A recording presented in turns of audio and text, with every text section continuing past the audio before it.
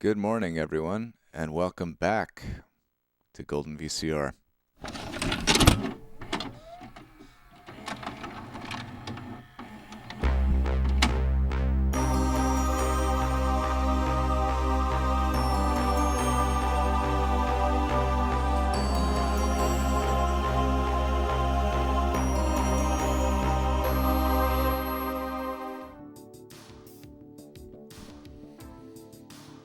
Howdy, everybody.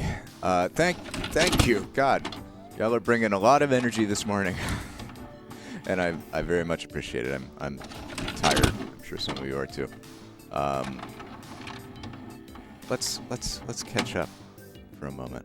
But first, thank you very much to everyone who is celebrating. I see. Without you, I wouldn't have known that this was a special occasion. Hugplex with a resub. Heck yeah, here's to 10 more months. Jacebook, resubbed. Been a subscriber for 12 months. Oh my god, it's been a year. Tare with the 11th month. Green Day Rock, resubscribed for 12 months. Been subscribed for 12 months. Thank you. Happy first, i.e. 72nd birthday, Golden VCR. Green Day says, thank you for all the tapes and the laughs you've provided us over the past year. More importantly, thank you for inspiring me and Wabella to getting into our new hobby, commercials. Here's to the next 12 months. I'm glad y'all are both... I don't know how you're so prolific at it. I did it myself several years ago. Just going through tapes and ripping out commercials, and it was really fun, but like, oof.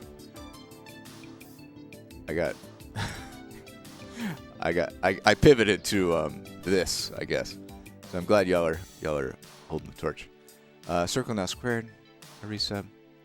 Zelda Master, a year of steam and safety, and I wouldn't want it any other way. Haley 92, 12 months. That's like 72 years. Thank you for this tiny corner of the internet, from the many standbacks, and it's going to get dark soon, to the begrudgingly watching the Biggles. Can't wait to see what next year brings. And Tari gifting a sub to Kiwi Lee. Thank you. Thank you, everybody. Woo! This is a very high energy moment, but boy, let me tell you, I've had a hell of a week.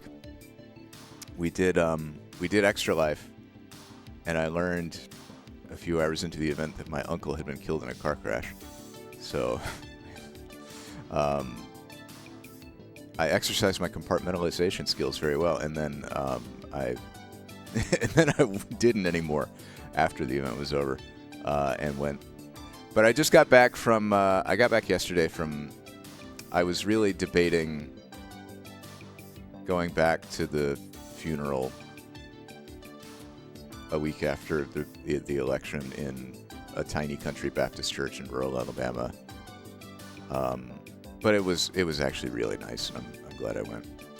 Got to spend some good time with family. Got to see my brother and nephew, hang out with my dad a little bit. This is a good trip.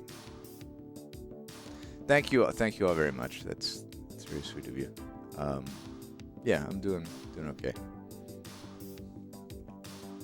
Grief is a bitch, It's like you can grieve one thing. You can be grieving one thing, and then like something that you're carrying grief about from 7 years ago, say, they all just kind of get mashed together. So, to all of you, thank you for your concern and your care, and take care of yourselves. It was my mom's brother. Like, I wasn't super close to him, but he and my mom were super close.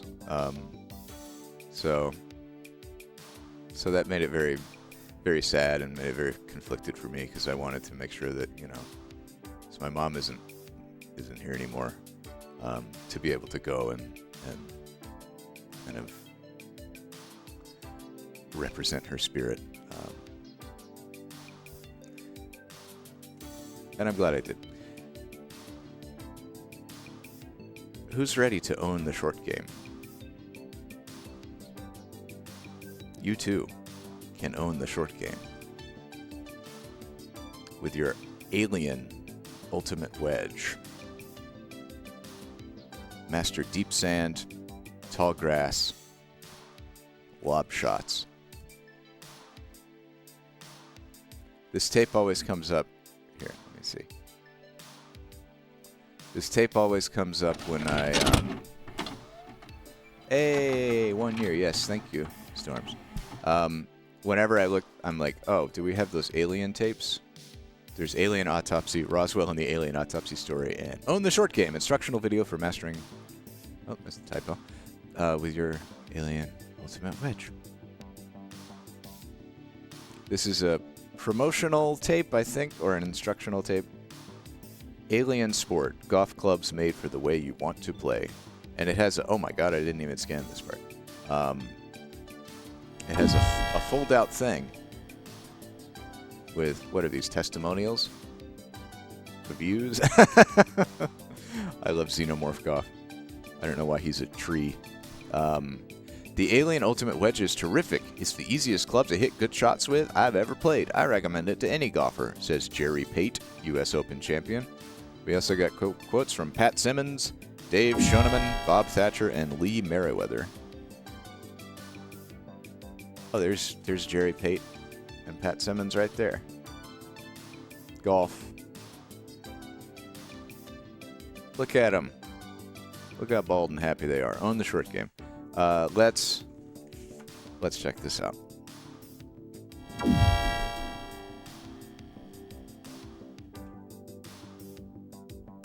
Actually, let's do... How old is this tape?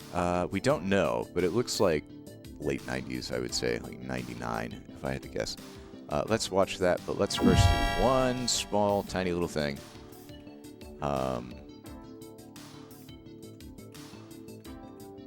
Let's do this. Happy birthday to us. And also to Brad. As people get older, they tend to become more concerned about safety. This has certainly been true with me. And since I have already had my 72nd birthday, I am far more concerned about safety than most people. Happy birthday, Golden VCR. Thank you all for being here on this very strange and questionable journey. Let's watch more tapes. It's Own the Short Game, instructional video for mastering the short game.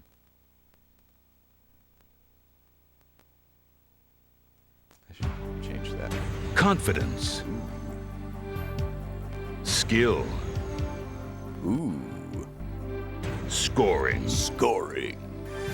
The Alien Ultimate Wedge. It's the most revolutionary club ever introduced to the game of golf. This is definitely It was like magic. 99. It's a deadly weapon. I've never missed a shot. Thousands of golfers I have bludgeoned a already man to discovered death with the my Alien put it in club. their bag and lowered their scores. The Alien Club has probably saved 3 to 5 strokes per round. 6 or 7 strokes. 5 to 7 strokes immediately. It's cut about 10 strokes off my game. And now, top touring professionals are falling in love with the Alien, and they're talking about it. Every man, woman, and child Ooh, will the sacks. improve their sand game if they'd use the Alien. The Alien Wedge can save you stroke from any greenside hazard. I think it's just wonderful. I think it's a gold mine. I believe the Alien Club is really going to help a lot of people. But can one golf club really make the difference in your game? It's such an easy club to use. With any other club in your bag, you can't do what you can do with this. You put it in your bag, and there's immediate success. You don't have to worry about the sand. The Alien Club will improve your game immediately. Revolutionizing the short game, the Alien Ultimate Wedge.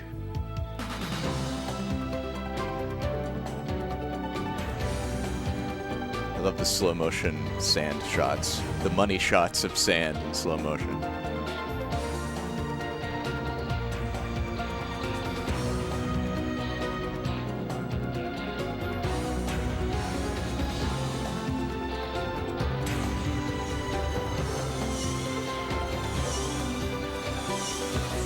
Fuck. Oh, the graphics. I'll set. Hi, I'm Jerry Pate. Oh, Jerry. And what you're about to find out, if you don't already know, is that you've just purchased one of the most revolutionary designs in golf clubs, the Alien Wedge. Now, if you're like me, you don't want to hear someone just talk about it. You want to get out on the golf course and try it out for yourself. Because the Alien is no ordinary wedge, you can't hit it like you do an ordinary wedge. To be successful with the Alien, you must remember a few simple principles.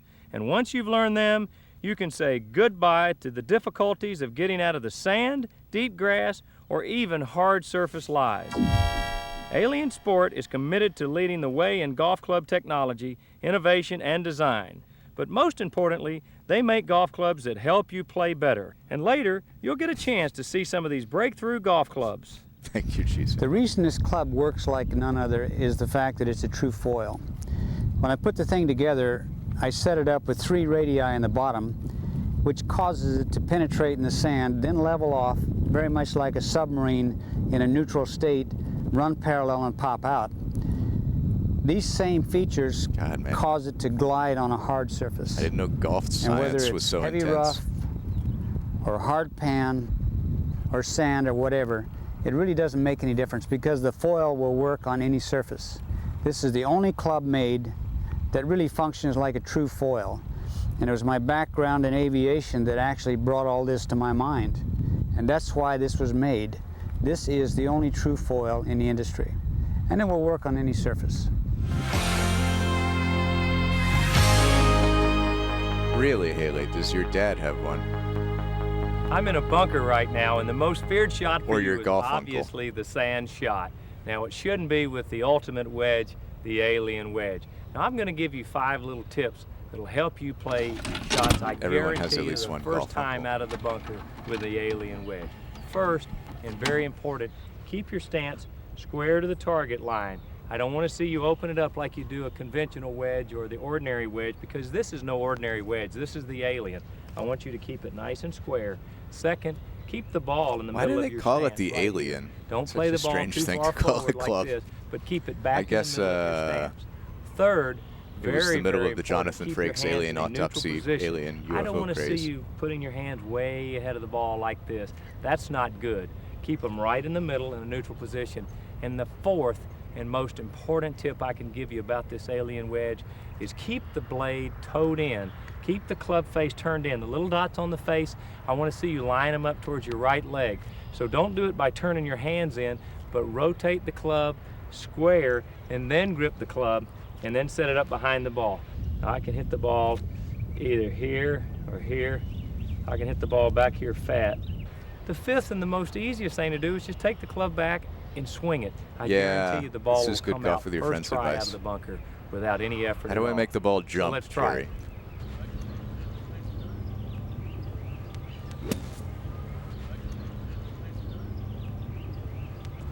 Now that was out of a good lie, but wait till you see how I hit it out of a buried lie. Matter of fact, I'm gonna step on it. How do you like that lie? Now with the Alien Wedge, the only thing I have to do to play this shot is just turn the face in a little bit more. Are you not allowed to and put the same pick swing it up on and it. set it back down?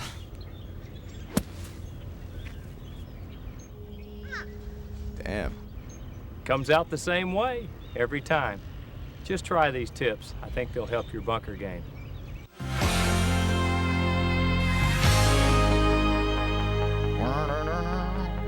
Now playing the Alien Wedge out of the long grass is just like you play it out of the sand. Just remember, you don't open your stance like an ordinary wedge. You've got to, number one, keep your stance didn't pay nice off and the square PGA, to huh? the target line. That's very important. I don't want to see you open it. Number two, I want you to put the ball in the middle of your stance when you play the Alien Wedge.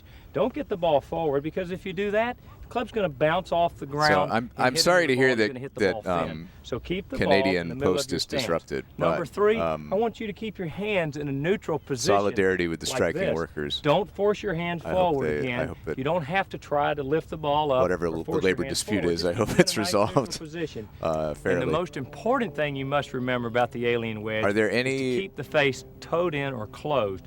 Now don't do this by gripping is the club anyone and turning waiting your to send hands in tapes I want you to take the club, from rotate the blade shut first. the Once US? you've rotated it shut, then you grip the club. The dots on the face should be aiming And at if so, my how- right leg, how right in many? here. So when you rotate the club blade shut, it's going to look like it's closed, but don't worry about it. The Alien Wedge is going to lift the ball up nice and soft to the hole. So when we do that, we rotate it closed. And the fifth thing I need to remember is don't be afraid to hit behind the ball. the club's going to lift the ball right up. Hit 2 or 3 inches behind it, it doesn't matter. So let's run through that. Square stance, ball in the middle of my stance, hands in a neutral position, rotate the face closed. Don't be afraid to swing back and hit behind the ball. Just back and through. Nice and soft. That's very sweet of you, Haley. Yeah, that would be fine. Now here's a shot I guarantee you don't have in your bag, and if you do, you're out there on the PGA Tour already playing with me. And that's the shot off of hard pan. Probably the scariest shot in the game. Yeah, with the alien there's a big difference between 1 and 120. Design, you probably can't fit 120 in one. The ball. The club's not going to bounce off the ground, and it's not. Well, it gives me an excuse to trickle, to let things trickle in a little more than they would. Now, once again, there's 5 things you must remember. It's the same. I don't have to worry about being the bad guy and being like, you can send tapes, but you can't. First thing, keep your because stance nice and square. The Canadian Postal Service and their unfair labor practices have decided that for me. Don't get the hands too far forward. Keep the hands back in a neutral position. This is very important. Yeah, 20 to 20 is perfect. The most important thing in hitting the alien wedge is to keep the club I don't want or toed in. I don't want people to have to like artificially shrink their packages to the point that where it's more expensive for them. Then grip the club. Right, like if it's a single decent sized box of medium ale. Very important. Don't be afraid of the shot. Let the club swing right through. If you hit 2 inches behind it, that's okay. Just finish your swing and the club will lift the ball right up. So let's try one.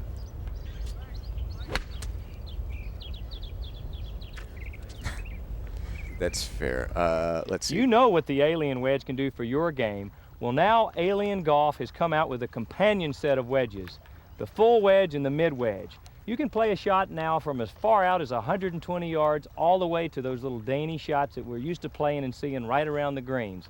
The new mid and full wedges share a common heritage and use the same unique sole design of the Alien.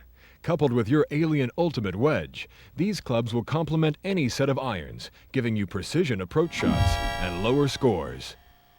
So call now for your companion set of wedges by Alien Golf. You'll be glad you did.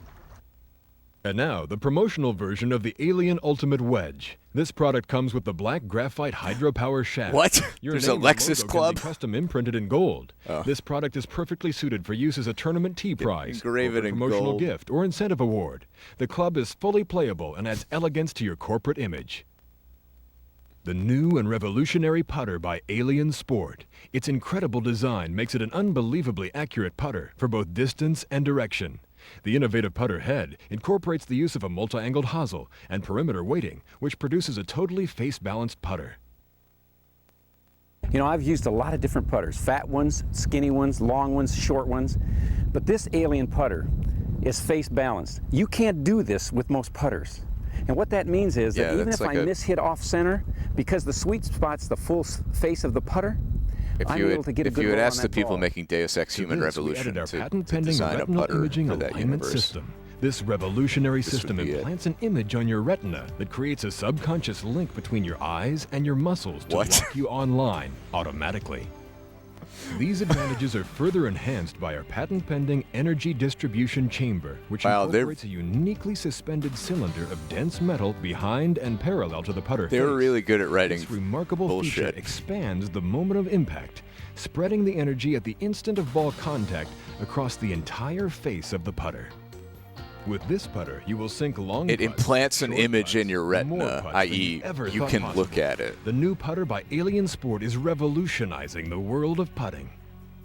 The Quantum Leap irons by Alien Sport incorporate the latest design technology using a unique perimeter weighting system and a lower center of gravity to launch the ball on a perfect trajectory. And I'm digging Coupled this. with our patented hydropower The shaft, sax in the these background. irons produce an astounding blend of distance, accuracy, and control. These clubs simply feel better before, during, and after impact when you see the ball go right where you aimed. Take advantage of our special new customer offers that save money while improving your game. Try any of these products for 90 days, and if they don't help you play better golf, return them for a full refund, less shipping and handling. As a valued Alien customer, you can now take advantage of Alien Sports' exclusive direct-to-customer discount pricing and special 90-day trial period. Some sexy To order or clubs. get more information on any of Alien Sports products, call 1-800-972-6900 or write to Alien Sport, 2085 Landings Drive, Mountain View, California, 94043. Alien Sport. Advanced technology. Innovative designs. Better golf. Yeah, that's funny. It's like a .com company. It's from venture capital land in the 90s. That was the Alien putter. Oh my God. What a ghost. I enjoyed that. Great late 90s vibes. So,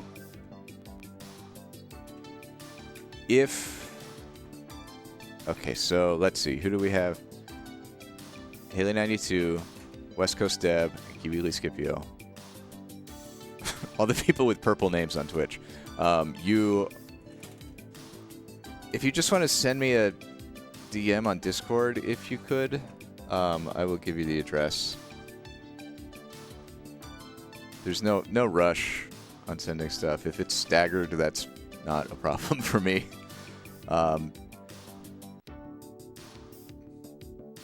Oh, Steph Rebecca. Yeah, of course. I did see way too late, Steph Rebecca, that you DM'd me, and I didn't respond to it.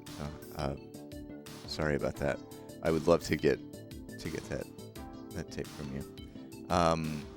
Well, Zelda Master, if you're not in Canada and you want to send in tapes, DM me on Discord. The only really stipulations are, please let me know like an estimated arrival time when you send something, so that I know to drive to the post office, because they get mad if they're hanging on to my packages too long. Yeah, I will make sure to sort that out with you after the stream if you go ahead and DM me. What else? I gotta schedule another haircut. Thanksgiving's coming up. Yeah, and Deb, as far as like selection, whatever you think is golden VCR material based on sort of the criteria we've covered in the past, I trust your judgment. Whatever weird shit speaks to you. Let's move on to a tape that we can watch while I go make coffee. Or not, I don't know.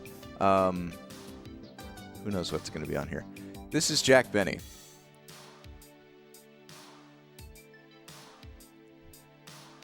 Join Jack Rochester with their special guests Kirk Douglas, George Burns, Fred McMurray, and Bing Crosby. This is from Sterling Entertainment Group. It's a compilation of clips from The Jack Benny Show. I used to watch, I used to listen to the Jack Benny radio program when I was in my 20s. I had a phase where I was really into old-time radio, so I'd listen to like Dragnet and Jack Benny and stuff when I was working. It's basically, you know, like listening to a podcast, but from the 50s.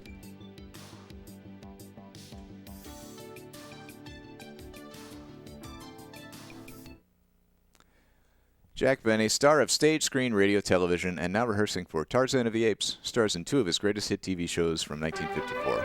Okay, so these are 2 TV episodes, each 30 minutes long. The Jack Benny Program, presented by Lucky Strike. Cigarettes. Remember to smoke, kids.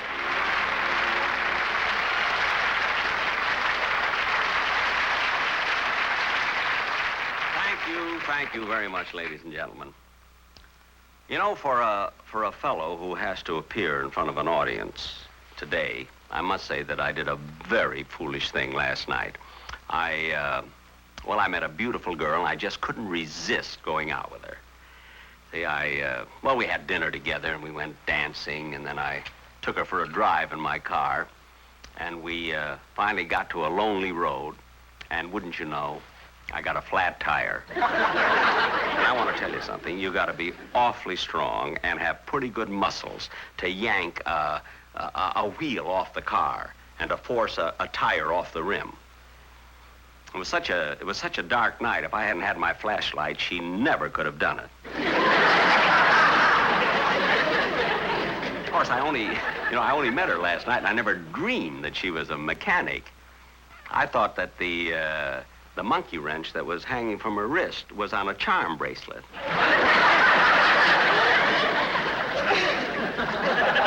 She got the tire fixed, then we had a wonderful evening, and I didn't get home till about 2:30. And of course, I didn't want to wake up Rochester, so I took off my shoes and I tiptoed up the steps. Then I didn't even turn on the lights, and I went right to bed. And boy, what a miserable night I had. When I woke up this morning, I found out that Rochester had rearranged the furniture, and I was sleeping on the table. And there's nothing more uncomfortable than using the bust of Beethoven for a pillow.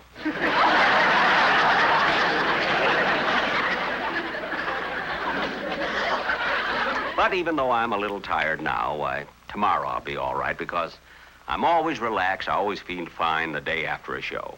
As a matter of fact, every day after a show, that's when Rochester and I sort of relax and lounge around on the patio at home.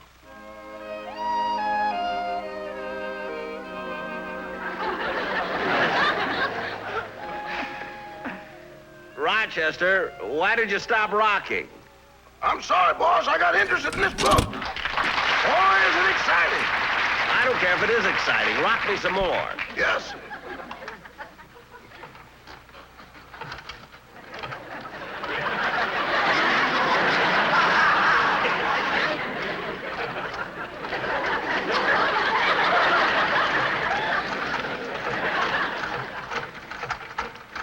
Rochester, there's a fly on me. Fan it away. Yes.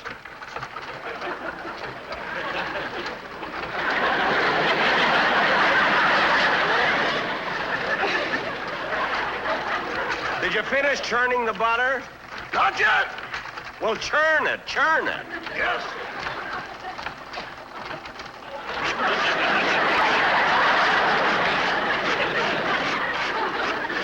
How about the ice cream? Did you finish that? I haven't even started yet. Well, start it. I will.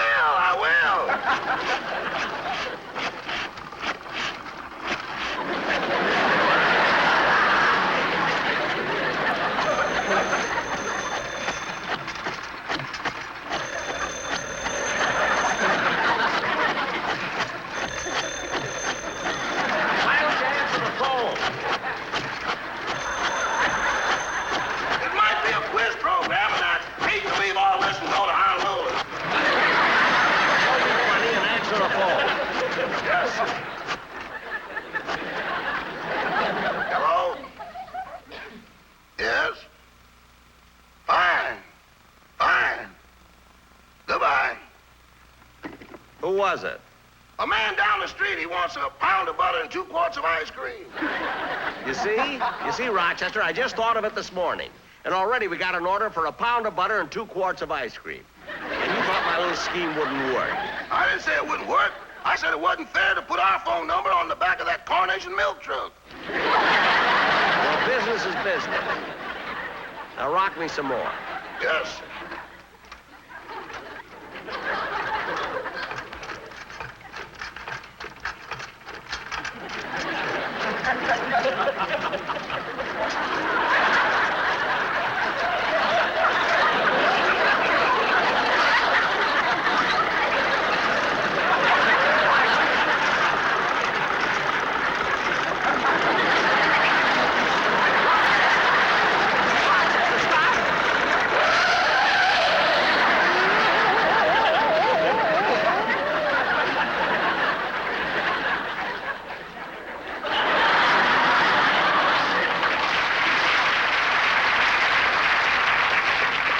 Rochester, why did you stop it so fast?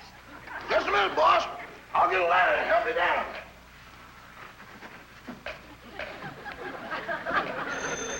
There you are. answer the phone. It might be another order. I'll get done by myself. Yes. Hello? Mr. Benny's residence, star stage, screen, radio, television, and now rehearsing for Tarzan the Apes. Oh, hello, Miss Livingston. Yes, he's here. Just a minute, I'll call him. It's for you, boss. It's Miss Livingston. Oh, okay. Hello, Mary. This afternoon? No, I'm busy. Yeah, I got a golf date with Bing Crosby and George Burns. What are your plans for tonight? I haven't any. Would you like to see a movie? Okay, so would I. No, don't come here. I'll come over to your house. Your television screen is much bigger. Mary.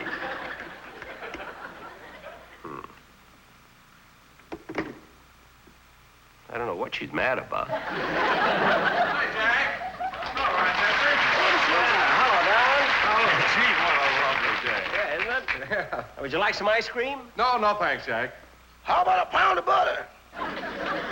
Rochester, stop pushing the butter. We haven't got enough to fill the phone orders. Jack, you mind if I stretch out here in your hammock? No, go right ahead, Don. Now, Rochester, incidentally, here's what I'd like to have you do.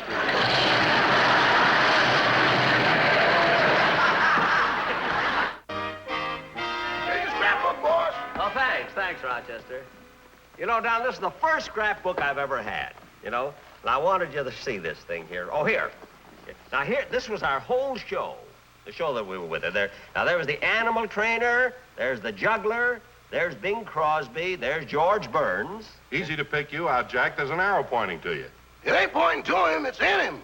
That's when they played the Indian reservation. Now, Don, look, now here's what I really wanted you to see. Now, wait a minute. I got it right over here. There it is. There's our act. Goldie, Fields, and Glide, you see? Now, Bing Crosby was Goldie, George Burns was Fields, and I was Glide. That was our act, Goldie, Fields, and Glide. You know, and I'll never forget when we played in Scranton, Pennsylvania. Gee, what a tough time we had following the Victoria girls.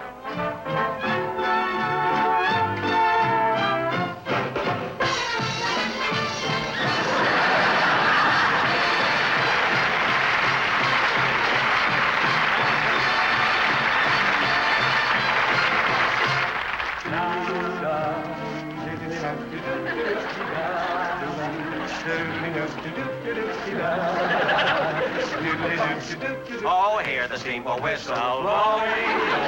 Honey, don't cry. When you know it's time for going. For me, dear, don't sigh. When the silver moon is shining, way up in the big blue sky, then you know my heart am pining. For you, dear, don't cry. My heart will pine for you when the toil of day is through. Every little star gleaming from above will be shining just for you, my little honey. My heart will pine for you when the toil of day is through. We'll be roaming in the glow, and in the glow, and we'll be roaming. Oh, my honey, I will pine for you. Bum, bum, bum, bum.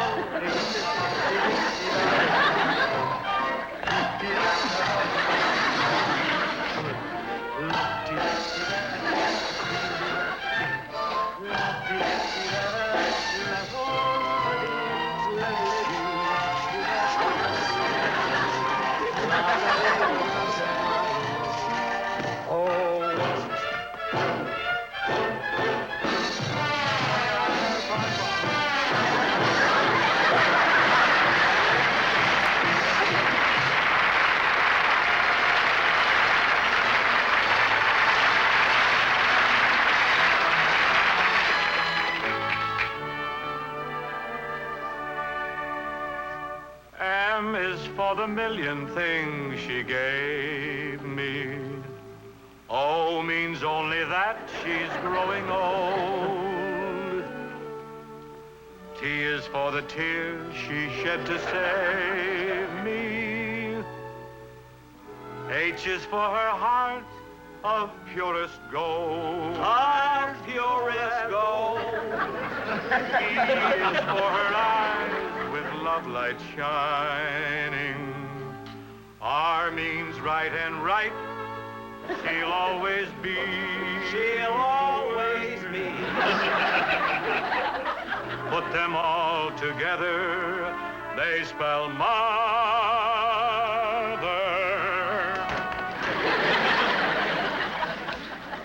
A word that means the world to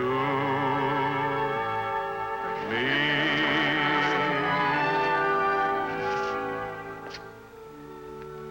Just what is wrong with the girl of today is a problem this world has to face. They blame it on this and they blame it on that, but they don't seem to get any place. Ah, it isn't the lipstick, the cocktails, the jazz that causes the girlie to fall. It's the mother who says if you're not home at 10, why, you don't have to come home at all. There's many a girl in a nightclub tonight who would have and could have been good. And each one of them is a living mistake of a parent who misunderstood. So make a pal of your daughter. Tell her what's what. And don't hide that book on the shelf. For it's the girls who are wise to the ways of the world that make it tough on guys like myself. Together they spell mother, a word that means the world to me. Them all together they spell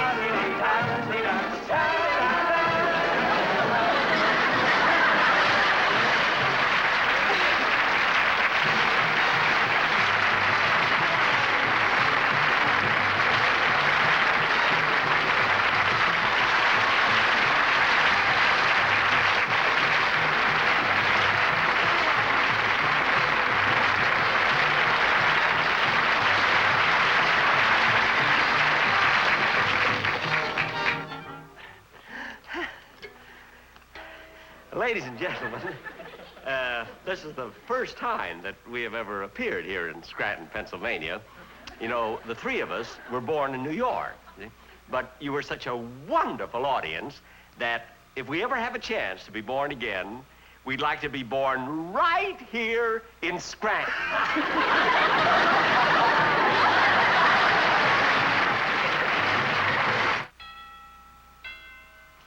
That must be Mr. Crosby and Mr. Burns now. Well, I gotta run along, Jack. I'll let the boys in on my way out. Okay, then. Hey, Rochester, you know, I'm trying to get Bing Crosby to appear on my television show, and naturally, I want to make a good impression. So run in the house and make a lot of sandwiches. But, boss, we haven't got any food to make sandwiches. No food? What was in the refrigerator? A disappointed mouse. A mouse? I tried to coax him out with a piece of cheese, but he didn't even see it. What? With nothing to look at but those white porcelain walls, he went snowblind. Rochester, stop making up a lot of silly things, will you? Hi, Jay. Hey! As soon as I get dressed, we'll all go out to the course. Hey, what's this? Oh, that's a scrapbook. I was showing you to Don Wilson. No, I showed him the picture of the three of us when we used to be in Vaudeville together. Oh, that was a rouser, wasn't it? Yeah. Years ago. Yeah. You know, Bing, I was thinking, you never hit the big time until you met Paul Whiteman and he took you to the Coconut Grove. Yeah, and George never hit the big time really till he met Gracie and took her to the Justice of the Peace. I got a funny answer for that, but I'm going to save it for my own show. It's quite a spot you got here, though, Jack. Is that the swimming pool, or is that where you wash your money? He doesn't wash his money. He saves the dirt and all. I'm your friend. Look, fellas, while you're here telling jokes, I'm going inside and change clothes so we can go out and play golf. Oh, Rochester, see that Abbott and Costello are comfortable. Yes, I'll fix them some refreshments. Bing, I got a hunch the reason for this golf date is that Jack would like to use us as guest stars on his television show. Oh, no, that's not for me. They tell me Jack pays practically nothing for guest stars. Oh, he pays big money. He does? Sure. He's the only one that's got those old dollar bills left. I wonder what Jack would want us to do on his show. I don't know about you, but I know he'd want me to sing. Oh, well, in that case, I better squeeze in a song right now. Want me to help you with a verse and two choruses? No, I'll fight it out. Well, help Jack with his shoes. I got a button hook. If I am fancy-free and I love to wander, it's just the gypsy in my soul. There's something calling me from away out yonder. It's just the gypsy in my soul. I've got to give vent to my emotions. I'm only content having my way. There is no other life of which I'm fonder. It's just the gypsy in my soul. No cares, no strings. My heart's on wings. If I am fancy-free and I love to wander, it's just the gypsy in my soul. No other life of which I'm fonder. It's just the gypsy in my soul. No cares, no strings. My heart has wings. It's just the gypsy in my soul.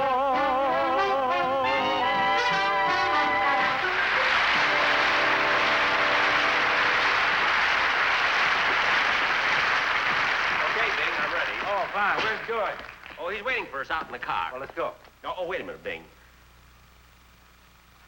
You see, the reason I asked George to wait for us in the car is, well, because I wanted to talk to you about something alone. Well, what about? Well, sit down. No, wait a minute. I think it'd be much more comfortable over there. Well, what is it?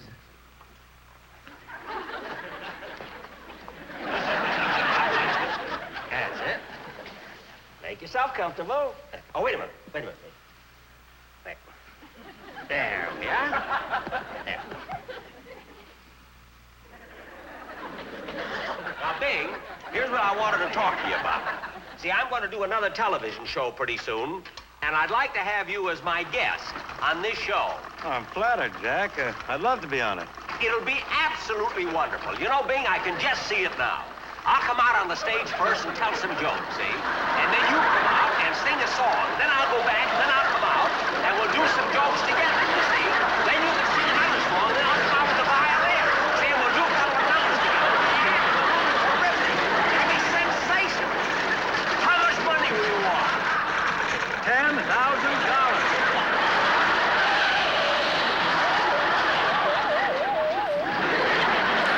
Some creative effects here. Hey, Jack, come on, get me down out of here. I'm not going to let you down till you come down on your price. Oh, no, you don't. I won't budge. I'm going to stick to my price. You better do what he says, Bing. I've been up here for 4 months.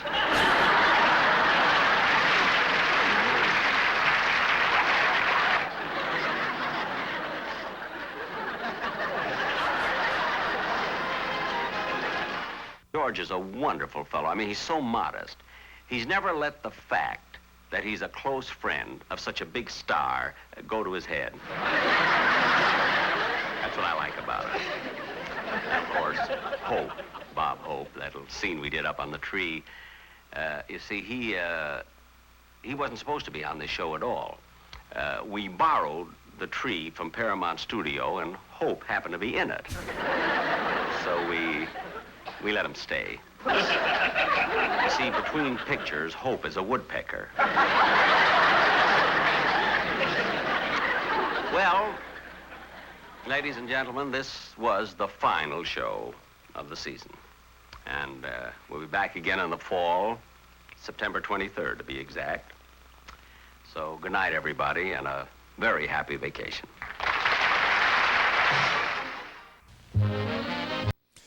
And that was one episode of the Jack Benny program.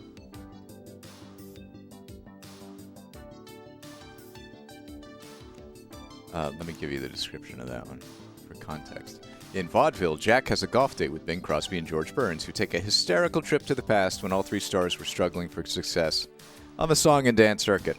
These three great entertainers flash back to the 20s and 30s to perform the skits of the really, really old days. There's a second episode on this tape, Jam Session, in which Kirk Douglas, Fred McMurray, Dick Powell, and singer Tony Martin attempt to form a crazy neighborhood band featuring that fiddling fool of the genius musician Jack Benny.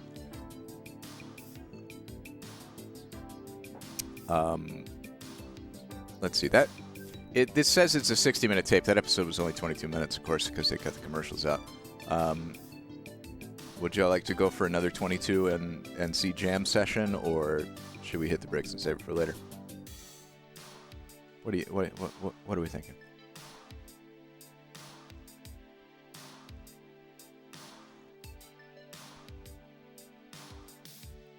That's 3 yeses and a no. So I'm gonna go with yeah. Why not? Let's just watch it.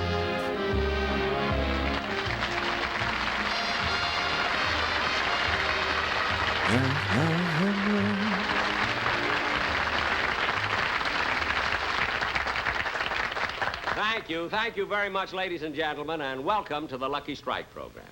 As you probably know, this is my second TV show of the season. And those of you who saw my first show 2 weeks ago will probably notice that, that tonight I'm a little more at ease. You see, it's working up to a first show that makes you so nervous, the anxiety, you worry about what the critics will say, what they'll write about me and everything. Well, anyway, it's over, and now I'm relaxed, you see. The reviews came in, I read them, I burned them, now let's forget them.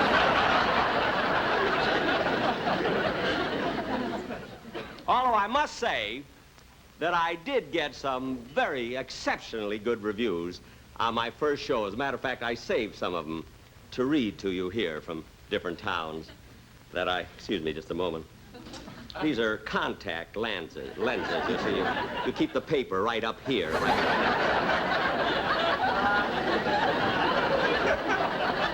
Probably the silliest thing I'll say today. But these reviews, here's one that I got from the Bi-Weekly Chronicle from Storm Center, Iowa. It says, on Jack Benny's first television show, once again, this master showman romped his way into the hearts of millions with his hilarious performance. It was kind of nice, I think. And here's one from the Daily Bugle from U-Turn, Nebraska.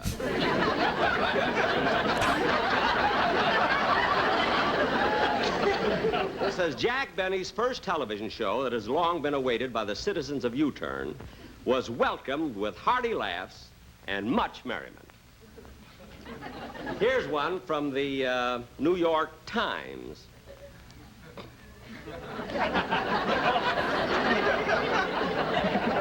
Now, here's one.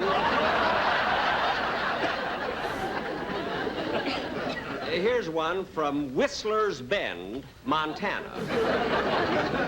It says, Jack Benny, through the medium of television, came a rompin' and a stompin' into Whistler's Bend with a rootin' tootin' half hour of rip-roaring entertainment. Yahoo!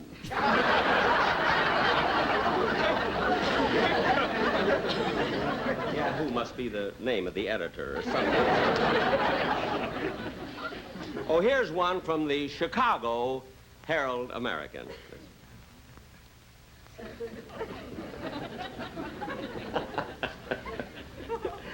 You know, I'm not one. You see, I never like to influence critics. But I must say that 23 years ago, when I first went on radio, I was so anxious to get a good review in the papers that I sent each critic $1.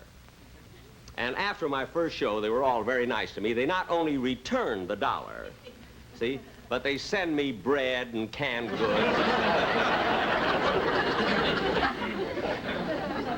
That was nice. But now, tonight, getting back to my show tonight, ladies and gentlemen, you know, as much as I enjoy doing this show, I am anxious to get home because tonight, at my house, I'm having what we call a jam session. See, we have a lot of fellows who live in my neighborhood, and we all play different instruments, you see, and we meet once a week. And tonight, we're meeting at my house again, you see, and I'm the leader of the orchestra.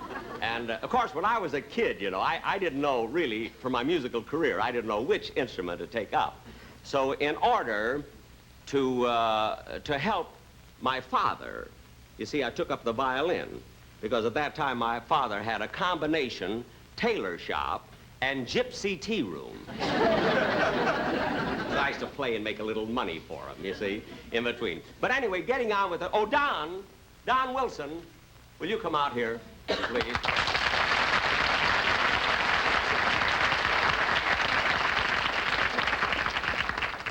Don, did you rehearse, go through the number that we prepared for the commercial, the one that I was talking about this morning? Jack, I've been thinking it over, and I feel the same way about it I did this morning. I don't want to do it. What? What did you say, Don? I certainly don't want to do it your way. I won't do it. Look, Don, wait a minute, Don. You see, you have a contract with me, and you're supposed to do the commercial any way that I want you to do it. Oh, but Jack, the whole thing is so ridiculous and embarrassing. Don, believe me, will you listen to me? I've been in show business many, many years. And I know that a commercial must be unique and different and entertaining. Now, you go and get the props. Oh, well. You know, ladies and gentlemen, I don't mind a man being stubborn. But when he's fat and stubborn, I mean, that's too much. I mean, I've had more trouble with Don over commercials. I've never seen anything like it. This fellow will not... Jack, all right. Let's do it and get it over with. Don, it's a commercial. Yeah. All right.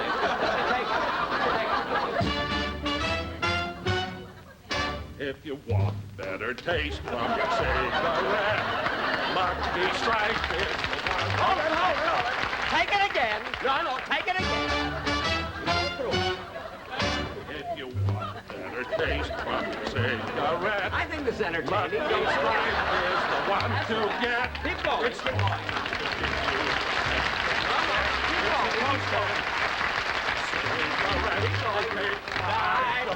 Take it over again. No, go. You go through.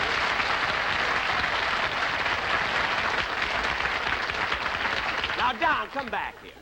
Now, look at it. Really, it wasn't bad. The audience loved it out there. You know? Well, I guess it was all right. You guessed? Yeah. Don, you were wonderful. I don't know. How do you know maybe tonight a star is born? With you, it could be the Big Dipper. Mr. Benny. You know, I mean, you don't have... Oh, Mr. What? Benny, you're wanted on the phone. Here? Yes. Excuse me a minute. Yeah, run along, You can Jack. take it right in, Mr. Benny. In the studio. There you are. Hello? Hello, Mr. Benny, this is Rochester.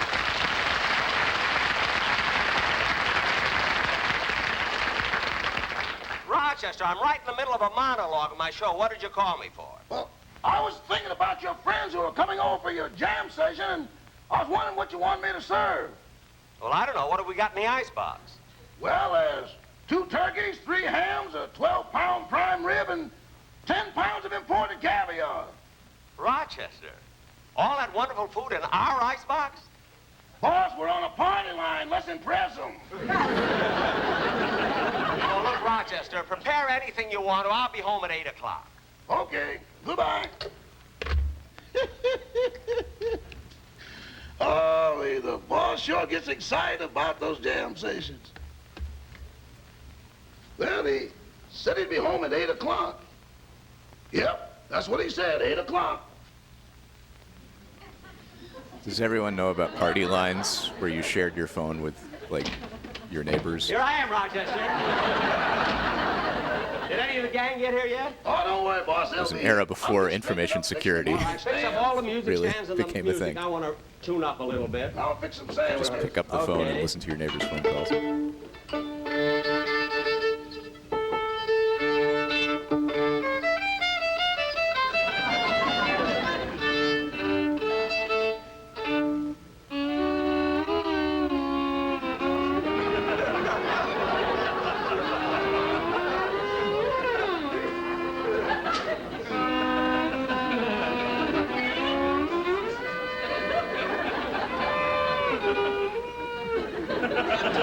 Rochester, what are you doing? I'm setting the clock back to 5:40. Didn't have a headache then. Listen, will you cut that out? Hey, that must be one of the guys coming. Gee, I love these jam sessions. Hey there, you with the smog in your eye.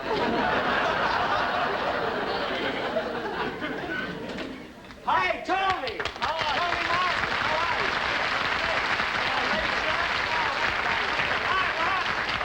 How you feel, man? Get the old instrument out. Oh, yeah, Jack. I got the music and everything, all the new arrangements for Oh, today. wonderful, Jack. I'm so happy. You know, I wait all week for these jam sessions. I can't wait. I've been practicing like mad. Mad! Yeah, Buck. Me Yeah, too. good. Tony, what kind of a clarinet is that? I don't know, Jack. Must be a good one. I was offered about $150 for it. Only $150. I was offered $3,000 for my violin. Now, wait a minute, Jack. Who'd ever offer you $3,000 for your violin? Everybody in the neighborhood chipped in.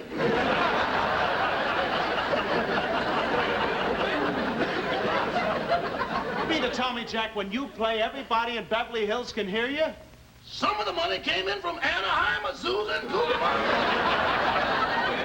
Rochester, will you do me a favor and go get the sandwiches? Yes. Please. Boy, boy, oh boy. I need a new reed. And I feel awful dry, Jack. Real dry. Tell me, how's Mary? Oh, she's fine. Haven't seen her for a long time.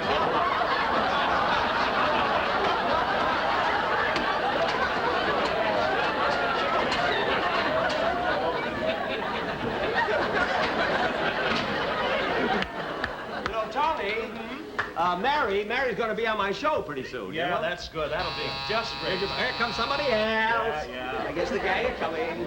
Hey there, you with a dance. Hey, Fred! Oh, wait.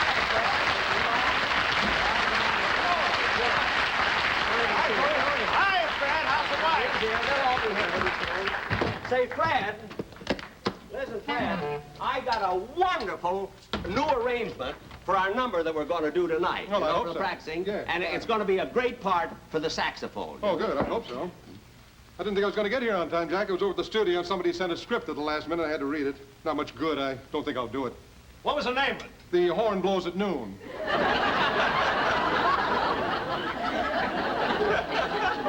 The horn blows at noon? Yes, the Warner Brothers wanted to see what it looks like in the daytime.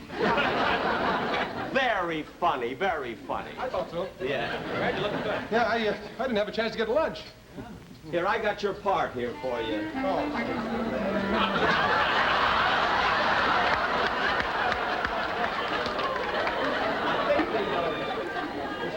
Oh, the joke is that Jack Benny is so cheap that he makes his guests get food from a vending machine. Just go over this part and see if it's all right, will you? Huh? Good to see you, Tony. Anybody home?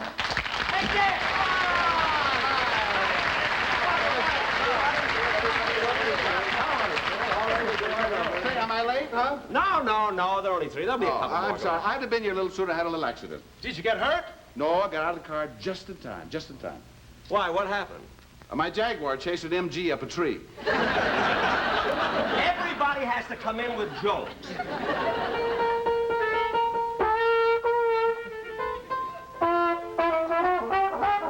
Jack. What? Your piano's out of tune.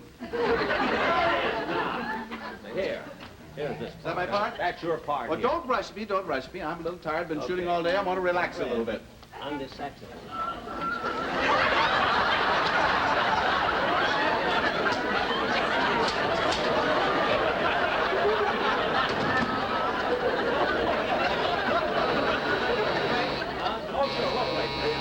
Hey, somebody else. Somebody else is coming. Hi, Jack. How are you?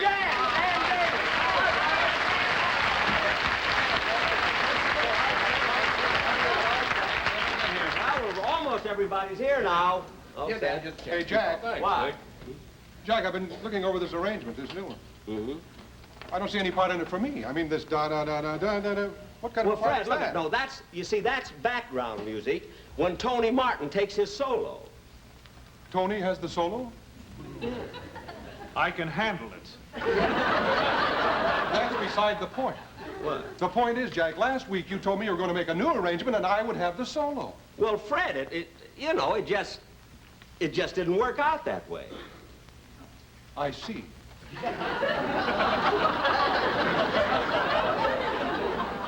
Fred, what are you doing? I'm going home. I'm a movie star and I'm not going to be humiliated like this. Fred, Tony, you talk to him, will you, please?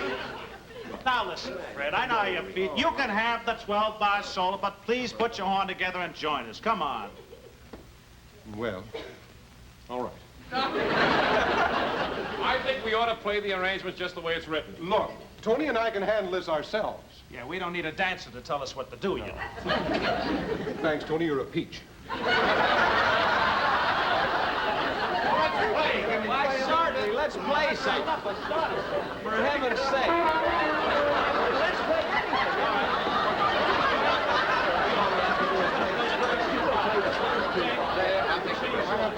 Jack, I got a yellow one. I get a prize. Oh, wait a minute. I'll tell you, we're all here. I'll tell you who else is coming. I know it must be them. It's from our radio orchestra. Bagby and Remley and Don Rice and the whole thing. Come on in, fellas. I know who it is. Come in. Hi, Bagby. Hi, boy. Hi, Bagby. Right in.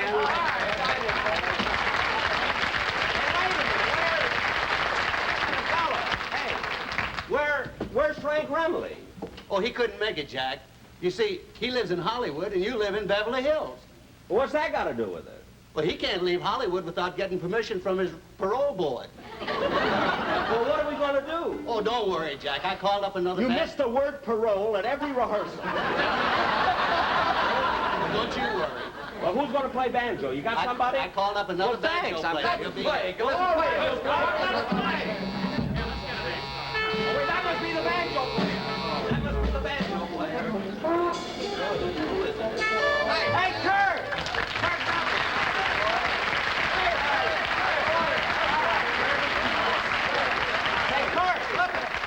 When you came to my house to play bridge last week, you didn't tell me that you played banjo. Well, nobody asked me, man. Nobody asked me. Oh. Hey, Kirk, what do you got hanging on your back there? What's that? This, what's this? Oh, you know, on the way down here, some crazy Jaguar chased my MG up a tree. What did you want me to do? Shoot it? I thought you made up a joke. I haven't seen you for a couple of weeks. You look a little heavy, like you put on some weight. No, I'm the same. My weight hasn't changed. It's always 180. Gee, I don't believe it. You look like you weigh a lot more than that. Well, I don't think so. I'll find out here.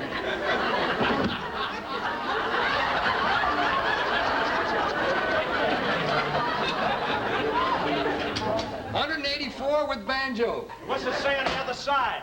The other side? Bowling in the basement. We'll all go down that later. Sandwiches. We got some. What kind of sandwiches are they? Peanut butter and jelly. Peanut butter and jelly? What happened to the hams, the turkeys, and the imported caviar? What? I'm on your party line. Oh, well, what's the difference? We'll eat later. Hey, Kirk, now look, Kirk, come here. I got the part for you right here. Here's your music for what we're going to play. Music? You know, I don't read music. All I can play is Bye Bye Blues. Well, look, we're not going to play Bye Bye Blues. We're going to play Basin Street. I don't know Basin Street. I tell you, the only thing I know is Bye Bye Blues. Well, we're going to play Basin Street, then fake it. All right! Little jam session. Just play. I gotta get out of here. Now, wait, give me a hand.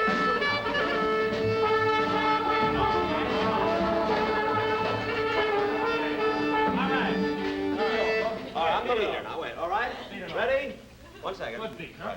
1, 2, 3, 4.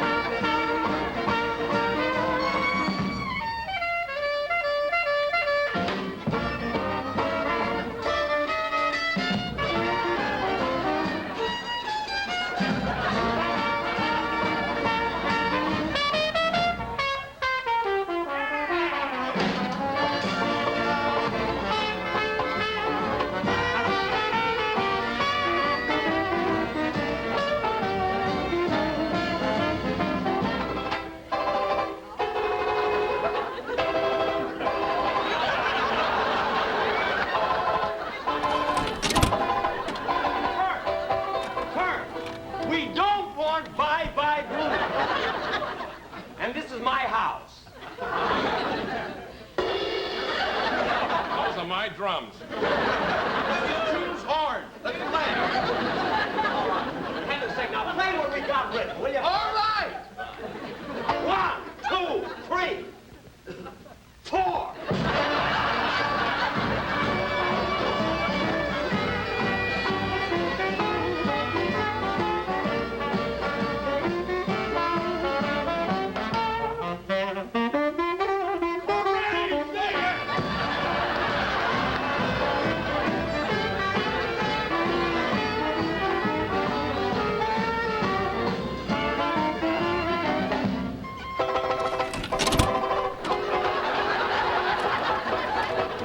Thank you, Jess.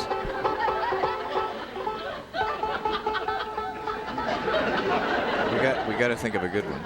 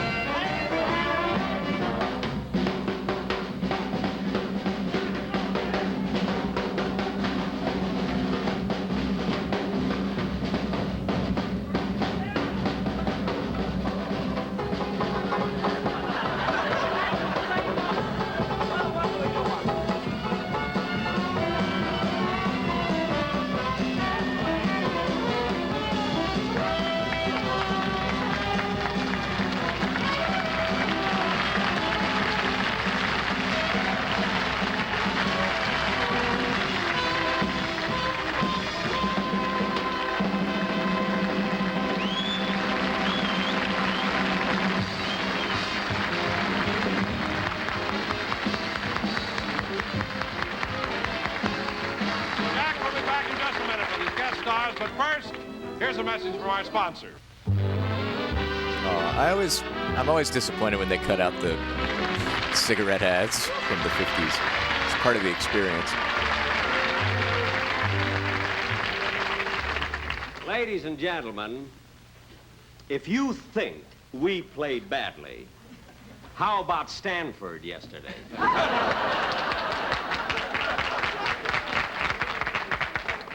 Of course, I must say, you know, it was a shame that I had to pull the curtain down, you know, right in the middle of our number, but I had to do it before the commercial because I told all those guys this was a benefit.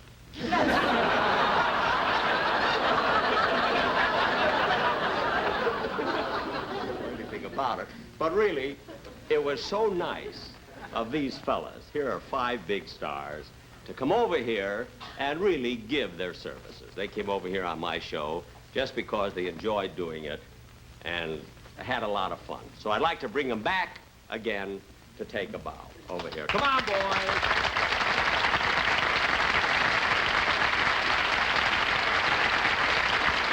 That's 72 to nothing. Good Lord. Thank you for the historical context. Also carrying the drum.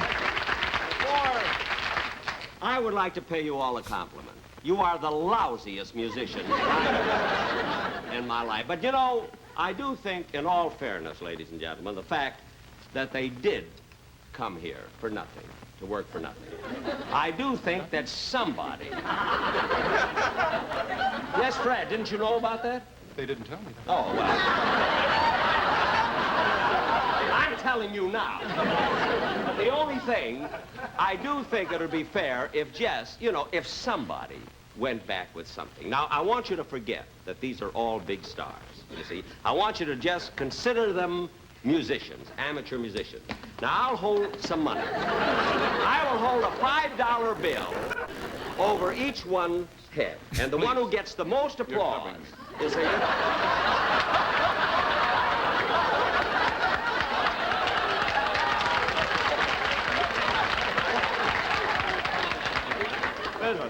one who gets the most applause will go home with the money.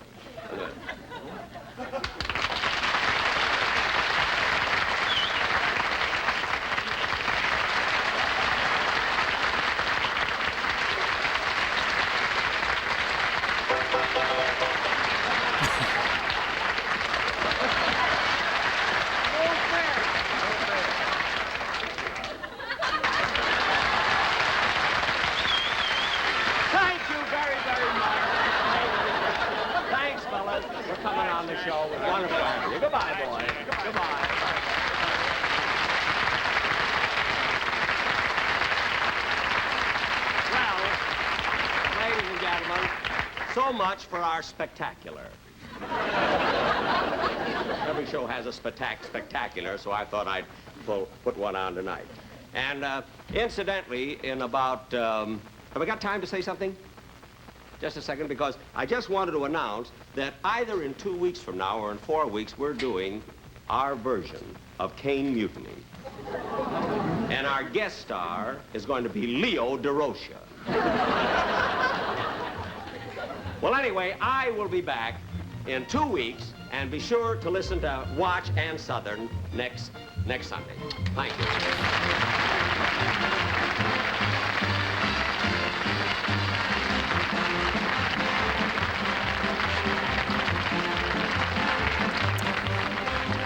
That was very fun.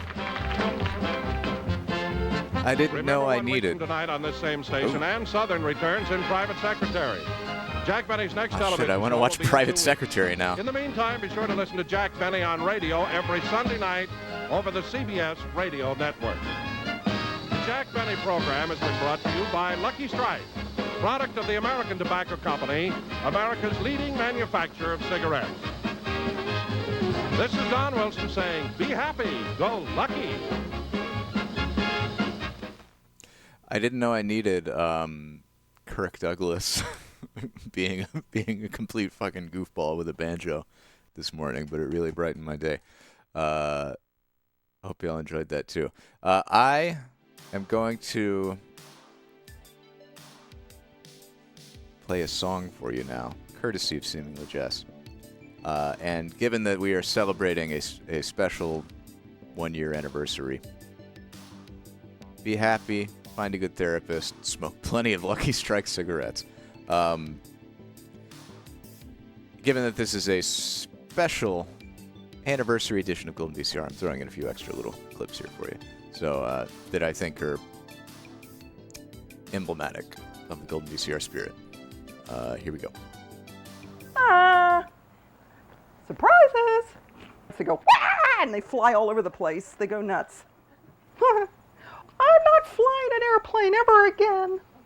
You're going to get such a different relationship with your bathroom. To 7.5 gazapadillion microbes. To that I say, fart power. Are extremely crude. Their anthem, kill them all, and make life clean again. $4, $4.67, 68, 69. That'll just about do her.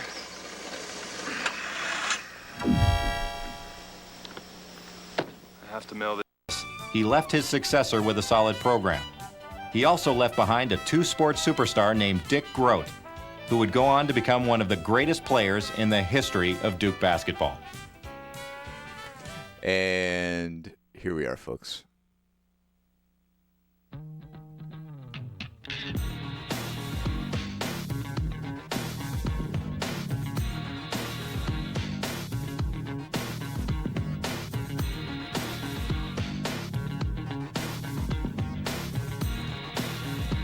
This is the tape that we first saw Steam on, sent in by Brad.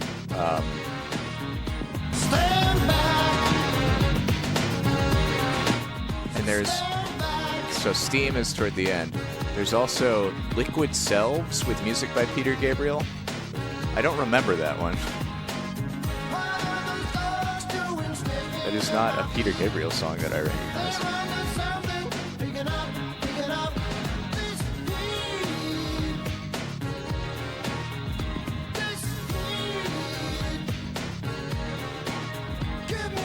Apparently it was an independent computer animation project that Peter Gabriel did the music for, did original, a score for.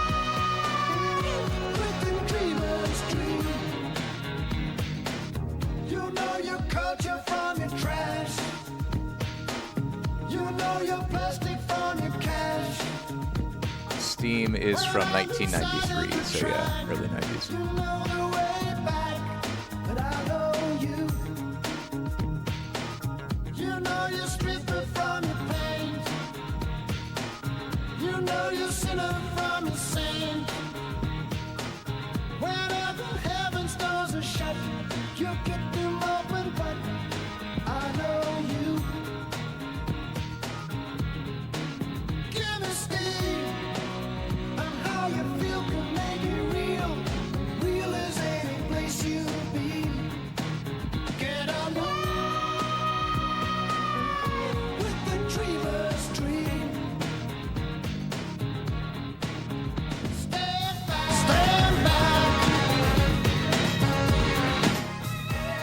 Well done.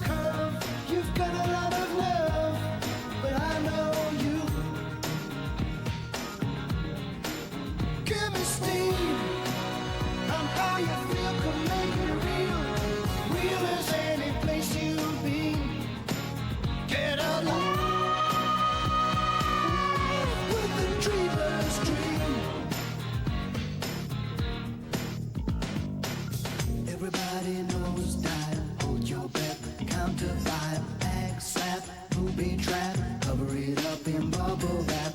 Room shake, earthquake. Find a way to stay away. It's gonna blow, it's gonna break. This is more than I can take. Oh yeah. I need steam. Feel the steam around me. Help me, yeah.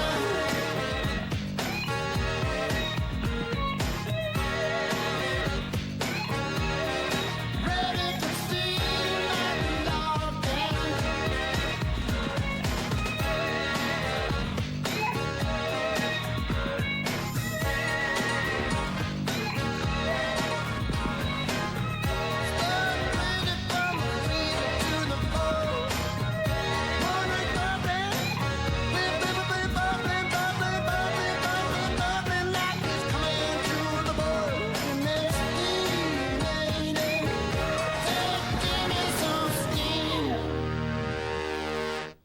And it's Steam. Oh yeah. Yeah, Tigger's Honey Hunt was great. I was really thoroughly impressed by the art direction and the performance. They really knew what they were doing. On N64. Yeah, thanks to everybody who shouted out Golden VCR with that community effort. That was really cool. Yeah, keep it where it was wild. I'm glad I got to see that one too. It's a very unique game. Okay, so I think it's time. I picked out a mystery tape. I think the time is right for me to start taking a few new shipments in, because when I look at the list of tapes now, it could just be that I've been doing this too long and I'm getting exhausted of like watching 3 to 4 hours of tapes at a time. But you know, I look at the list and nothing really jumps out at me, and I think it's all just kind of like, you know, you can watch one nature documentary, but then you don't want to watch another nature documentary right after that. So an injection of variety, I think, is going to be good for us. The closest thing I can find to variety right now is just spending some time with a tape that we have no idea what's on it. This just says IMSA Watkins, Glen / Cart Clev. So who knows? Who knows? But let's find out.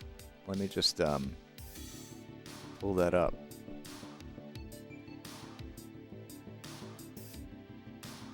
Oh, is this yours, Bella? Oh, okay.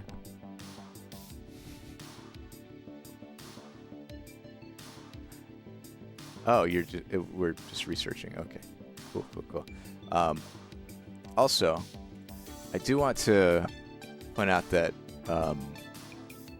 Amara and me sent in this tape because it was something they had childhood memories of. And then I don't think we've seen Amara in chat in a long time. So, Amara, if you're around, show up one of these days and let us know, and we'll watch this tape. IMSA Watkins Glen Cart Clev.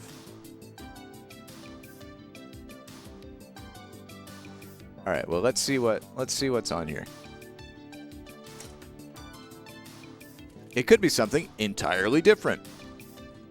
Where is the remote? I should really have that handy in case I need to suddenly stop the tape. Well, who cares? Chiefs in Houston against the Oilers. David Craig gets the go. We will show you how David Craig did, how all the other games turn out on prime time. We promise it will start at 7 o'clock Eastern Time. We promise a 7 o'clock start. We'll be back.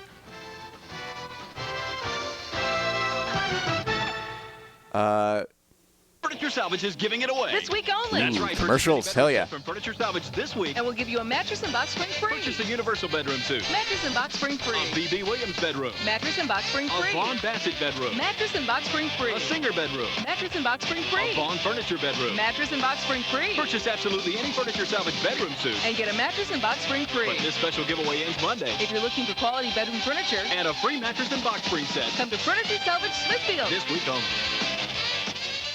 Finishing touch on your manufactured home with Mobile Home Parts Depot.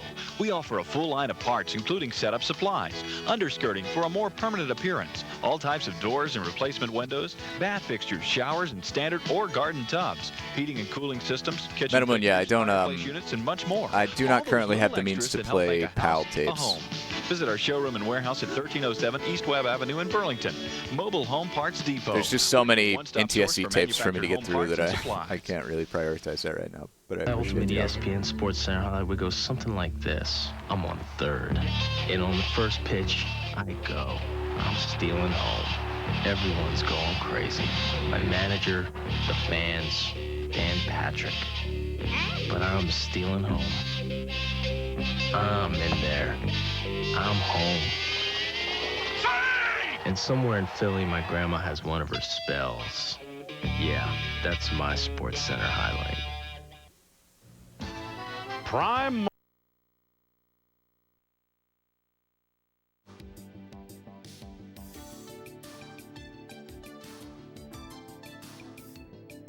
Oh, sorry. Thank you. I'm going to Liquid Hole.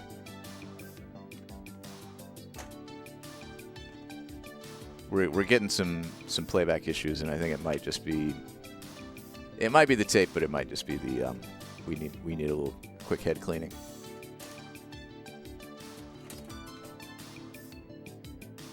Liquid Hole. 1, 2, 3, 4 drops in the liquid hole.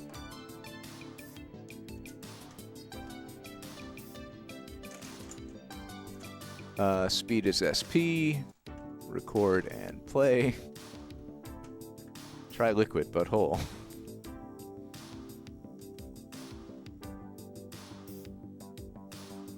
It actually looks, the tape we were just watching is EP, but it looks pretty damn good for EP.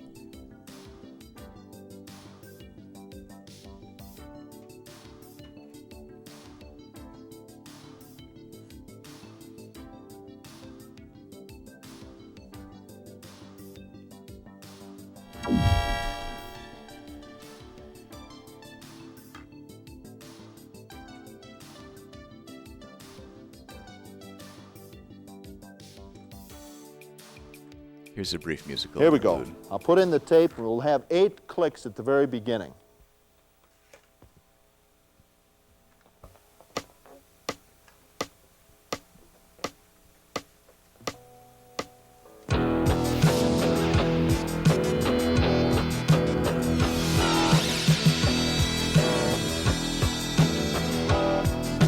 He's having so much fun.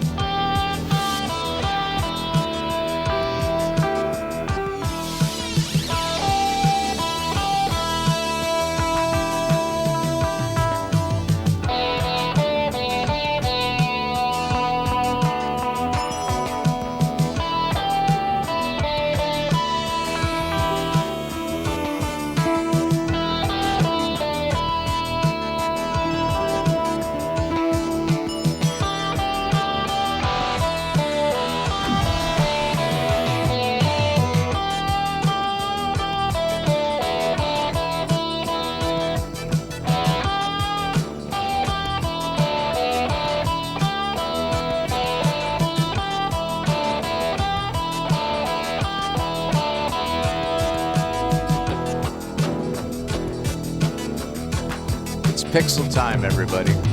That means it's your turn to play along with your guitar.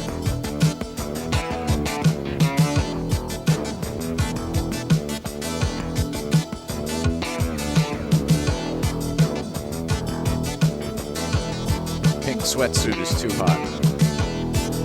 Must be censored.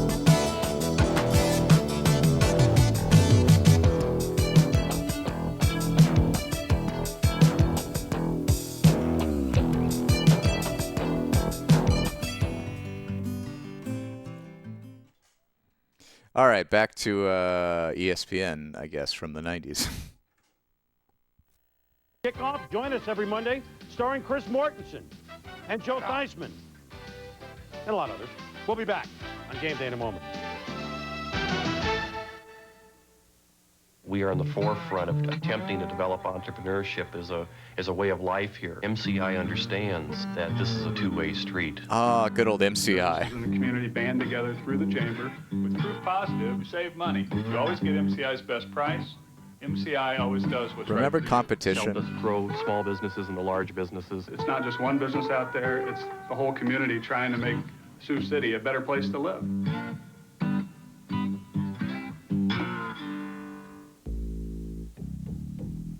Oh, it's Zelda from the very start. I got the heart, it's smarts to play the part. Down with Zelda. This is, I'm sure, well preserved already, but I'm gonna get my own copy of it. The whole community trying to make Sioux City a better place to live.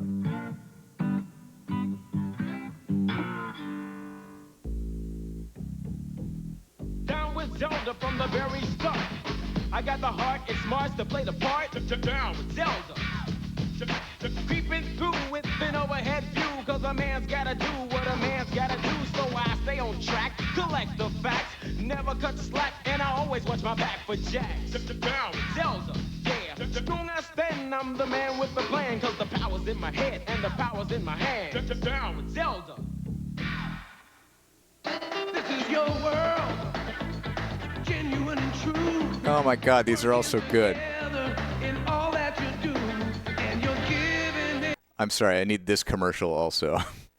I'm not gonna go through. I'm not gonna like clip whole commercial segments.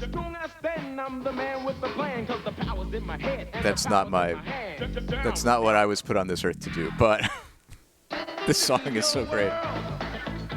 Genuine and true, working together in all that you do, and you're giving it your best. Proud to be your bud, Budweiser. Proud to be your bud.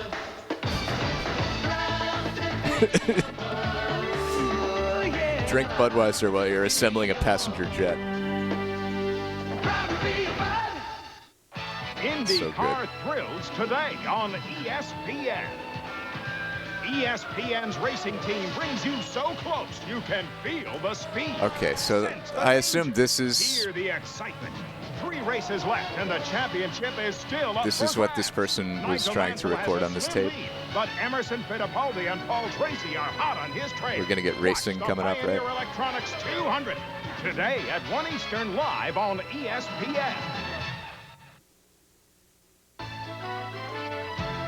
Yeah, the Clydesdales are NFL Game Day an emblem has been of brought to you by Budweiser. Fresh, pure, natural. Proud to be your bud. It seems like. Now, Kevin Green returns to L.A., but as a Steeler, not a Ram. Pittsburgh has never won at the Rams. Not at Anaheim, not at the Mausoleum, not even in Cleveland. Monday night game, of course, San Francisco was at Cleveland. Wait, were the Rams still in L.A. in 1993? For a half year, but that's Monday. This is Sunday. For Tommy and Joe and Mort, I'm Chris Berman. C1 Prime Time. We got Prime Time.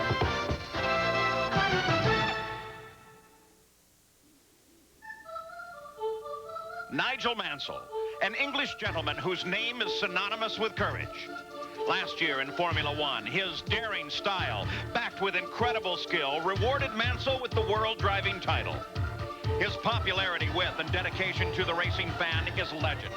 But 1 year ago, he left his comfortable kingdom in Formula One to accept new challenges in the Hey, IndyCar. thanks for the sub, middleman. The learning curve was steep and difficult, but Nigel was equal to the task. His red number 5 soon had IndyCar fans cheering a string of poles and wins. Throughout the year, Mansell has controlled the points fight. Today at Mid-Ohio, the Lion can become the first rookie in the 82-year history of the IndyCars to take the title. But there are other men from other lands with the same dream. Brazilian Emerson Fittipaldi, the Indy 500 champion. He's second in the points and the defending champion at Mid-Ohio. Canadian Paul Tracy, third in the points. Youthful and daring. inexperience has stolen points, but his brash style has also netted 4 wins this year. Tracy is the young gun of the IndyCars. They all dream of the PPG Cup and its fame and fortune. But today, Nigel Mansell can make history.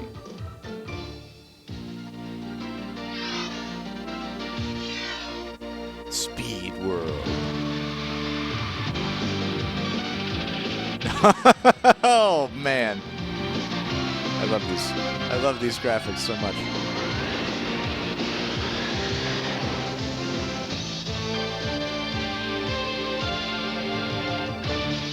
Today on ESPN Speed World, from the Mid-Ohio Sports Car Course, the IndyCars are ready for the Pioneer Electronics 200. And the focus today is on Nigel Mansell and the championship. We begin with Gary Gerald. Paul, 6 times this year, Nigel Mansell has picked up one of those precious bonus points for getting the pole position. Perhaps none as significant as the one he earned yesterday in the final 3 minutes of qualifying. By 14/100ths of a second, he bumped Paul Tracy from the pole. Nigel getting ready to climb into the cockpit of the car right now. Nigel, the quick word that we have for you, do you play it conservative and go for the championship today, or because it's so tough to pass here, go all out for the win from the pole position? I think to keep it exciting, we'll just let everybody wait and see. Well, indeed, it will be very exciting. He settles in. He'll be strapped in. A couple of things to keep in mind. The 4 times he's won this year, starting in Australia. Then, of course, Milwaukee, Michigan, New Hampshire, all venues where he had no previous racing experience. He's had the luxury of 2 test sessions here at Mid-Ohio. He's obviously put it to excellent use. Now he settles in. He gets ready for 200 miles and a chance to clinch the championship. Paul? Well, Gary, Nigel Mansell can make history today and become the first rookie in the 82-year history of the IndyCars to become the PPG Cup champion and also back it to his World Formula One title. But how does he do that? Well, let's take a look at the way the points are distributed right now. Nigel Mansell, quite simply stated, and there are a number of scenarios, but in its simplest form, if he leaves here 45 points ahead of anyone else, then he takes the PPG Cup here at Mid-Ohio. Now, he's already earned a point for the pole, and let's remind ourselves of how many points are awarded for each position, because this is going to be a critical balance throughout the afternoon. And, of course, the other key player is Emerson Fittipaldi. Right now, let's get an update on him from Jan Beekes. Paul, Emerson Fittipaldi has been quick this weekend. He sat on pole position until the final moments of qualifying when he was bumped by teammate Paul Tracy and then by Nigel he looks like Mansell. On Friday, John C. Reilly mixed with David Letterman. Problem. So they put Paul Tracy's setup on the car. He's very happy with it, but he likes a little more front wing because he likes to get a little looser or more sideways. I feel like receding hairlines are We asked him about his attitude for used the to race. be Now that the pressure is on, less of a big one deal. word describes it: bonsai. I'm going for it. It used to be a thing you could just rock. It is threatening skies here, and if it rains, he was the man to beat at Portland. That's where it rained. Now it's a lot of people are also talking about the 1994 You're shunned season. if you have. Gary Gerald has more on that. Yeah, no question. If you're partially bald, Speculation you have is to be rampant fully this bald. time of the year about who's going to be driving with what team next season. So we decided we'd make our own little silly season consensus or poll of the drivers, particularly among some of those whose future seems to be somewhat in doubt. Ready yet? Well, I'd like to know who's going where and who's doing what, so then I can make my own plans too. But I'm not at liberty to speak too much, you know. But We're just trying to get through this season, you know. trying to keep all This is 1993. I'm probably the most confused of the whole lot. I got 4 options. Apart from the team I'm driving for, I guess 3 serious teams that I'm talking to right now. And every day I add another one. Either with Michael Cranifus' new team. You know, there's quite a few car owners. Ganassi. Talking to Chip again. Well, I have not signed any contract for next year with any team yet. Maybe Rick Gallis. You know, we're just going to watch and see what happens. Maybe Bernstein, you never know. Well, the only firm offer that I have is to drive a New York City cab for next year. Really, I don't know where I'm going to be yet. Basically, I'm still out there, you know, trying to put together a deal.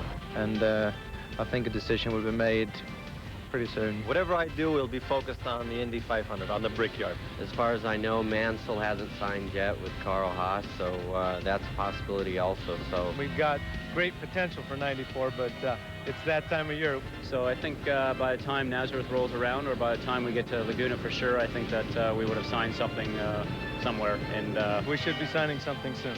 Well, I don't have a deal yet together, but Definitely going to go somewhere different. I do plan on working in 1994. Are we ready yet? I don't know. Do you?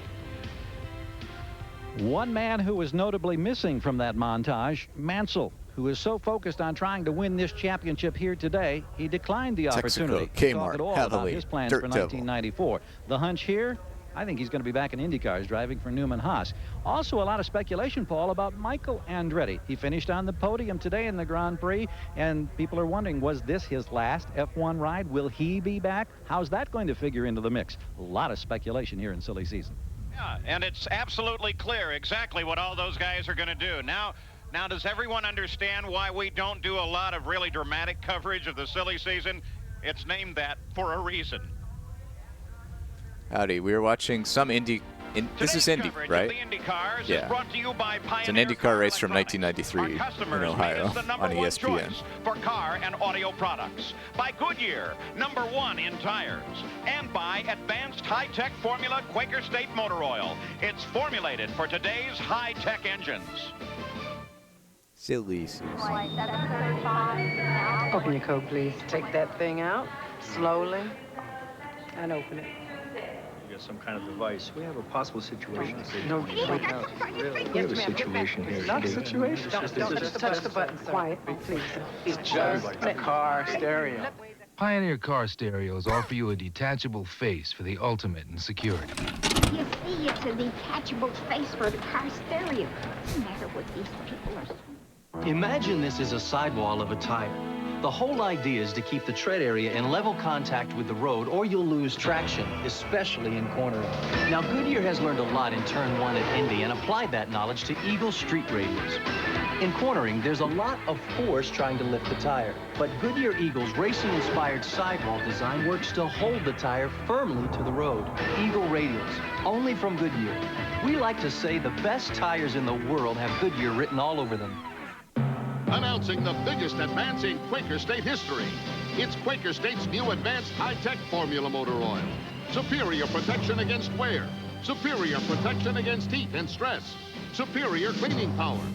New advanced Quaker State motor oil. It's formulated for today's high-tech engines.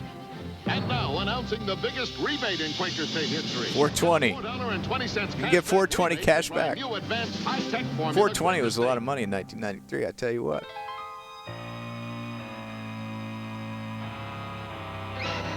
$4.20 smoke motor oil every day.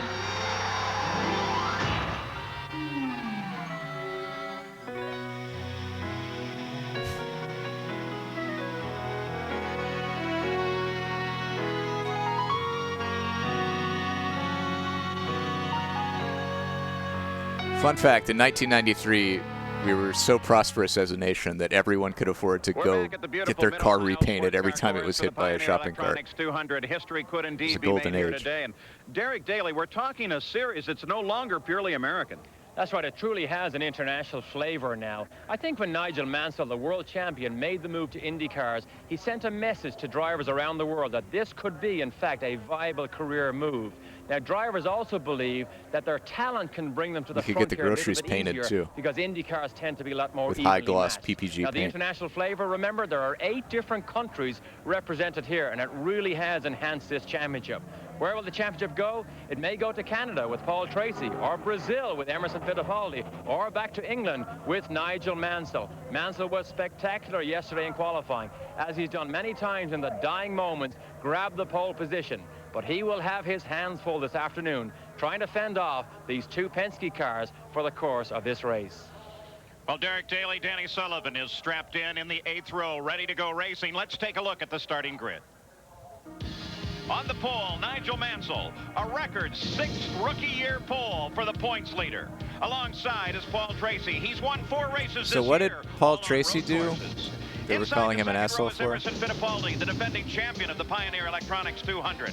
And Raul Boisel, who has 3 runner-up finishes in the 93 Okay, I don't want to judge a book by his cover, but he does look like an asshole in his current day photos. Jr., the winner 2 weeks ago at Vancouver. Oh. Inside row 4 is Teo Fabi, a 2-time Oh, really? So he's not like a Don Cherry? Is Don Cherry the one? Or is it Dan Lemon? I forget. Jimmy Vassar, equaling his best career starting position.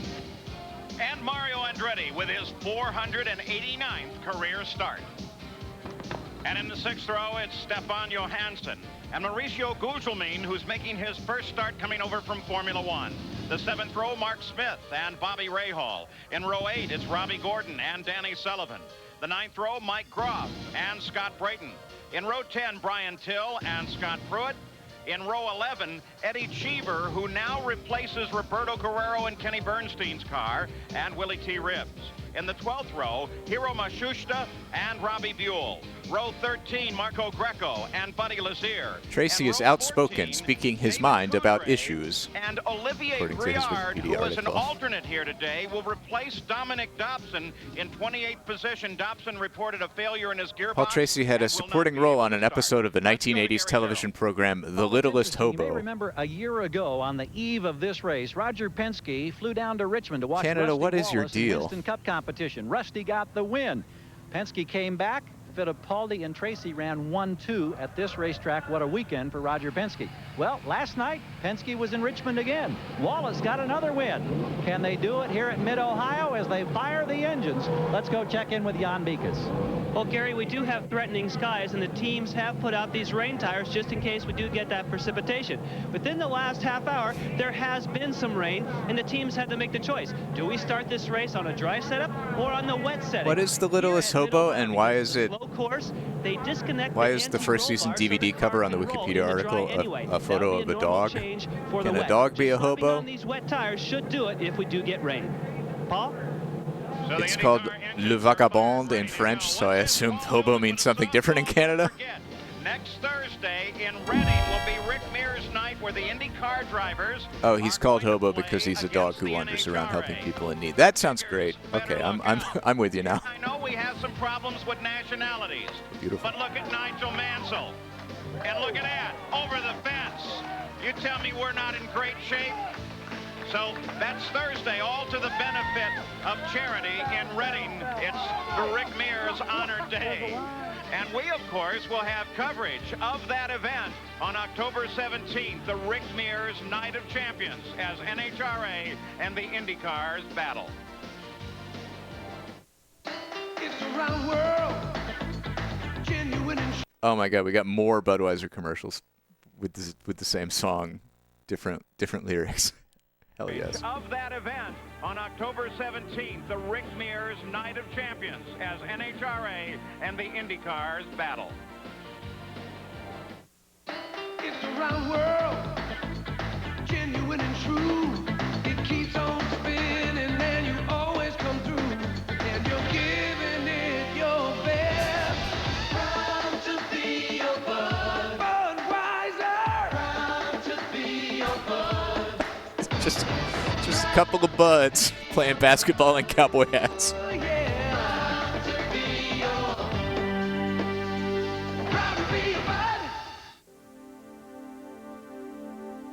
Gentlemen, oh, that's great. Start your engine. Bonfire. Let me make sure I got that clean.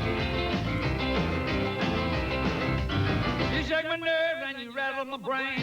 Too much love drives a man insane. You broke my will, what a thrill.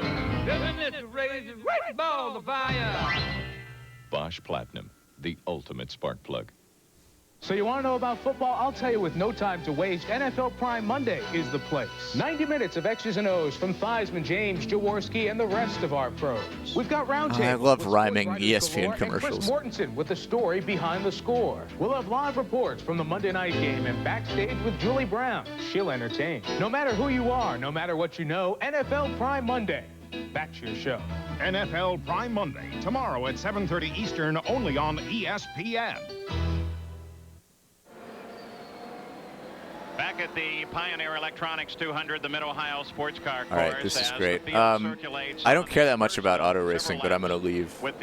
I'm leaving this tape just to running for a while. I hope that's okay with all of you.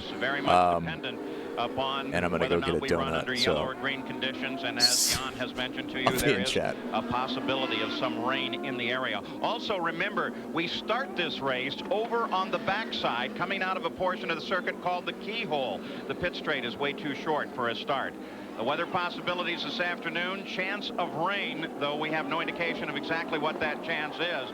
It's clear right now overhead, though it's heavily overcast, and there has been rain showers pass lightly through the area throughout the day. Onboard cameras today, Nigel Mansell, of course, as you look from his record-breaking position in the front row. We also have them scattered throughout the field. We'll have views, both this view and one over his shoulder. You can see the camera there, Danny Sullivan, who starts back in the 8th row, and that nose cam of Bobby Rahal's car. Remember, this is probably the most experienced driver on this circuit. This used to be his home test circuit. We'll also have some telemetry being transmitted to us from Raul Boycel's car, which has been fascinating in the past, and again, given the nature of this wonderfully challenging road course, should be informative again today. The circuit itself is, as I suggested, challenging, and Derek, it's one that's fairly easy to overdrive, you suggest. I think it is. Bit of an unusual racetrack here as we watch Eddie Cheever has some last-minute troubles hopefully taken care of. But this track demands a finesse and a rhythm, I think, to be consistently fast. Variety of mainly medium speed corners, but there are sudden and abrupt elevation changes. Speeds down the straight almost 190 miles an hour during qualifying, with a fairly good passing area as we watch Gugelmin, one of the new international additions here this weekend. And we have some telemetry available here as well. And there you see the telemetry that'll be emitted there. Another Brazilian in the series, and one who has looked particularly strong in this, his first run with the Indy cars. He actually was very good on Saturday morning here. I mean, he went from like 20th, 21st fastest, suddenly vaulted himself all the way up into the top 10. Didn't quite match that in qualifying, but he definitely opened a few eyes and pleased himself in particular. Here, of course, as they come from Bobby Rahal's car out of that keyhole area, we're talking here is where the first movements of the start will take place over on the backside of the race course. So as we take a look at how the Mid-Ohio Sports Car course is laid out with 13 turns here, Derek, it's one that you've enjoyed. Lots of turns. You're very busy here. What you don't see, obviously, from the map is the tremendous elevation changes. They are abrupt. They do suddenly happen. We'll see great pictures from the in-car camera here. One of the problems, though, is passing back markers, particularly if you catch them on the left side of the circuit here, up and down the mountains or the hills. Here's one of the mountains or the hills right here.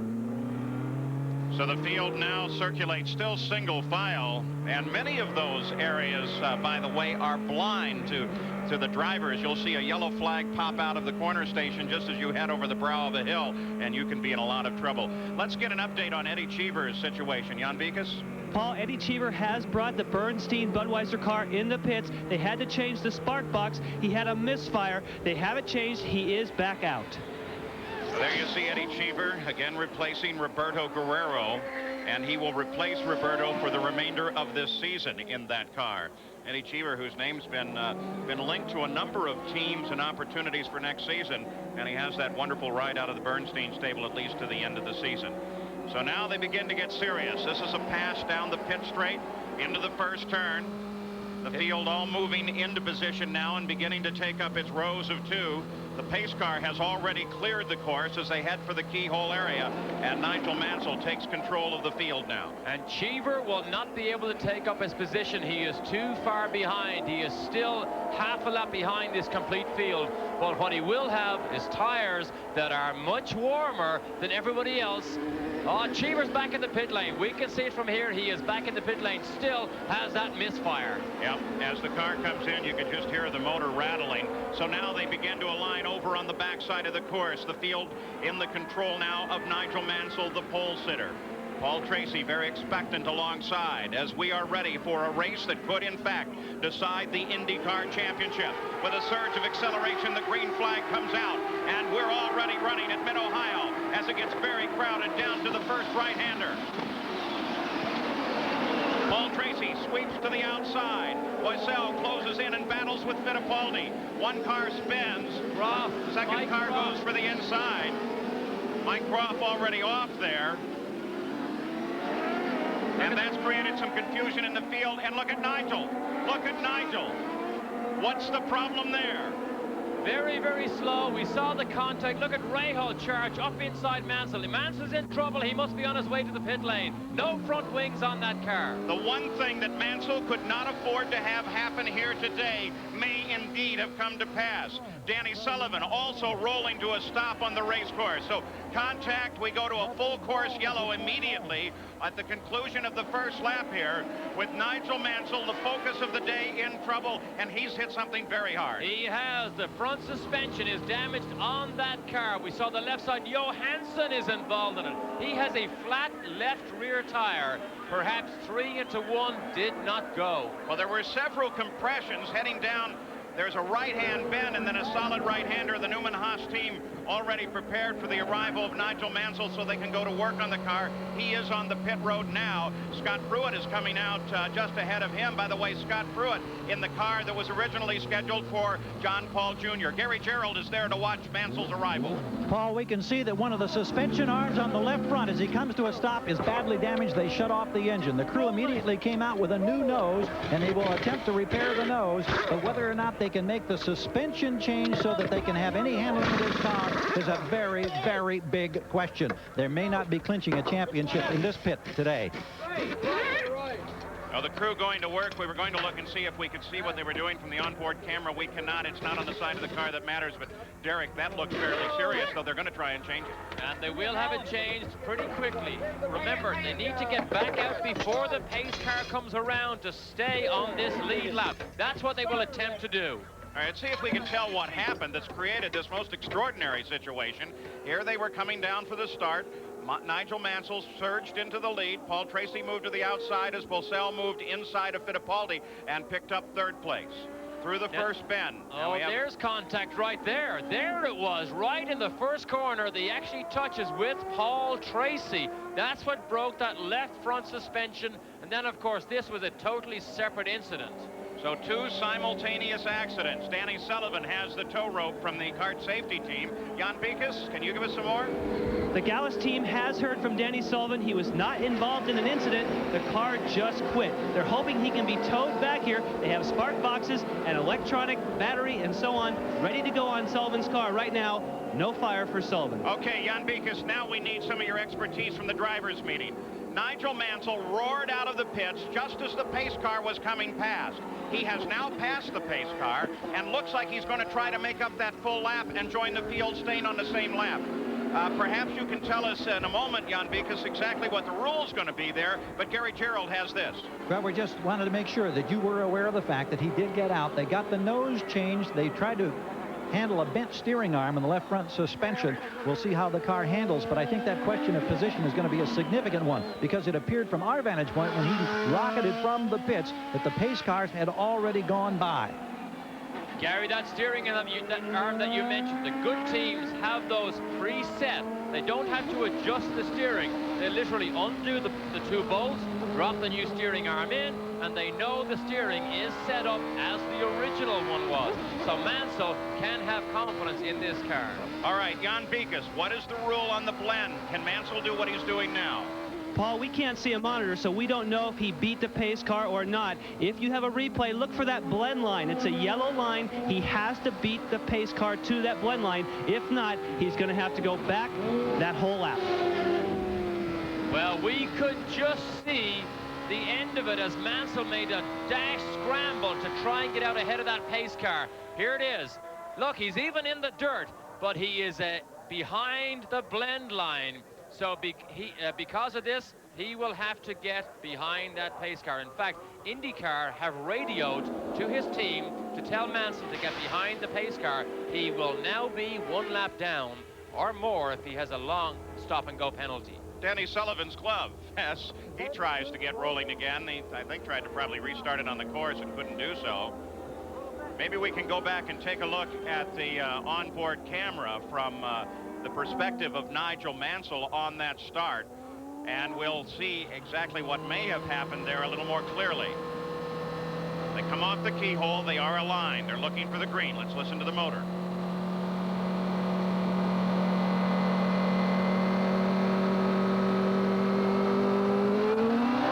There's the green. You can hear the wheel spin as Mansell jumped away, but watch Tracy. There's the key move there. There's the hit. That was it. And that Mansell immediately starts slowing. That gets all the rest of the field compressed up behind him. But with that slow, there's Scott Goodyear looking for room. Mansell wisely gets out of the way. And they're back in the pits working on that car, Gary. So they continue to work on Nigel Mansell's car, trying to get him back in the fight because he needs every point that he can garner today at Mid-Ohio. I believe if we get this driver up by that tree, maybe left of the bunker, we could go for it in 2. I think it was 7 irons to club here to really turn it over. Let's go it.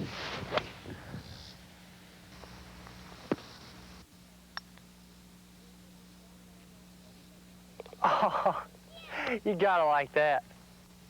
It's the Clean Sweep Sale of the Year on hundreds of brand new 93s during the Carolina Fall Boat Show and Sale, September 10th through 12th, State Fairgrounds, Raleigh.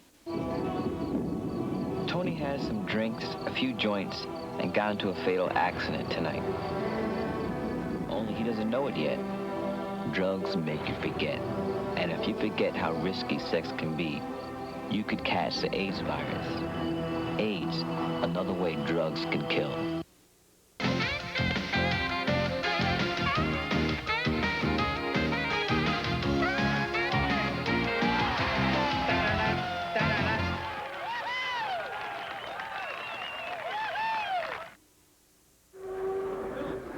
Back at Mid-Ohio, yellow flag still being displayed around the circuit. Nigel Mansell back in the pits. The first time in, they got the new nose on. They couldn't change the steering arm. They're in the process of changing the steering arm right now. Engine shut down. We can see the field coming up the hill on the front straightaway. They will put another lap on Mansell now as he sets here in the pits. So a disastrous start for the man who is dominating the championship point standings, who had hoped to clinch a championship today. They still hope to get him back out there, but he's now going to be significantly down to the field, Paul. And of course, a number of incidents that led up to this first lap situation, Derek. Watch this. Mansell's left front suspension is broken. Look at Lyndike. Clips the front wings off of Mansell's car. He was already on his way to the pit lane anyway. That just lengthened that pit stop. And the crew going to work on that car still in the pits. He's a bit helpless here because he really can't get out of people's way. And Lyndike being pursued there by Mario, you can see that clearly, just nips the front wing. There you go. There's the debris. So a disaster here in the first lap for Nigel Mansell and his bid for a championship, but the Newman Haas team is continuing to work on that car to get it back into competition and hopefully get a point or two before the day is over. Jan Beekes? Paul, we've had 2 cars with suspension problems coming in. First of all, Danny Sullivan, not from hitting anything, but when they tried to tow him in, the line got wrapped around the front suspension, caused some damage. He just rolled out. You could hear him go by. Stefan Johansson has also come in, but his damage was from Robbie Gordon hitting him from behind. They've replaced a tire and a lower control arm. He's also back up to speed. Well, and Nigel Mansell has more bad news to face, assuming, as we do, that they will get that car properly repaired, out of the pits, back into the field before we leave this yellow. As soon as they go green, they'll display a black flag to Nigel Mansell for the blend line violation. So it's actually, at this point, not going to matter all that much. Well, at the top of the show, we said he was going to have his hands full with these Penske's trying to beat them. We didn't quite envisage that type of contact and that type of problems for Mansell, but that's the way it has unfolded so far. So the rest of the field lines up with Paul Tracy as the leader of the race, followed by Fittipaldi, Bosell, Al Unser Jr., Scott Goodyear, Teo Fabi, then Mario Andretti in 7th, Jimmy Vasser in 8th, in 9th, is Mark Smith, and Gugelmin has moved into 10th. The green flag comes out, and here we go again, this time single file, this time starting over on the pit straight.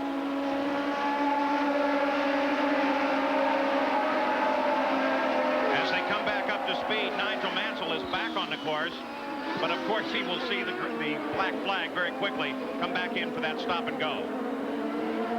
There's our two main championship contenders against Mansell, leading here 1-2 in race conditions. This car has been very good, but look at Vaudeville with the challenge on Emerson. Raul Boisel moves to the inside, very close together, almost touch tires. Emerson holds him off. Alonso Jr. closes in on Boisel.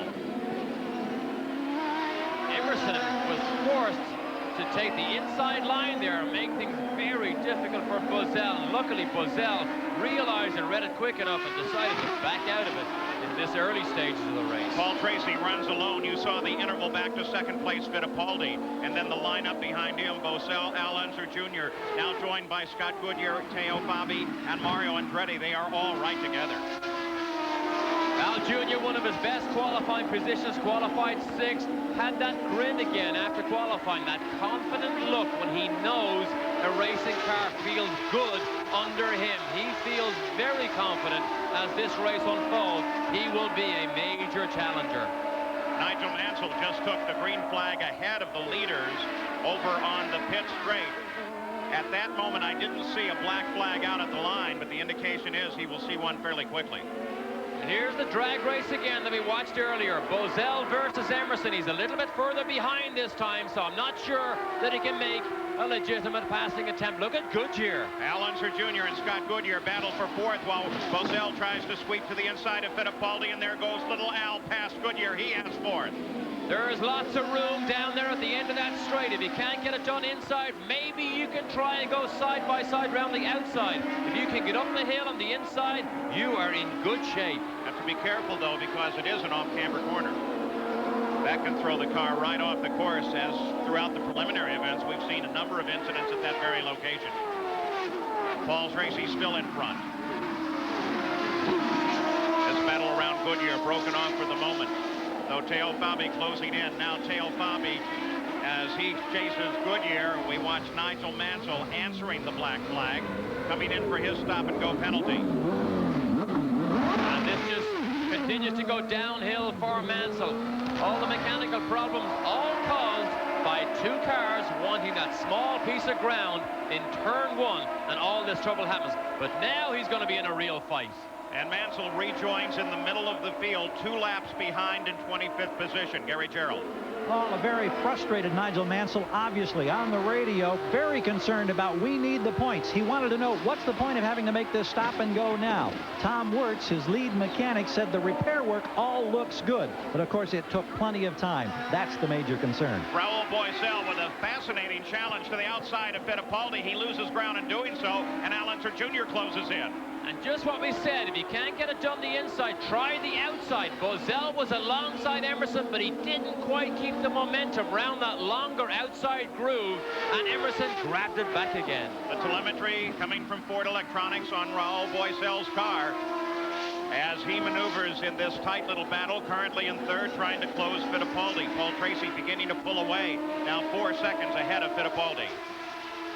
You can see the speed on the right side build up here. Now, turn 1 is a 5th gear corner, no lower than 113 miles an hour. And then the acceleration blast. Watch the speed, 170 miles an hour before he gets on the brakes.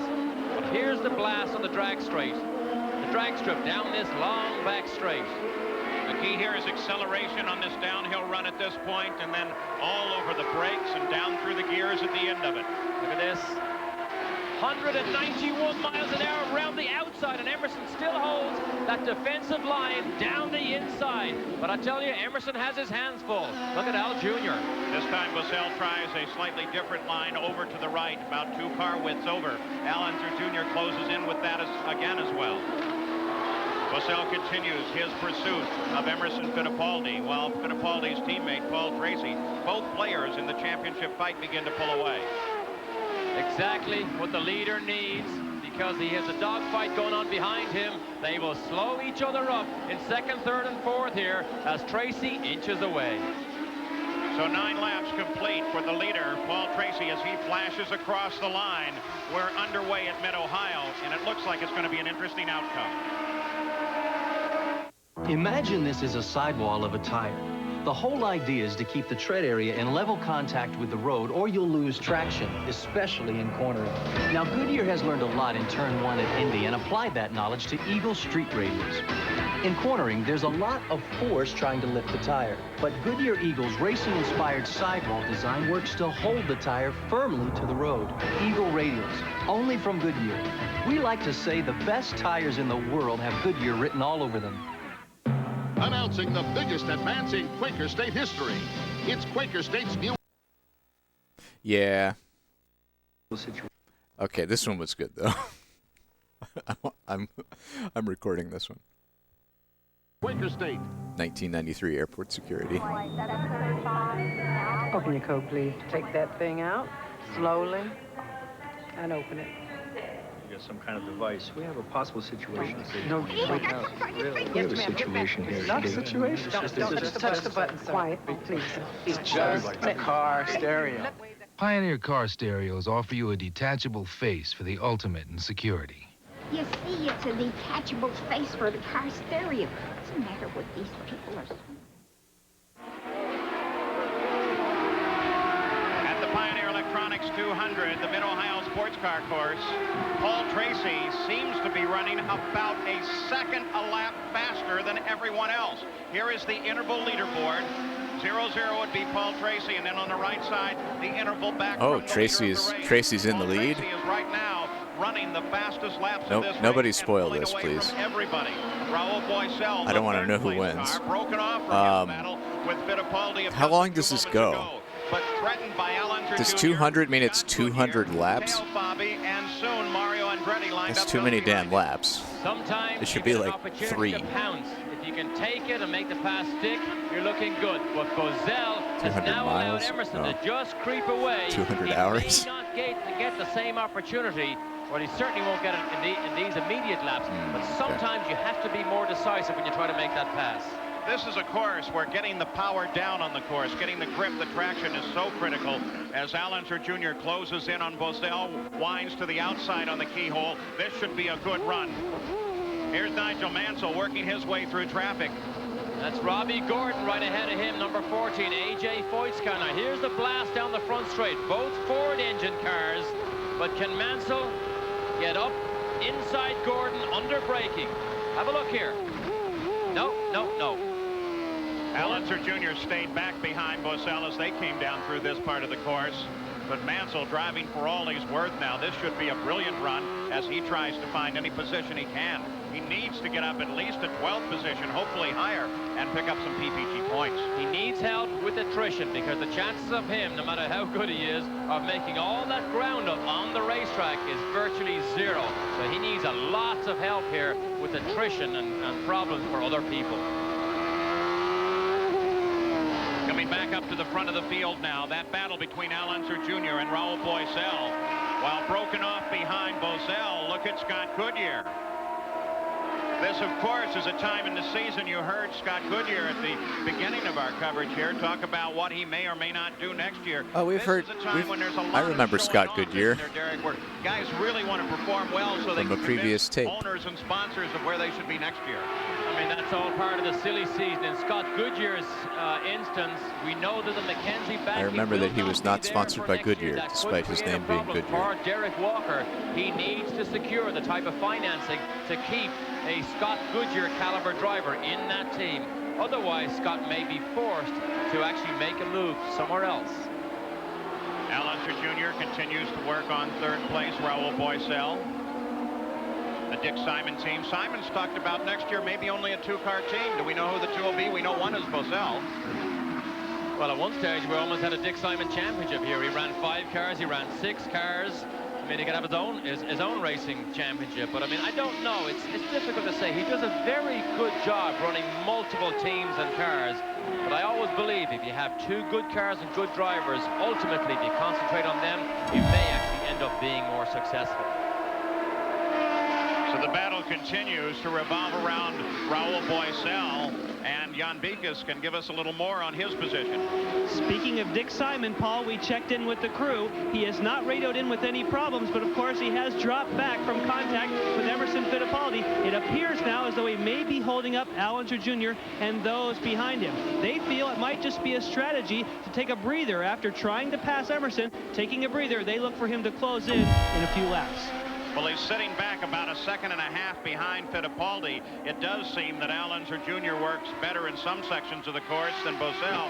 Boisel makes it up in other sections. Of course, you're talking on Raul's car, a machine that they're doing a lot of really good aerodynamic work with, aerodynamic work that is being copied by many of the other Lolas. We go back to the front of the field now. Paul Tracy runs in first place, and he is 10.7 Can you get penalized for of his teammate Emerson Fittipaldi, dropping a banana peel behind your car on the track? definitely on here, but it seems no longer for the championship. This is a broadcast TV signal. Stations send these out every day, free to anybody with an antenna, including cable companies like ours. Congress now says we need the station's consent to send their signal on to our customers. And some stations say they won't give consent unless we pay them for it. We're not buying it. Why should cable customers end up paying for something that everyone else gets free? Broadcast has always been free, and we'd hate to see things change. What's the last thing you'd expect from a Sunday night? The Raiders and the Seahawks on Sunday Night NFL on TNT. Hang on to your chair, because the Raiders take no prisoners, and the Seahawks do. One of the roughest rivalries in the league. The Raiders and the Seahawks, Sunday night at 8 Eastern on TNT. Brought to you locally by Morgan Dodge Jeep Eagle. Ultimate ESPN Sports Center highlight goes like this. Loose ball in the end zone. Fall on it, no chance. My feet are light, and I've got the moves. At the 50, I see Myers. Not now, Chris. I'm a busy man. And as I cross the goal line, I laugh, knowing my agent has just cut a deal for my very own fitness video. Yeah, that's my Sports Center highlight.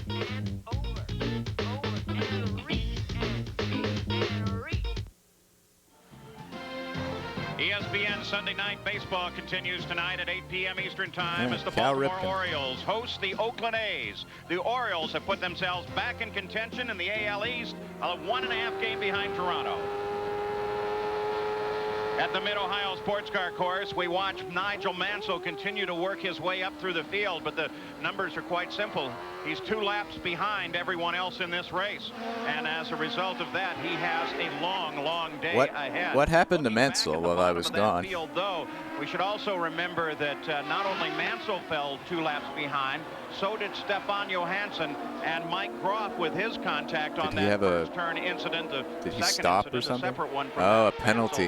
Has fallen a lap behind the race. So Danny Sullivan is back in the pits. Sullivan, of course, has been struggling throughout the day, and he is now 8 laps behind the leader.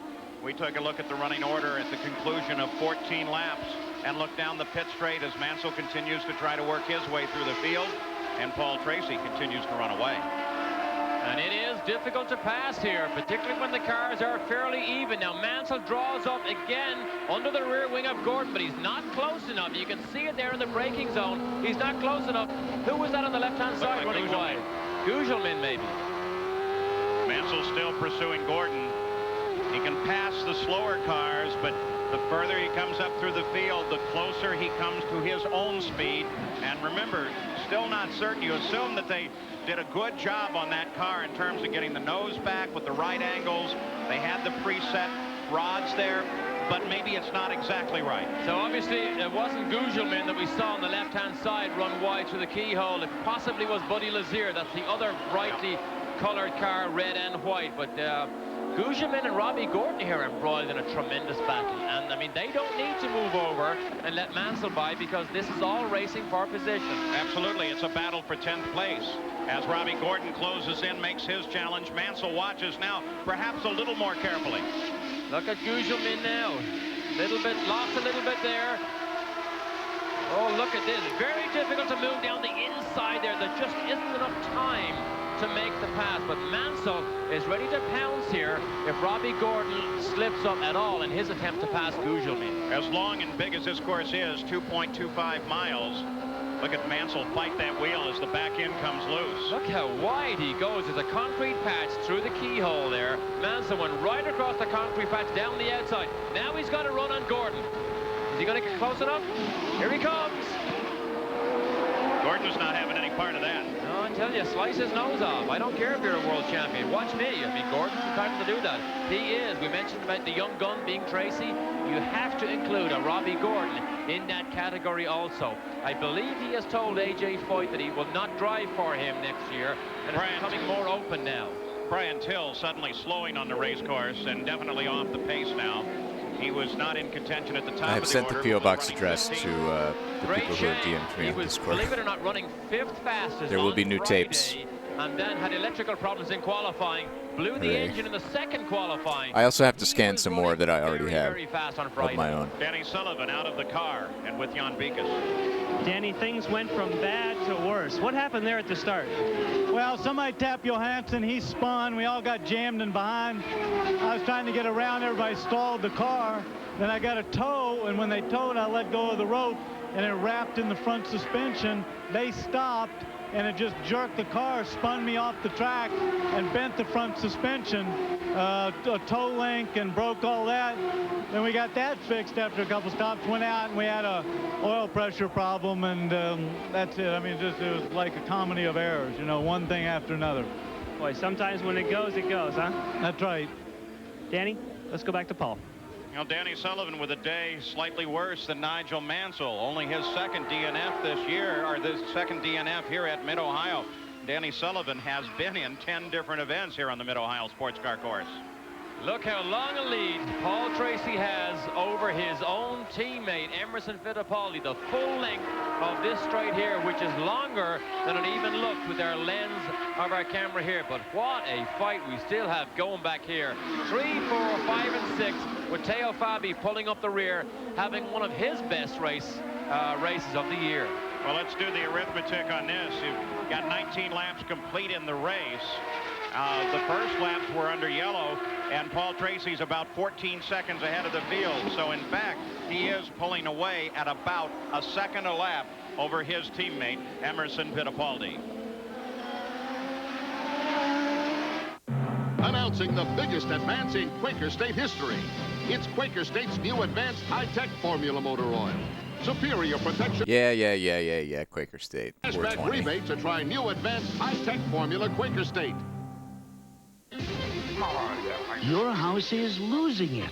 Heat, air conditioning, up to $350 every year. Time to cut your energy loss with new DAP Energy Saver All-Season Caulk. Energy Saver's special formula seals cracks for years. And with our unique DAP cap, anyone can get professional results. Looking good. Now it's easy give to you an save artificial and save with new finger. DAP Energy Saver Caulk. Use it or lose it. The road your business travels is changing at breakneck speed. But you can take advantage of change to be more competitive with computing and communication services from EDS.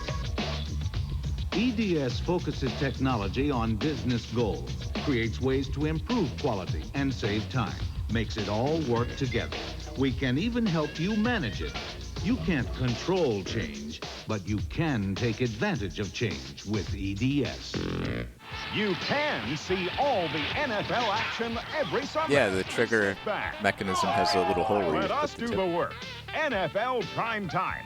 Tonight at 7 Eastern, only on ESPN. I really love these commercials. It's a shame that I am no longer. Paul Tracy just blistered I don't have the time or energy miles an to hour. That's by almost a compile full them mile for an hour YouTube faster than anybody else on the course. We're continuing anymore. to monitor this battle that goes on between Nigel Mansell and Robbie Gordon. This was just a few laps ago. Look at how hard they are both fighting. This is a tremendous fight here. Now, Mansell still tries to go around the outside. Right here, look. He gives up right there. Here he is again. He gets down the inside. And finally, after 5 laps, scrambles past Robbie Gordon. Tracy's off. Paul Tracy is off the course. Remember the zest of youth and how it has cost. Oh, Paul Tracy. Get fucked, Paul Tracy. Ari Lyondike was closing up behind Gordon just as Mansell got around as they began to battle, and then suddenly through the sand trap and into the tire barrier, Paul Tracy. And it was again in lapped traffic that Scott That's Pruitt Paul Tracy. ahead of him. Look at this, he gets very close, locks it up over the curb. It's a right-hander here, and that's it, it's all lost. You may be burying his championship hopes in that sand trap and under those tires as we watch it right there. And is that shades of Bobby Rahal last year, where he ran off the corner and almost ended his possibility of a championship? Roger Penske has It's been nice on of them to line the edges of the Paul course with sand and tires. Well, here it is again. That's a mistake. That's a driver error. You can't call that anything else. You have to be able to adapt to That's slower Paul cars Tracy being a either dipshit. way, particularly when you're passing them or lapping them. That's something he must do. Like, just you know, away another race win. Well, that if they had tire barriers at Talladega instead of just wall, then Dale wouldn't have died. For second place between Bosell and Al Unser Jr. And it has also opened up the championship, because Emerson now could possibly be in a position, well, he is right now, to get winner's points, and Mansell has yet to get in a position to score any Oh, it was points. Daytona. Well, given the current positioning, we could leave this race with Mansell still at the front of the order, but he would lose 20 precious points to Fittipaldi. That's assuming it stays the way it is, and we're not going to begin to make that assumption. And we've dropped Teo Fabi from this group right here. Fabi, who was having a great run, hung on to the back of these guys, and he has been dropped. He is no longer behind Scott Goodyear. If you're tracking Eddie Cheever, he is finally back in the race after a 21-minute repair. They finally got him back out and into action. We watch the battle for second. It continues on. Now here we have Robbie Gordon battling with Ari Lyondike as they start to chop at one another as they move through traffic and continue their battle now for 9th place. They all moved up when Paul Tracy came off. Here's Mansell now. Mark Smith is the next attack point here. He comes down the inside. And we do hear you can see some drops of rain on these camera lenses now. Whoa, you think this was interesting before? What's going to happen now? That will open up some difficulties here. Oh, look at this. Gugelmin, Robbie Gordon, and Lyondike all embroiled in a battle here for position. Gordon has not been able to pass Gugelmin. Three-way fight for 8th, and they close on Mark Smith in 7th. Yellow flags out there for Paul Tracy as the IndyCar safety team comes to get him off, and it looked like Teo Fabi off the side. Let's go to Gary Gerald, who's with Stefan. After a third-place finish at Vancouver in the last race, Stefan Johansson, this has been a very difficult day. The contact early, and now you're out of the car. I understand there was a problem with the gearbox or the shift linkage. Yeah, I think it was a legacy of got hit by Gordon in the start on the first corner. He spun me around, and he probably hit the gear link, the shifter mechanism, and that eventually broke. Been really tough, I know, this year, and the team was on a roll after getting that podium finish. It's got to be so disappointing now. Yeah, the car was running so well today. I think I was the quickest car on the track, you know, when we stopped. And, you know, if we'd been running properly, I think we would have been in good shape now. Sorry you're not still out there. Thank you, Stefan. Okay. Paul? So with rain in some sections of the course, boy, take a look at this. As Gugelmin sweeps inside, Gordon continues his fight. But Gugelmin gets around Mark Smith. What a nice run he's giving that car. This is the car that's had many drivers looking And here comes Robbie as Mark Smith tries to hold him off. Ari Lyondike closes in. The battle here is 4-7. I was going to say Gugelmin's car is the one Eddie Cheever drove in the last race. This is also the car that Lynn St. James drove to good effect, particularly at the Michigan 500 earlier this year. So is potentially Gugelmin the next Stick Simon driver for all next year team? There's Teo Fabi back under tow. Maybe they'll get him back rolling again. Having one of his best races, look at Robbie Gordon. Has that baby sideways under acceleration out onto this front pit straight. Robbie Gordon and Paul Tracy may be two of the most exciting drivers to watch in this series. And Gordon thinks absolutely nothing of pitching the car totally sideways and going through the corner. Scott Goodyear comes around Al Unser Jr. and picks up 3rd place as a full course yellow comes out for the second time today. He just got the pass handled in time, I believe. Yep, just ahead of the yellow. just ahead of the yellow. And he did it the hard way. He went around the outside of Alonso Jr. You've got a combination of factors here. You've got some rain on some sections of the course. You have the fact that there are several cars under toll. You saw Teo Fabi just a moment ago. They want to get this course cleaned up and get everybody back in line. So the yellow flags fly, 2 of them at the start-finish line. And here comes Emerson Fittipaldi into the pits. Jan Beekes waits for him. Fittipaldi stops it right on the marks. He has radioed in. We said at the beginning of the show, he likes a little more front wing to make the car loose. Watch for them after they change the tires. They're going to take some of that wing out. The car's too loose. There he goes. 1 half. Okay, 1 turn on each front wing. The car's down. Emerson Fittipaldi underway. 13.8 seconds and Fittipaldi's back into the fight. You see both Mansell and Nigel Andretti coming in. There goes Al Unser Jr. in and out in 12.2 seconds. And the real key here, though, is no one seems to have decided that there's enough moisture on the circuit to go to rain tires. And I believe Al Jr. in that session of pit stops may have got that position back from Scott Goodyear. Arie Luyendyk, he comes back into the fight. Got a glimpse there of the speed gun. It is not the official reading. It's a reference reading that tells these drivers how close they are to the 80-mile-an-hour limit. And there is continued moisture over on this side of the course. Not a lot. Who knows how much is on that track? Only the guys in the cockpit. And Emerson wants everybody out of the way so he can close up. Well, if it rains here, we could have a very interesting event, because you begin to slip and slide. You have to be so careful. It has threatened to rain all day. It's been gray and overcast. We haven't seen raindrops until the last 2 laps. At 30 car, of course, is Marco Greco just ahead of Emerson. Willie T. Ribbs with a quick spin. Keeps it under control, keeps the engine going. And we'll get it back on the on the race course. Marco Greco, of course, has been in an uphill battle hoping for good equipment all year. Now has some great possibilities for new and uprated equipment. And I'll tell you, I think he's one of the other drivers that you get him in a car that can really go racing, and he can have one terrific year. Raul Boisel, he comes into the pits, as does much of the field that was not there the first time. And he comes back into the fight. So under the full course caution now, the rest of the field tries to line up as everyone decides lap 27 is a very good point to make your first pit stop of the day, but that may change the complexion of this race as it runs to the end at the Mid-Ohio Sports Car Course. Open your coat, please. Take that thing out. What's the matter with these people?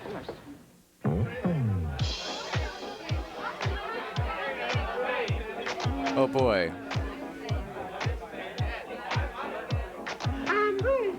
Bud Light, please. Tonight's ladies' night, and there's a special on Bud Light. If you want great taste that won't fill you up and never let you down, make it a Bud Light. Oh, no, it's Ted from accounting. 1993. Behind him and he started to spin.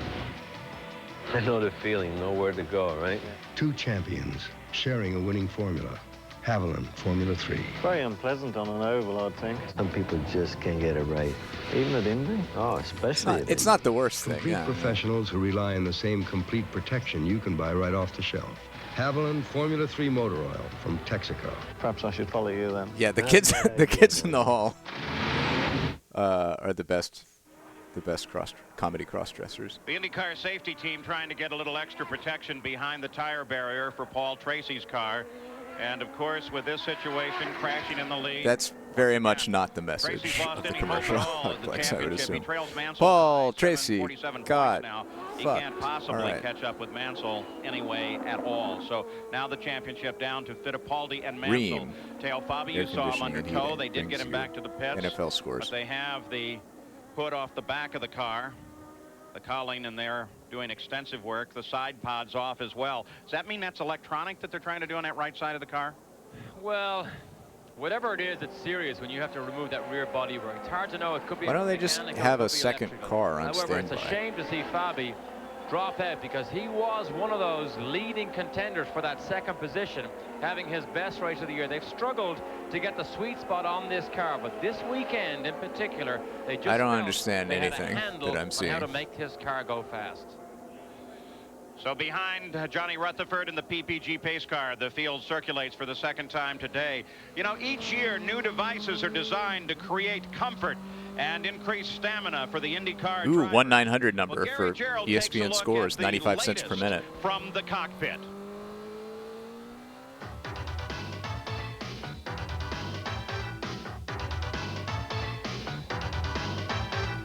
The latest wrinkle in creature comforts for drivers of Indy cars relates to a unique new design of a custom steering wheel. Using what is known as composite thermoplastic technology, the driver can now have his hands actually molded to the wheel in a custom grip. This is a conventional wheel here, and you can see that in the past, using the friction mode of feeling the car's handling characteristics, the driver would have to exert a lot of pressure in controlling the car and getting a grip on the wheel. Puts a tremendous amount of strain on his arms. With this new custom grip, he relaxes the grip, still maintains control of the car. It greatly reduces the tension and the stress here on the forearms, and that could be a huge factor in the late stages of the race. It's almost as if his hands are like a gear attached to the steering wheel, and that gearing concept, along with the reduction of the stress on the forearms, gives him a whole new sensitivity through his fingers to the way the car is handling. They fine-tune these grips so that you have a different set for an oval track where you're turning always to the left, or for a road course where you're turning right and left. It's a very simple, effective design, very popular with a lot of drivers looking for that little competitive edge that could be the big difference between being on the winner's podium or out of the money. In the Penske pits, Rick Reineman, the rest of the Penske team, as they discuss their predicament here today. Jan Beekes, you have something? One of the things they're discussing is they have two lap cars in front of the leader, Emerson Fittipaldi. Roger Penske himself sent a representative down to Greco as well as Till to let them know that Emerson is behind them. Now we see it's just Greco that's ahead of Emerson Tires to don't let him grip. know So exactly what he wanted Greco if they have to to do switch to so rain Emerson tires, can does get that mean there's flyer a on the period restart. before the tires get warm where Of course, the reason their Greco grip is in compromised front and of they him, have to he be actually made a more pit careful? stop earlier than this yellow flag, so he doesn't need to stop. Paul Tracy. So it's even more of a hit. Area. Gary Gerald. And in fact has had an opportunity to try to I cool see. off and talk to his crew and get out of his driver's suit. I know this has to be tremendously frustrating for you, Paul. It's heartbreaking, really, to be in a commanding lead and, come up on lap traffic and, just guys stopped all of a sudden in front of me. I didn't have any way of slowing down and just had to get two wheels off in the grass to avoid hitting them, and then it was just skated away. The grass was a little bit wet because it started to rain. How difficult is it for a young driver such as yourself now to dismiss this and get on to the next race and try to forget about this tough day? Well, championship's over now, so I guess all we've got to do is try to, keep our position and, throughout the rest of the year. So tough to move out of this one, but we'll be back next week. Well, there's still 4 very positive weekends with 4 wins in this learning curve. We wish you better fortune next week in Nazareth. Extreme close-up. The disappointment so obvious in those active eyes. Paul Tracy's car being taken back to the paddock area, and it will be loaded onto the trailer and made ready for the run at Nazareth. Well, here's how they went into the pits and how they came out. Rosell suffering the most, and as you mentioned, Al Unser Jr. with a great cycle into his pit stop. So now they line up still behind the pace car. Marco Greco going to be a key player here. One would presume that he will get out of the way very quickly when the green flag comes out again. And we'll be back as we continue to watch the yellow flag fly in the Pioneer Electronics 200. Imagine this is a sidewall of a tire. Sidewall. I've already imagined it. Thank you. Safety. We love safety. We like to say the best tires in the world have Goodyear written all over them. You protect yourself inside your car. Protect yourself under the hood, too. Walmart helps you take care of your car and your budget. Haviland Formula 3 provides complete engine protection. Or try Haviland Synthetic Motor Oil for better protection for the long run. Either way, you add more life to your car. And because we always sell for less, Walmart's better protection, too. Like a seatbelt for your wallet. Walmart. Always the low price. Always. Gentle. Bosch, yeah. Spark plugs, okay. The ultimate spark plug. ESPN's second week of NFL Prime Monday continues tomorrow at 7:30 Eastern. An off-field visit with Jerry Rice and a look at Joe Montana. That's all tomorrow on NFL Prime Monday. 7:30 Eastern. Mid-Ohio Sports Car Course. Yeah, I'm digging these ads. For those of you the day, though we expect to go back to green flag racing who very weren't here when we quickly. started this, And we were when watching do so, we expect a great the Mid-Ohio IndyCar race from 1993 on ESPN. Back, get back in contention, get a point. At the same time, Al Unser Jr. is coming up through this field. We're looking for him to do something. We're And just let's go kind to of Gary Gerald. Well, they had new suspension parts on tail checking out car 1993 this weekend. Jim for a Hall and while. the team very optimistic coming in. Electronic problems, we understand. And while we watch the crew, if we've got just a quick moment, Jim Hall is here. Jim, how frustrating. It is electronic gremlins? Well, apparently, And we're learning a lot about racing. Just shut off, so it appears to be electric, and we have changed all the parts. Particularly from Bella, who is not at all biased. In a wiring loom somewhere, we're not sure. And not at all abusing their power. Because he was running well this weekend. To make us hate Paul We're about Tracy. ready to go green. Thank you, Jim. Better fortune in Nazareth.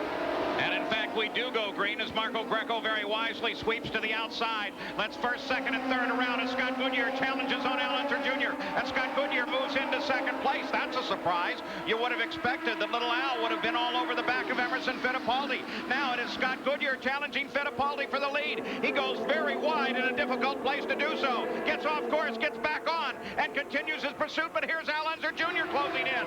They're on the downhill run now.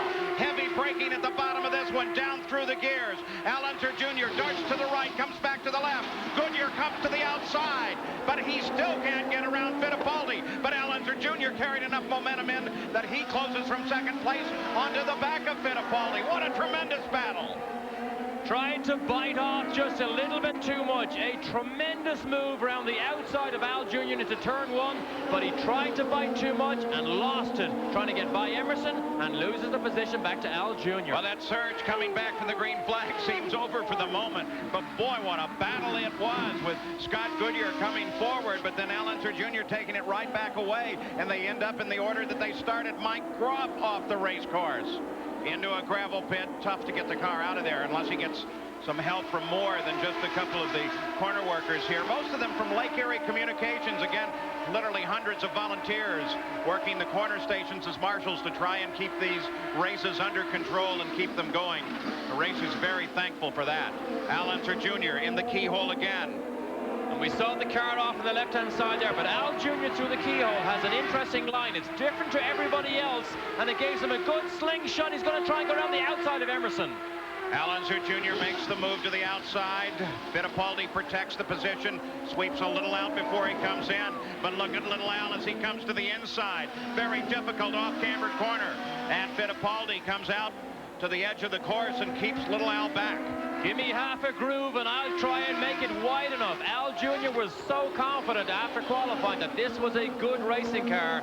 He needs, though, to get the job done early in this run because the Penske, as the laps go on and the fuel load lightens, just seems to edge away from the lowland. You can see the battle first through fourth as pulled away from the rest of the field. Fittipaldi, Unser Jr., Scott Goodyear, and Raul Boisel. Jimmy Vasser is running in fifth place right now, though the indication is that they will black flag that car for a pit violation. Now watch Al Jr.'s line here as he goes through the keyhole. Emerson stays tight. There's a concrete patch on the inside. Emerson goes inside it, and Al Jr. goes to the outside of it. Didn't go as wide there as he normally does, but he likes to stick his outside wheels outside the concrete patch. Here he goes again, another run. Al Unser Jr. to the outside now. Goodyear and Boisel wait station. Little Al tucks in behind. Looks like he's going to the right. He's trying to get around the outside. Oh, He does. He touches with Fittipaldi. Hangs on to it. Gets back on the course. Comes back in third, but clips his wing. He clips with Scott Goodyear. Comes in behind Boisel and keeps going. Incredible. Bit off more than he could chew there. We saw exactly what he wanted to do. If he held station round the outside of Emerson, he was on the inside of the bottom of the hill. That's where he could have made the move. Emerson moved all the way over. There was contact, and that was it. Al Jr. will have to go to the pit lane. Emerson gave him the room necessary. Little Al couldn't hold on to the car right there, though I have to admit it was a pretty skinny car width that was available to Little Al on the course. As Al Unser Jr. heads into the pits now to get repair on the nose wing of that car. He's a fighter. He is a fighter all the time. Gary Gerald's right there. Indeed, the left front nose wing gone. They'll replace the entire nose. The crew immediately got the spare out over the wall. They keep the engine running, which is a little bit surprising. He had a magnificent 12.2-second pit stop that enabled him to get up into that second position, challenging Fittipaldi. Now they strap the new nose on. They'll bolt it down. And boy, I tell you, this crew is really doing a terrific job of hustling. Let's check in with Jan Beekes as Unser continues to get service. The other car involved in that was Scott Goodyear. We checked with Derek Walker. He says, I saw it on the monitor. I have heard from Scott. The car is fine. He did not have the kind of damage that Al Jr. did. And right behind Scott Goodyear is now Bosell closing in a battle for second place. As here's that situation again. Wheels are interlocked, and Al Jr. knew that he was out of road. He took across the curb, down the grass. But watch it here, right here. Now he's out of control. Slices the front wings off Scott Goodyear's right rear. Scott Goodyear was lucky that he did not slice that right rear tire and also have to make a pit stop. Does that put you in mind of the '89 Indy 500, Fittipaldi and Al Unser Jr.? That contact was good for $1 million to Fittipaldi in his first Indy 500 win. By the way, Jimmy Vasser did answer a black flag for a pit speed violation. In doing so, he dropped out of 5th and fell back through the field to 11th. That brought Mario Andretti up into 5th place, followed by Lyondike, Ray Hall, Gugelmin, and Brayton and Ribbs rounding off the top 10. The action is continuing here at the Mid-Ohio Sports Car Course. All right, people, the voters are screaming about violent crime. What are we going to tell them? How about the truth? We're not keeping violent criminals in prison. Sir, 35 states are under court order to release criminals. The average criminal set free will commit 187 more crimes a year. We're out of prison space. We gotta make more. Good people are getting hurt bad. With the likelihood of arrest and conviction, a murderer will spend 1.8 years in prison. Yeah, and a rapist a couple of months. I'm not in the prison building business. We're in the re-election business. Thank you. Listen, just a handful of repeat offenders commit most violent crimes. We could just stop letting them go. Well, stop giving me the facts and start giving me headlines. How about another gun control law? Yeah, we've already got 20,000 of them. It just don't work. So my gun control plan to restrict firearms sales to citizens will break the back of violent crime and rid our streets of violent criminals. Do we have any questions? Don't let politicians get away with murder. Join the NRA.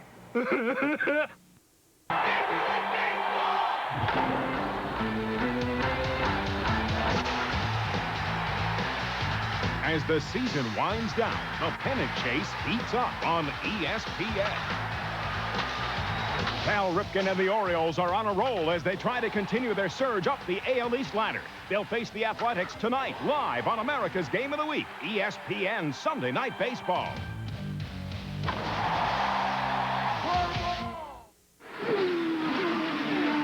Emerson Fittipaldi with Scott Goodyear right behind him and trying to close, while at the same time Raul Boisel sits in 3rd trying to close Goodyear. But for the moment, it's 1, 2, 3 broken off from the battle and absent the position of Al Unser Jr., who had Gary Gerald one incredibly quick stop for major repairs.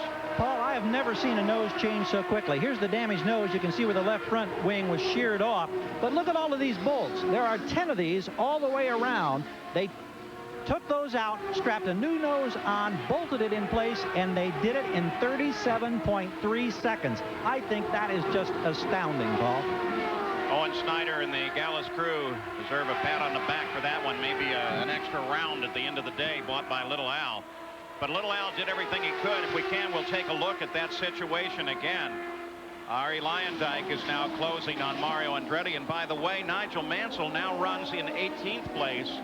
Another 6 positions if he can pick him off. And he will be up at least in the PPG point contention. We look at the running order after 36 laps. Watching Mario here, I spoke to him after the warm-up this morning.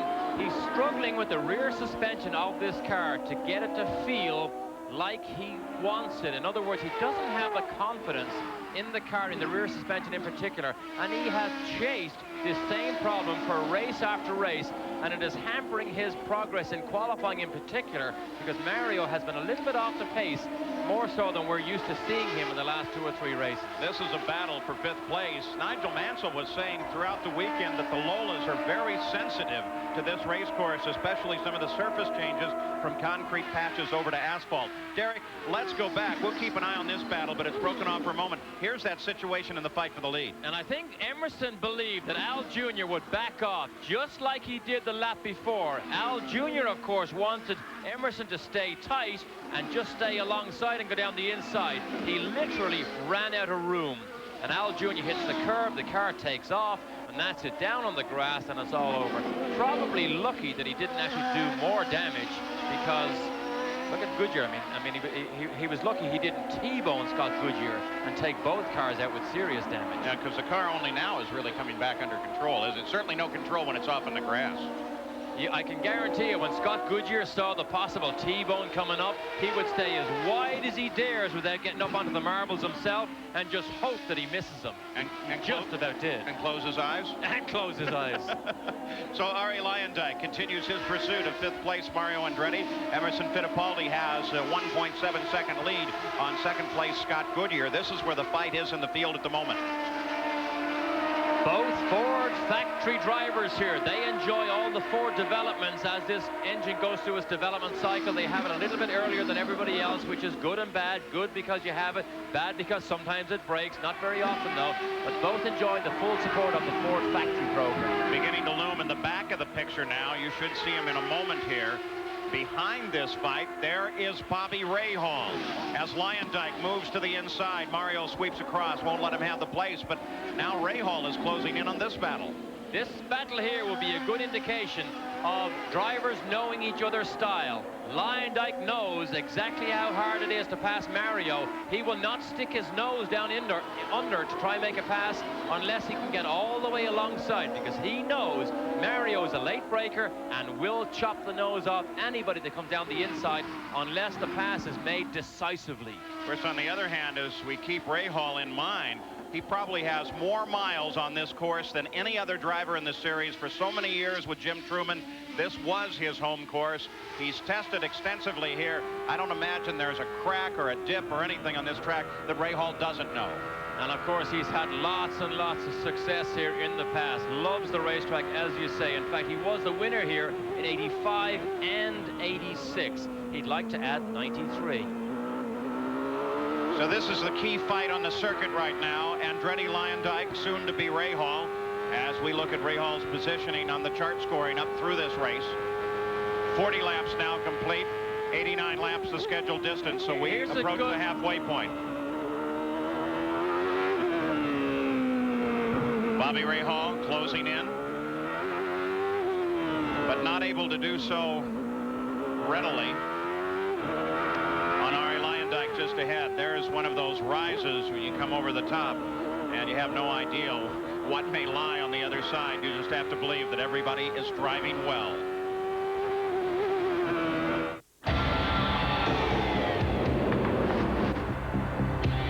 Where you see a close encounter, Ford sees a way to make braking safer for you. Where you see a crowded corner, Ford sees ways to make cornering more secure. It's why we race. Every time you see Ford take home another trophy, Ford has seen ways to win something far more important: every driver's confidence. Have you driven a Ford lately? Flight 735. Open your code, please. Take that thing out. Slow.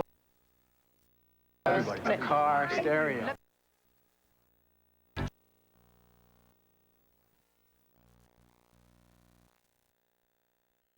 You see, it's a detachable space for the car stereo. What's the matter with these people?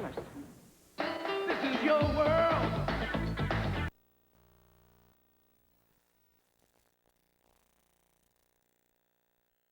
Security. You see, it's a detachable space for the car stereo. What's the matter with these people? This is your world. Genuine and true. Working together in all that you do. And you're giving it your best. Proud to be a bud. Budweiser.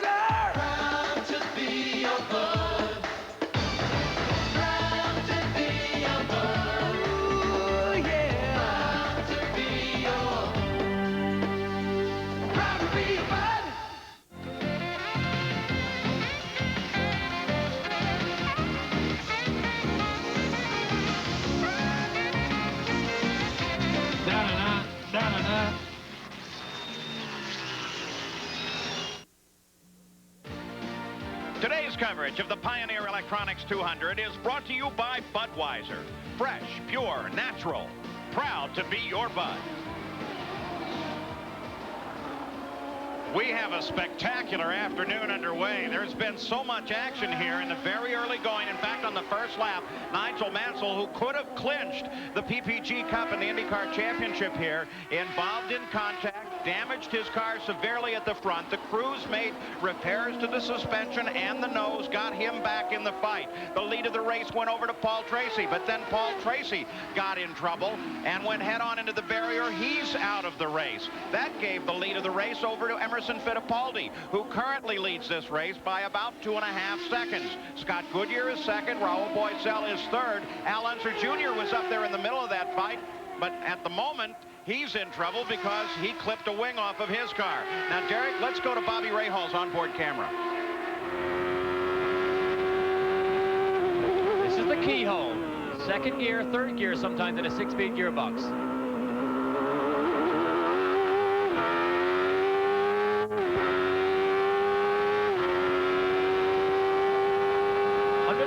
Miles an hour down here. Heavy braking.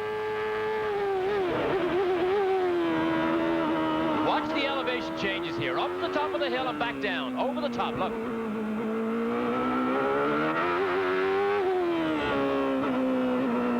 Now over the top of the hill again. Oh, and you hear the wheel spin? Car got light. Another hill.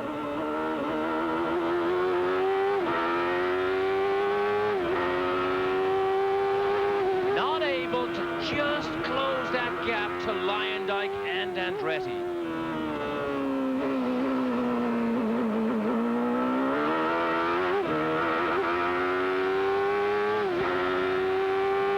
Turn 1 is 5th gear. You're playing with the throttle. And pick 6th. Back to the keyhole.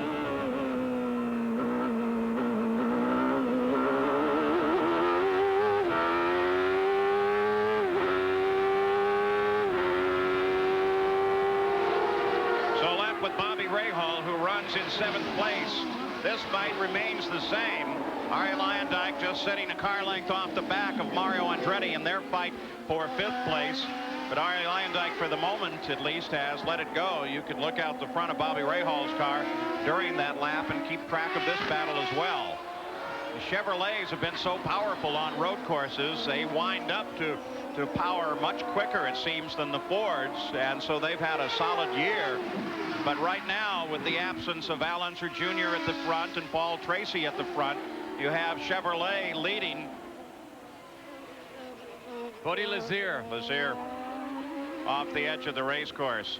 So you have the Chevrolet of Fittipaldi at the front, but then 2nd, 3rd, 4th, 5th, and 6th, all Ford power engines. There's Fittipaldi at the front of the field. If you want to go racing in Ohio, your Ford just may not do. Get your pit crew to build you a Chevy. The Penske seem to settle down into this nice, easy routine. Interesting battle well back in the field. It's a fight for 15. This is Marco Greco and Scott Pruitt. Now that 45 car originally this weekend was assigned to John Paul Jr. It's a 91 car. He showed up and he took a few laps in the car, and then he made what had to be the toughest decision ever for an IndyCar driver, and I think a class decision, and said, I'm physically too large to do this car justice. And so they went looking for Scott Pruitt. They put him in the car. Now he battles with Marco Greco, who's giving that 30 car a good run. Obviously missed a full session while John Paul had that car, but still managed to qualify 20th. And remember, this is a 91 car, a little bit outdated to race against some of the machinery at the front of the field. But Scott Pruitt enjoying himself, but he would rather be up the front. Al Unser Jr. is only about 12 seconds from the danger of going a lap down. You got a glimpse of him there. We continue to watch this revolving battle for 15. Though for the moment, Scott Pruitt does not seem to be able to get up and challenge Marco Greco, who's holding him off. Well, just the opposite of that, really. There you go. Here comes now Luyendyk moving on Andretti. Tries it again, locks the brakes heavily, and can't get past. Brakes locked at the rear? No, it was front brakes, but that's what we said earlier. If you don't get alongside Mario, he will chop down. That is his normal style. Lyondike knows that. He tried to poke down the inside, but realized he couldn't get it done. Locked up those fronts and actually lost about 2 or 3 car lengths. He probably is a little bit faster, but catching is one thing. Actually getting by is always something different. Ray Hall continues in pursuit. Also, Brian Till giving that 99 car a good run after his early problems. He is sitting back behind Ray Hall and continuing to pace with Ray Hall, Lyondike, and Mario Andretti, though he is 6 laps behind and running in 20th. Jan Bikas, Ari Lyondike, you have something? Checking in with the Chip Ganassi crew, they said the car is fine. They did not make any changes during that previous pit stop. They said we've always been faster than Mario. We've just now finally caught him. But the difficulty is most drivers feel there's only one good place to pass, and that's at the end of the straightaway. They think they have more speed, looking for Lyondike now to pull off the move. Or the last time Ari tried it there, it did not work at all. We are now 47 laps. Congrats to Tare on winning bingo. I have granted you 199.3 golden VCR miles here at the Mid-Ohio Sports Car Course. Your deck versus nature. Your deck versus Nathan. Only one stain protects against both. With Scuff Guard formula. For all kinds of nature and all kinds of Nathans. No house stain protects and beautifies like Olympic deck stain. Olympic, the only one. It's a fancy-ass deck. Remember those old dirt tracks, AJ? The dirt would just eat up the engines. 2 champions sharing a winning formula. Haviland Formula 3. My favorite win was going to be in '69. I had to give it to you. You shouldn't have even made a half a lap. Complete professionals who rely on the same complete protection you can buy right off the shelf. Haviland Formula 3 motor oil from Texaco. Heck, I still feel if I can't win, I don't want nobody to win. I'll try to remember that, AJ. Do that. If it were just to win more trophies, we wouldn't be here. But there's a side to Ford racing you won't find in the sports page. It's learning how to make your car safer by racing 200 miles an hour in heavy traffic. And learning how a granite roller coaster can make your truck even tougher. Because when it comes to developing technology for your Ford, there shouldn't be any limits. That's why we race. Of course, we're not about to give back all our trophies. Have you driven a Ford lately? The final round of the Canadian Open today at 4 p.m. Eastern Time from Glen Abbey Golf Club in Ontario, Canada. That's live at 4 p.m. Eastern here on ESPN. Raul Boisel, he runs 3rd place, out of contact with the battle at the front of the field. Well, there is no battle in truth. Scott Goodyear is 2nd, Emerson Fittipaldi is 1st. But the key here is the fact that just behind Boisel is Nigel Mansell. Now, Mansell's still 2 laps behind. There he is, but he is carving his way up through the field, trying to get ahead of the leader. If he can do so, then he at least makes up one of those laps. He still runs, though, out of the points fight and continues in 18. I mean, for Mansell to chase down Boisel can only be a demonstration of how fast he can go even under these conditions, because there's so little to fight for at the moment trying to get past Boisel. I mean, he needs a lot of help from yellow flag situation. The telemetry was coming out of Boisel's car. Of course, both Ford-powered machines here. Down the pit straight into that very fast first turn. Took a long, long time to get by Robbie Gordon, and Boisel will not make it any easier at all.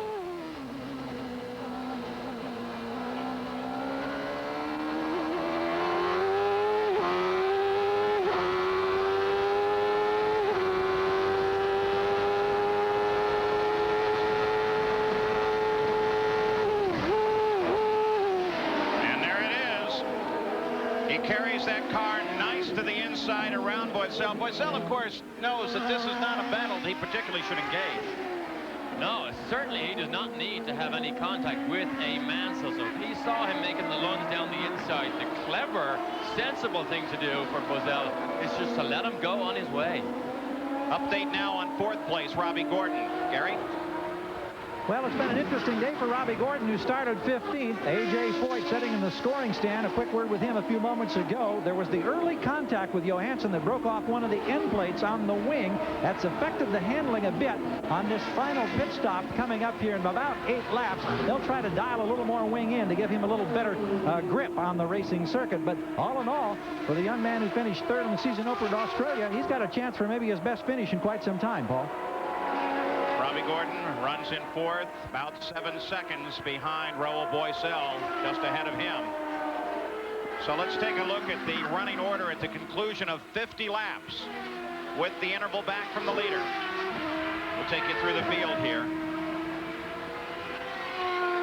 The real key, of course, is we watch for 18th spot, currently occupied by Nigel Mansell, as he's trying to carve one of those laps of the 2 off. And then he has a whole lap to make up, but of course part of what he would like to see is another full course yellow after he gets in front of Fittipaldi. Difficult to see on this car. Look at Gordon kicks the dirt up, but this car this weekend has the little winglets, which was the development that Dick Simon came up with. Now all the Lola runners have it. Little winglets on the front of the side pod, which actually allows the airflow to be different under the car, creates more downforce, and Gordon used this to help him get rid of some of his understeer this weekend. Well, we now have 52 laps complete. Let's go up to Bobby Rahal again. Rahal runs in 7th place. Right now we're looking at a car propelled by a Chevrolet engine, but the announcement this weekend is definite that all of that will change. We're talking Honda power in this car for next year. Great to see another manufacturer take their product onto the racetrack and do battle with the Chevrolets and the Fords. Lots of speculation as to whether this would go ahead or not. There was some argument about the rules. However, Honda said yes, it will pitch its hat into the ring, and we all eagerly await the anticipated first runs next year in next year's cars. Of course, they've tested that engine extensively in a car this year. Mike Groff driving much of the testing, including at the Indianapolis Motor Speedway. And the spies that sneak out to those tests say that the engine sounds drastically different. I asked Honda, well, why does it? Not a chance of them telling us. It's just a 161 cubic inch turbocharged engine, and that's it. So now Fittipaldi begins to encounter some traffic with pit stop flying ahead. Jan Bikas, how soon? That's right, Paul. 5 or 6 laps from now, we'll see cars on lap 58 or lap 59. That first full course caution that we had made teams pit 2 or 3 laps earlier than they hoped. You know you can only go 30 laps at the absolute maximum. That means if they stop at 59, they have to get all that fuel economy. As they closed up on Mark Smith, you saw that Scott Goodyear really picked up a tremendous advantage, closed right down to the rear wing of Emerson Fittipaldi. And now Scott Goodyear tries to work that traffic to his advantage. And Goodyear has nothing to lose. He's not in this championship fight. Emerson has to be a little bit cautious, because remember, this is falling his way at the moment with Mansell being out of the championship fight. But he's got to be careful. It's actually allowing Goodyear to close up here. Scott Goodyear, of course, one of those that you saw at the beginning of the coverage. Look at this. Boy, look at the situation here with Goodyear substantially faster on the last lap. Might be a little misleading considering the fact that they were running in traffic, but Goodyear very definitely putting on a charge, and he's a fellow that wants to try and show off here in the last couple of races, because that McKenzie sponsorship goes away at the end of the season. And that was a very close call with Machusta, because I'm not sure he saw Emerson go down the inside. We saw Machusta turn down. He realized Emerson was there, and then he altered his line and came back up again. That could be a hard stopper for the Penske driver. So the fight here has come back to the front of the field with Scott Goodyear in a very solid pursuit of the defending champion here at Mid-Ohio, Brazil's Emerson Fittipaldi, who for the moment has picked up not only the lead of the race, but an advantage in the championship fight. Why use Valvoline motor oil? It's the #1 choice of Indy 500 chief mechanics, Daytona 500 chief mechanics, NHRA mechanics, and Baja 1000 mechanics, for use in their race cars and in their own cars. Any more questions? People who know use Valvoline.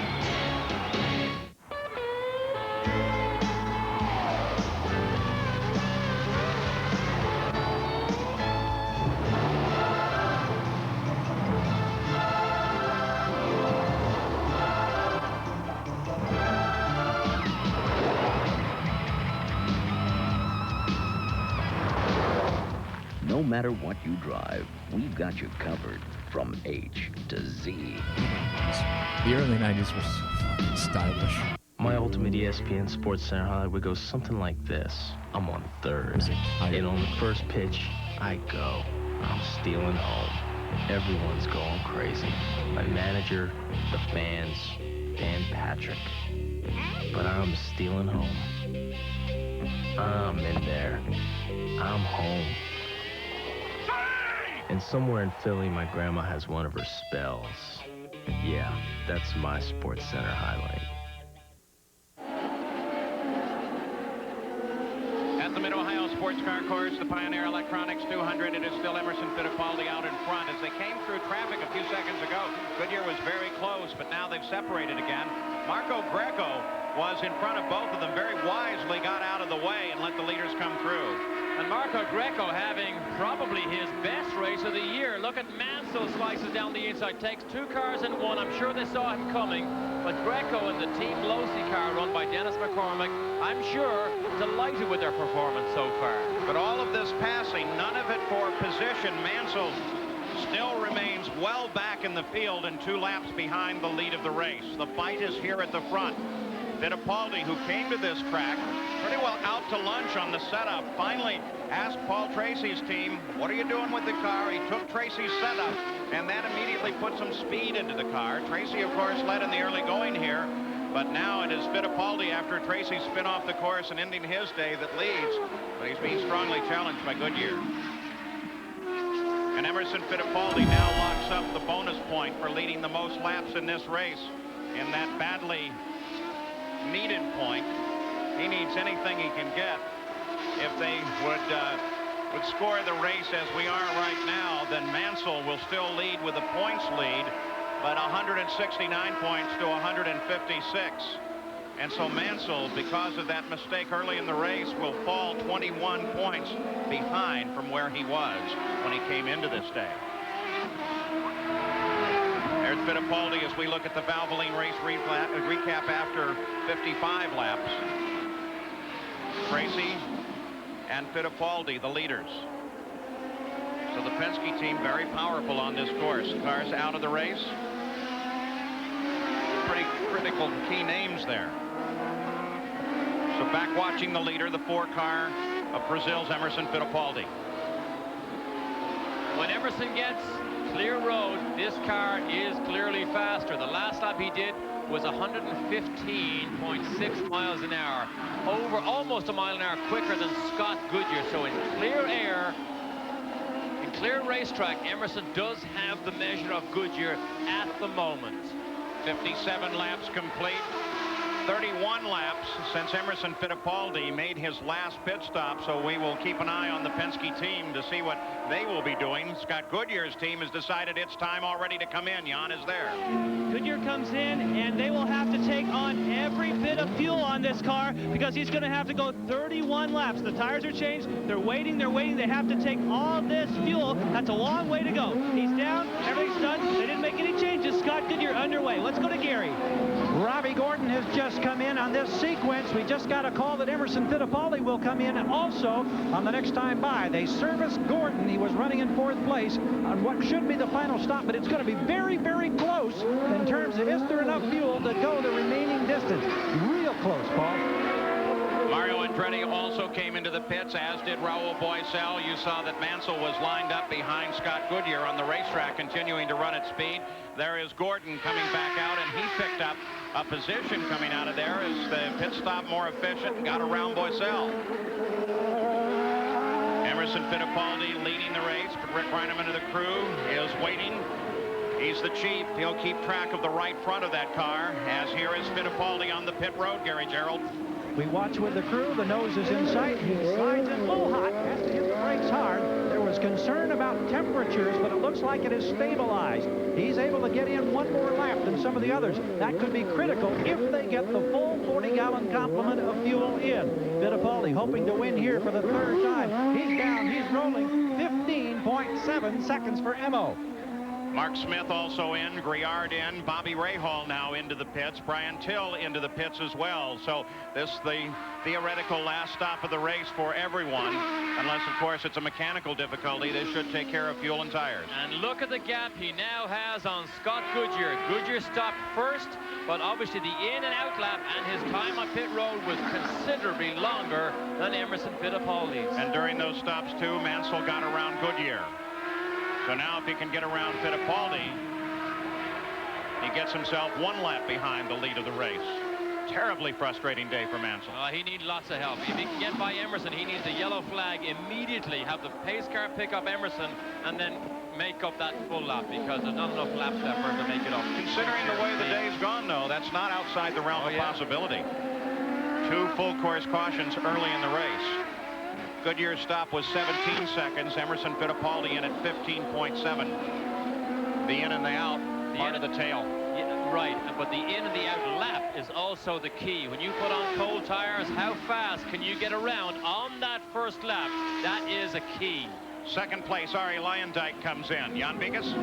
Leyendijk comes in, but he has an advantage because he's in a lap later. He won't have to take on all the fuel. They're going to time the fuel so they don't have to take every last drop. They're going to wait till they get just enough, and he'll be underway. All the tires are on. They're waiting for that call from Chip Ganassi, the team owner. Ari is looking up at him saying, okay, I'm out of here. So Ari Leyendijk back into the fight, relinquishing, of course, the lead. And, of course, what we need to see is where is Mario. He couldn't make the pass on the racetrack. Perhaps stopping 1 lap later will allow him to make the pass in the pit lane. I believe it will. Like I said, the lead relinquishing second place in doing so. Fittipaldi continues to lead this race. He is full on fuel now. The methanol fuel has fresh tires and will continue on. But you see the sun comes out over the Mid-Ohio Sports Car course. So now the Indy cars have yet another factor to contend with. Why use Valvoline motor oil? It's the #1 choice of Indy 500 chief mechanics. Daytona 500 chief mechanics. Yeah, okay, thank you. People who know use Valvoline. Love them. The word is out. Nobody beats classic Mazda. Only exciting new Mazda 626 for only $199 a month. The Mazda 929 is just $399 a month. Nobody beats classic. Nobody. With rebates up to $2,500 and our $500 guarantee of the best price. Every new classic Mazda is covered by our exclusive customer Bill of Rights. When you think Mazda, just remember. Nobody beats classic. Nobody. Classic Mazda in the Classic Mile, Chapel Hill Boulevard, Durham. You can do it. Your home needs it. Your deck needs it. And True Value hardware stores have it. It's protection. And it comes in every can of True Test Weatherall house paint and True Test Woodsman stain. So get protection from moisture, mildew, and nature's worst weather. Get quality True Test Weatherall and Woodsman at these True Value hardware stores and home centers. Come to Timberline True Value Hardware for the entire line of quality True Test paints.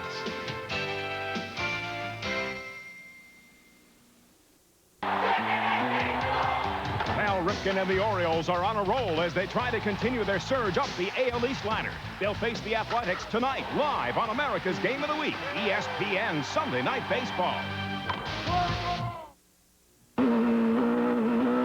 Brazilian Emerson Fittipaldi continues his lead in the Pioneer Electronics 200. Scott Goodyear from Canada runs in second place, and then Robbie Gordon in third, Raul Boisel in fourth, and Ari Leyendijk now in fifth place, just ahead of Bobby Rahal.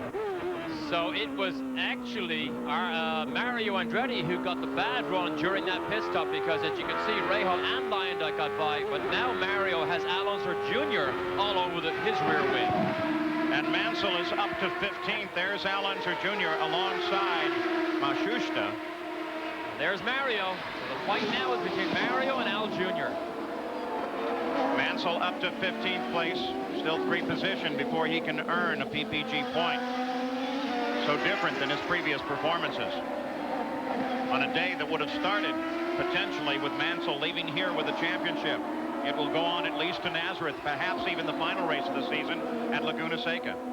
Al Jr.'s car, you can clearly see it under braking and turn-in, seems to enter and get to the apex faster than some of the other Lolas. That was one of the items that Alan Mertens addressed when he changed the rear geometry on this car to try and keep a better balance all through the apex. It's obviously been successful because since they put this new suspension on the car, Al Jr. has been much happier and much faster. The battle for 7th between Al Unser Jr. and Mario Andretti. Derek, Jan mentioned it early in the going that many of the cars, they've unhooked some of the anti-roll bars. I call them sway bars. Why do they do that here? Well, here this track doesn't have a lot of mechanical grip. That's what you're after when you make the car very soft. Mechanical grip. As Al Jr. slices down the inside of Al. Little Al moves to the inside of Mario. Mario on a nice sweeping approach to the outside, but not fast enough as he breaks down off of that long straight off of the keyhole into the S's, and Al Unser Jr. picks up 7th place. And now seems to have a bit of advantage, a bit of power to pull away. So Al Unser Jr. will set sights on Bobby Rahal, and Rahal isn't that far ahead. He isn't that far ahead, and Al Jr. under these conditions is very good, not prone to making mistakes at all. So the grip that this car seems to enjoy down through the apex of these corners as he peels off into the pit lane. So Al Unser Jr. heads pit side. He's out of the pit sequence. Jan Beekes is there waiting for him. Jan? Paul, he just got that advantage, but he's going to have to relinquish it now that he's in the pits. This shouldn't take too long because being out of that pit sequence, he can take on less fuel than the other runners. They've got the 4 tires on. They're waiting for the time stop on fuel very quick. They're just waiting for the go-ahead from Rick Gauss. He's in there now resetting his computer. He's underway. So Al Unser Jr. back into the fight in 15.4 seconds. In the meantime, on the circuit, Raul Boisel and Robbie Gordon battle for 3rd place. When Jan mentions resetting the computer, every time you take on a new load of fuel, you press a button and zero everything, so the fuel countdown starts from 0 again. That's just the information that the driver needs to know how far he will carry and what his fuel consumption is in the race, but you have to have the baseline first. Let's go to Gary Gerald. Paul, remember, Robbie Gordon was among those who elected to come in the earliest on that second and what they hoped would be final pit stop. Lap 58, meaning he had to go 31 laps. Most everybody figures 30 is about the maximum at this place.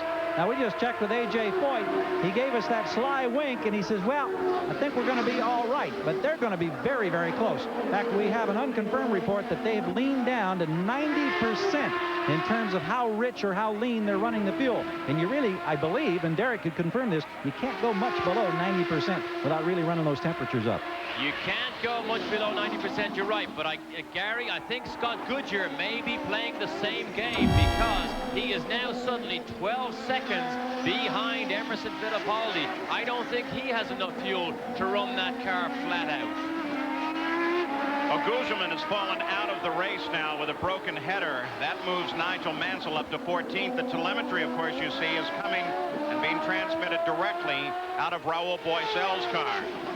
The other car is Robbie Gordon, and on a couple of these corners, it's very wide indeed. That's a pretty fine line between blocking and just driving an unusual line. Well, we did get a good example there of Gordon taking the middle line, which makes it difficult for the man trying to make the pass, and suddenly he ducks back. It was on the borderline of blocking, but remember, if you aggressively move left and right to try and deliberately stop somebody passing, Wally Dallenbach will black flag you and bring you in for a short interview. Wally tends to say that it's not so much the first move that you take. The race course does, after all, belong to the car in front. It's when you make that second move that they're going to take the hard look at you. So Fittipaldi is still our leader by 13 seconds over second place, Scott Goodyear. The point standings at this moment, if Fittipaldi continues with his win, it doesn't look like that will change much. And the battle in the championship will go on for another race. The new Toyo 800 Plus all-season touring radial is Toyo's finest tire, designed for superior driving comfort, a very quiet ride, and long tread life. The Toyo 800 Plus comes with an 80,000-mile warranty. Now, we've got to admit, Michelin offers a similar warranty, and so does Bridgestone. 3 superb tires. So, what's the difference? See your nearby Toyo dealer, and he'll explain gladly. Toyo tires, driven to perform. This is a line. To some, it is seen as a barrier. Oh, what's up? It's, To others, it's a point where traditions of the past are abandoned in favor of visions of the future. Introducing the revolutionary new Toyota Supra. It's taken everything sports cars were before and crossed the line. Why use Valvoline motor oil? For their race cars and their own cars, Valvoline is the #1 choice of race mechanics, from Indy 500 to Daytona 500 to NHRA to Baja to SCCA. You can see all the NFL action every Sunday. Sit back. Let us do the work. NFL Prime Time. Tonight at 7 Eastern, only on ESPN.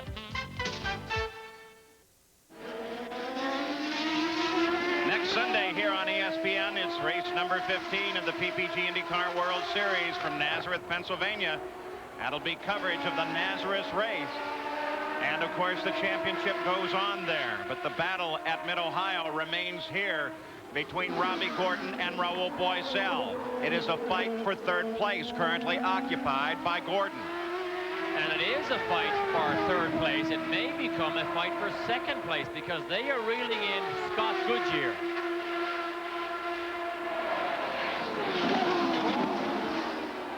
Fight continues, revolving around third place. Fittipaldi still the leader, followed by Goodyear.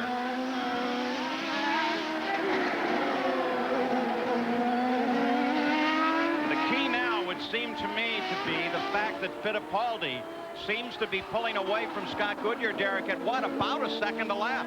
He has control of the race now. We're only speculating that Goodyear, having had to run 31 laps on that last tank of fuel, may have to short shift. But look at Mansell. He may be about to get back one of his laps. Look at this here, over the curve. Why would he try something like that? Mansell, as he closed on Fittipaldi, jumped the curve. That's Olivier Briard just behind him, not in contention in this fight. It's not truly a fight in any way for position here. It is simply Mansell trying to unlap himself from Emerson Fittipaldi.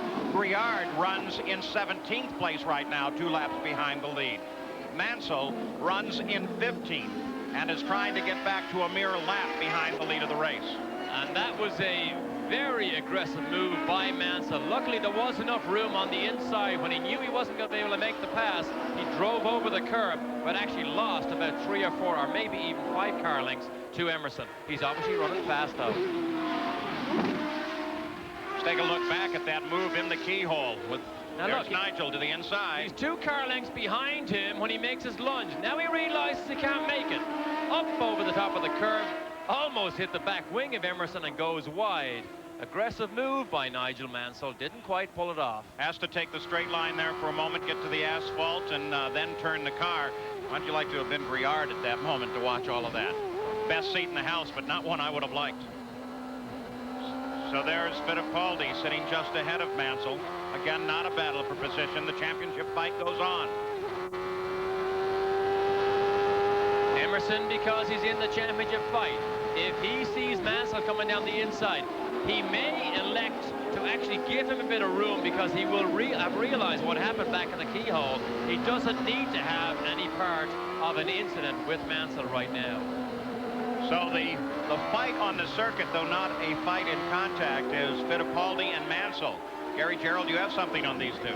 Paul, I think Derek hit it right on the nose. We understand here in the Penske camp that they've told Emerson, Mansell gets up there, just let him go on by. They don't want any part of any kind of a duel between the former world champions from F1. So look for that as they continue to work their way around this circuit. I wonder why you'd even have to begin to tell Fittipaldi something like that. Just a reminder, eh? Just a friendly reminder. I mean, Mansell is a little bit far behind now. He closes up through this corner here. And this is where he made the lunge. Is he close enough this time? No, he's not. While we watch these 2 world champions, the reigning world champion and a 2-time world champion, Emerson Fittipaldi, both the Andretti family and the Fittipaldis had some pretty good results in F1 today. They did. There you go. Here you go. Watch what happens here. Side by side, Emerson doesn't need to contest it. Move to the left. Let him go. It's not a race. Remember, you're racing for the championship, Emerson. That's him going. You're absolutely right. Michael Andretti, we watched him earlier this morning, had a tremendous 3rd place finish. Up on the podium, for the very first time at Monza. And Fittipaldi, ninth. Is that the order? Yes, but we had a scary moment at the end of that race with Fittipaldi's teammate when he flew off the road. Buddy Lazier back on his grass-cutting expeditions as he keeps the engine going, getting it around as that battle between Bosell and Gordon comes past. Now you look back from Mansell and see the leader of the race, Emerson Fittipaldi, but Bosell is managing to continue his fight with Robbie Gordon while Scott Goodyear sits alone in second.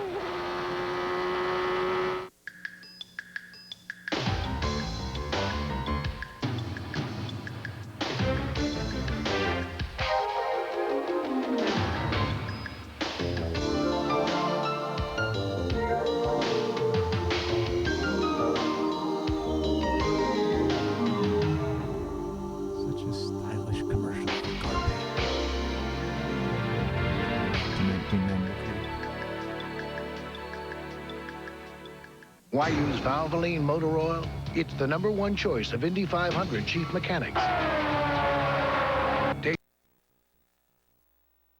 Use Valvoline.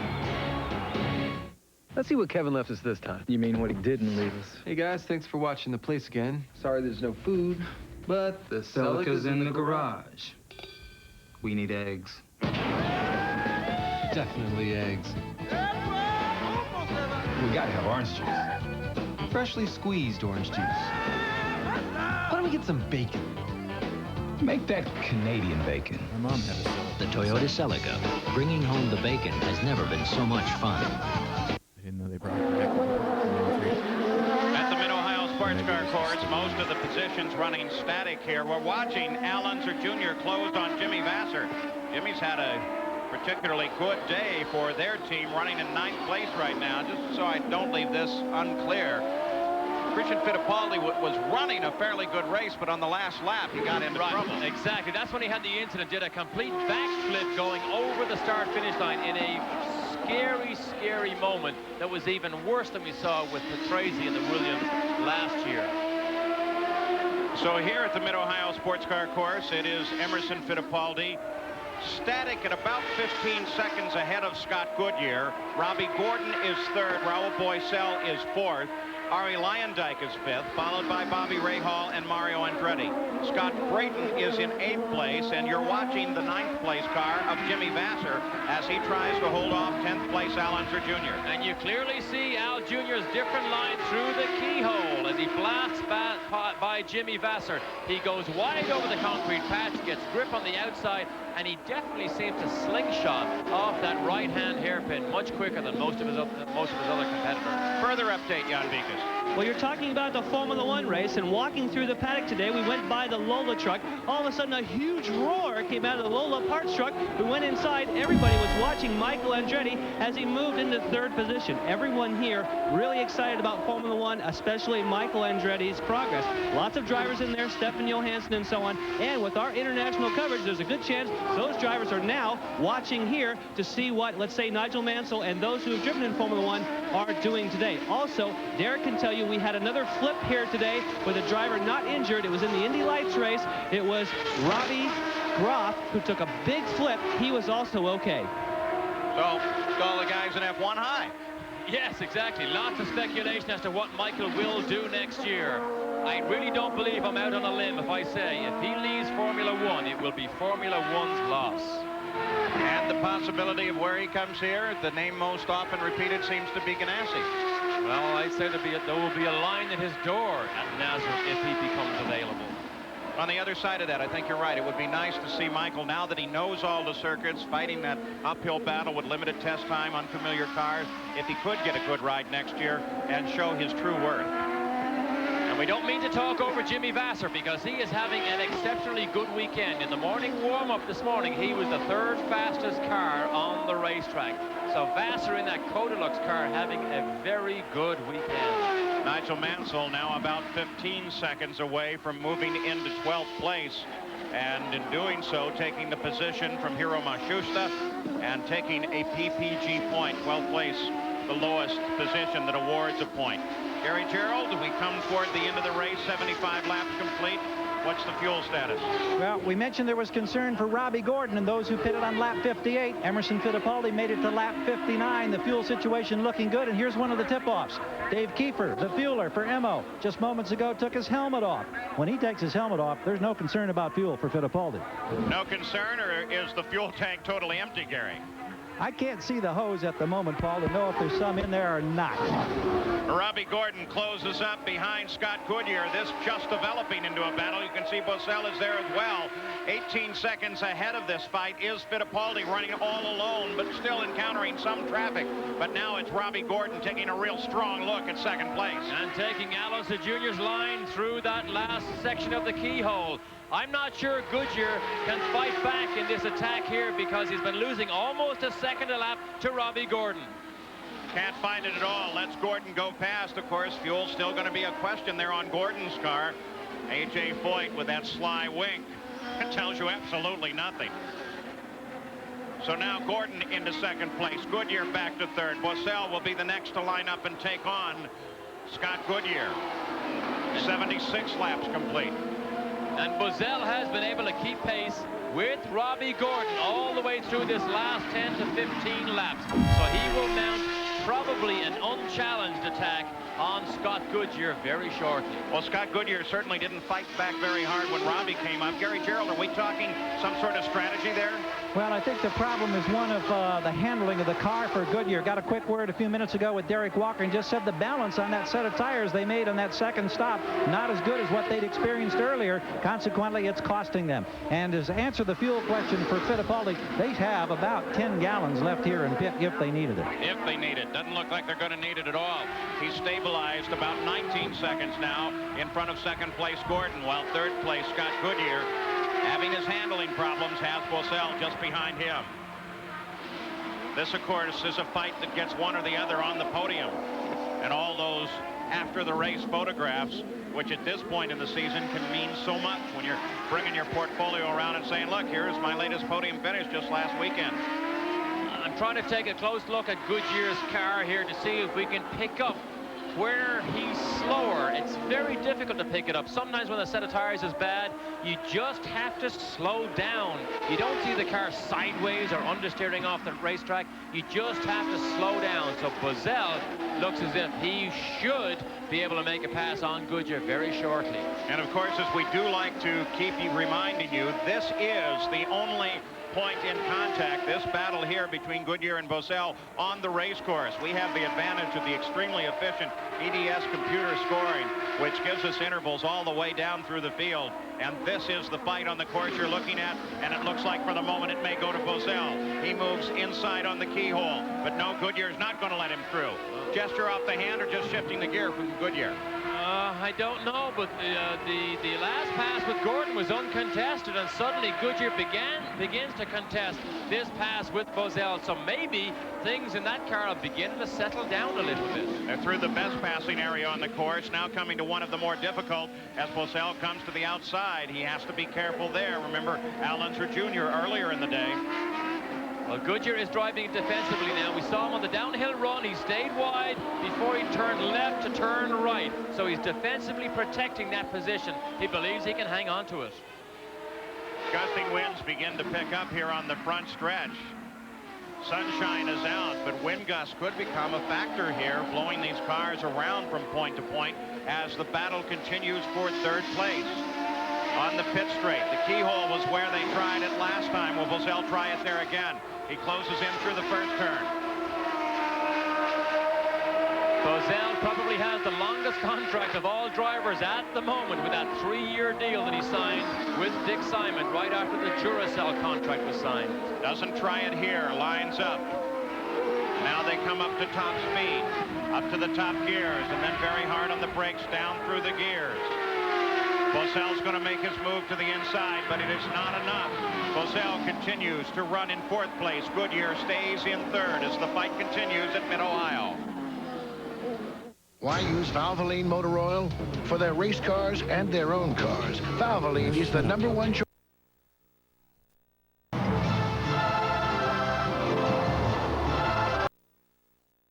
I think we're almost done from H to Z. And then we'll much of a cubby in this game. We're gonna have to bail. What about the Bud Light? No time. There's only one left. You take it. I'll never forget you. If you want great taste that won't fill you up and never let you down, make it a Bud Light. It's all mine. Why use Valvoline motor oil? For their race cars and their own. Third place in a position on the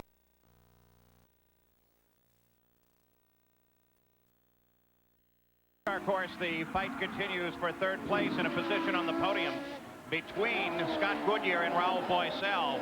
Just a moment ago, Nigel Mansell was able to drive easily around Hiro Matsushita and pick up 12th place and the single point that it offers up in the championship fight. A point that may seem insignificant, but as tight as this battle has become, could make all the difference in the world. You think these tires are still a problem? Fuel, I'm not so sure. Maybe he backed off long enough to save enough fuel, and now he's actually able to put the hammer down again and stave off Raul Boisel. Matter of fact, this battle is coming just a little bit forward toward Robbie Gordon, who is 17 seconds behind Fittipaldi. Fittipaldi has been kind of just waiting station there out in front and taking it very careful. The meantime, in second place is Robbie Gordon. In his pit with A.J. Foyt is Jan Bikas. He's been speaking with Robbie on the radio. Have you been speaking with him about fuel or about driving? Well, mainly been talking to him about driving. Just trying to stay out of trouble because we had first lap, we had a little wing damage, and we adjusted the wings, and just told him to use his head because Fittipaldi's got us covered pretty good, so we just try to bring her home second. Now, we've had reports that you've weaned down the engine. Have you had to do that to make it to the end? No. We haven't had to do nothing to the fuel at all. Great. Thank you, A.J. Okay, judge for yourself. Well, whatever it is a battle that Robbie Gordon is by himself at the moment trying to catch Emerson, but he's in control. But this is where the action is right here. Look at Boisel. He comes to the inside, darts the outside. Goodyear locks the brakes. They have slower traffic, and Lazier ahead of him. Lazier clears the course. Boisel comes out a little bit short on the exchange. But now, again, they run down to the key passing area at Mid-Ohio. There is nothing wrong with Scott Goodyear here. This is just a straight fight, a straight battle for this fourth place, this third place. 82 laps complete by the leader, Fittipaldi. Robbie Gordon chews 1 second off the lap lead of Fittipaldi at the moment. Now 16 seconds ahead of Gordon. This is the fight for third. No one else in contact. Believe it or not, Brian Till is flying. He's that car right behind them. He has actually reeled these boys in. And he's stayed up there all day. I mean, he's been running with these leaders the entire time. Wonderful run for Till. Look at him close in here. He is faster than these two boys ahead of him, but it's not a battle for position. What a shame it's not, because Brian Till has been extremely fast here all weekend in Norm Turney's operation that really is on a bit of a wing and a prayer every weekend as to whether it even gets to the races. Till had his problem early on, fell 6 laps behind the race, now runs in 18th place, but he continues to match the pace of the leaders.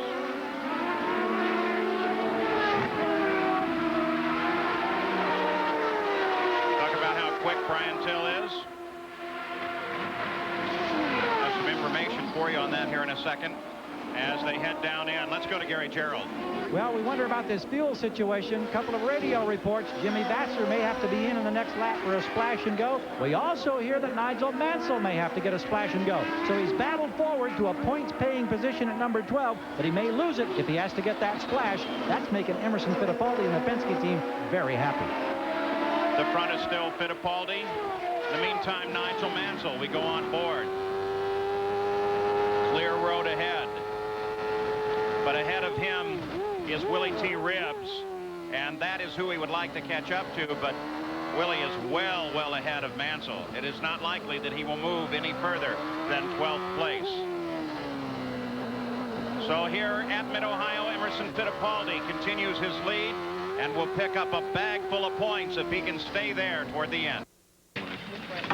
All right, people, the voters are screaming about violent crime. What are we going to tell them? How about the truth? We're not keeping violent criminals in prison. Sir, 35 states are under court order to release criminals. The average criminal set free will commit 187 more crimes a year. We're out of prison space. We gotta make more. Good people are getting hurt bad. With the likelihood of arrest and conviction, a murderer will spend 1.8 years in prison. Yeah, and a rapist a couple of months. I'm not in the prison building business. We're in the re-election business. Thank you. Listen, just a handful of repeat offenders commit most violent crimes. We could just stop letting them go. Well, stop giving me the facts and start giving me headlines. How about another gun control law? Yeah, we've already got 20,000 of them. It just don't work. So my gun control plan to restrict firearms sales to citizens will break the back of violent crime and rid our streets of violent criminals. Do we have any questions? Don't let politicians get away with murder. Join the NRA. Football, I'll tell you with no time to waste, NFL Prime Monday is the place. No matter who you are, no matter what you know, NFL Prime Monday. That's your show. NFL Prime Monday, tomorrow, only on ESPN. In the closing laps now at Mid-Ohio with 4 laps to go for the leader, Emerson Fittipaldi. Nigel Mansell, who could have clinched a championship here, is caught in the middle of a battle between Scott Brayton and Al Unser Jr. It is a battle for 8th place, currently occupied by Brayton. But Al Unser Jr. was closed up right behind Nigel Mansell just a few moments ago. Watch as this fight closes in, because Brayton and Unser Jr. don't care anything about Mansell's problem.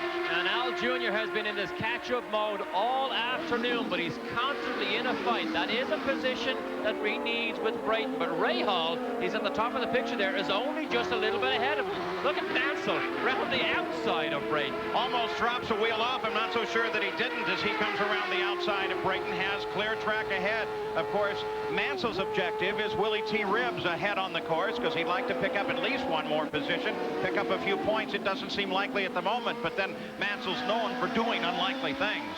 And what that does is allow Scott Brayton and Al Unser Jr. to renew their battle as Little Al closes right in on the back end of Scott Brayton. So that fight should pick up here shortly. At the same time, we'll continue to track the progress of Bosell and Scott Goodyear in their revolving battle for 3rd place. They're not head-to-head at the moment. Let's look back through the field for them. And here they come. You can see they are not fighting with one another at the moment. Perhaps they're waiting for a setup on the last lap of this run. But not too far behind these is Ari Lyondike. He has been getting closer and closer all the time, but Mansell does have to take on a splash of fuel. Remember, he's out of the sequence on the stops. Nothing strange here except that he's going to need the fuel, and he's back in. So there's any chance of moving up to 11th. Well, he has certainly driven hard all weekend here. To give you an idea how fast, 115.3 was his fastest lap. The only man faster was Emerson Fittipaldi, 115.6. And there is Fittipaldi, 17 seconds ahead of 2nd place Robbie Gordon, who's had a wonderful day in his own right, as Robbie Gordon runs in 2nd, chased by Scott Goodyear. Boiselle sits in 4th place, and Ari Lyondike sits in 5th. Piece of paper caught to the back of Fittipaldi's car. That doesn't matter. Well, it doesn't matter. Luckily, he didn't get into the front radiator and overheat that car. But Emerson, enjoying a healthy lead, said to me this morning he's had niggling problems that has kept him out of the winner's rostrum for the last 3 or 4 or 5 races. Lost critical momentum at a terrible time in the championship. Maybe that momentum is about to transfer back to Emerson Fittipaldi. 87 laps are now complete for Emerson Fittipaldi as he comes onto the pit straight unchallenged. There comes the white flag as he starts the 89th and final lap. As Teresa Fittipaldi cheers him on, he's not in contest at all, so feel a little safe in showing you that at this point. Robbie Gordon comes across the line, 17 seconds behind Fittipaldi in 2nd place on this, the final lap. Constant development on these cars. Gordon, Nigel Bennett told me they do 110 days of wind tunnel work per year with their cars. Next year's car is already being built by the boys in Poole, such as Penske's organization. So Emerson Fittipaldi works his way on the final lap. It'll be 2 years in a row for Emerson Fittipaldi, now the new master of the Mid-Ohio Sports Car Course. But perhaps even more important is he will pick up the 20 laps for the win of the race and a point for leading the most laps. And for Penske, you remember last year where his Winston Cup team won, and so did his IndyCar team with Fittipaldi here last year. Looks like another one of those weekends. Rusty Wallace won last night. Here's Fittipaldi going for his 20th career win. Fittipaldi a full 16 seconds ahead of Robbie Gordon last time across the line, and here he comes. Chevrolet, Fittipaldi, a Penske chassis, and Fittipaldi takes the win and closes in on the championship fight. The fight for the PPG Cup is not over. Robbie Gordon flashes for the line, running in second place. Here is the battle, Boissel and Goodyear, as they come to the line. And Ari Lyondike didn't have enough laps to make a challenge, but I'll tell you what, he was flying in those closing laps, much faster than Goodyear or Boissel.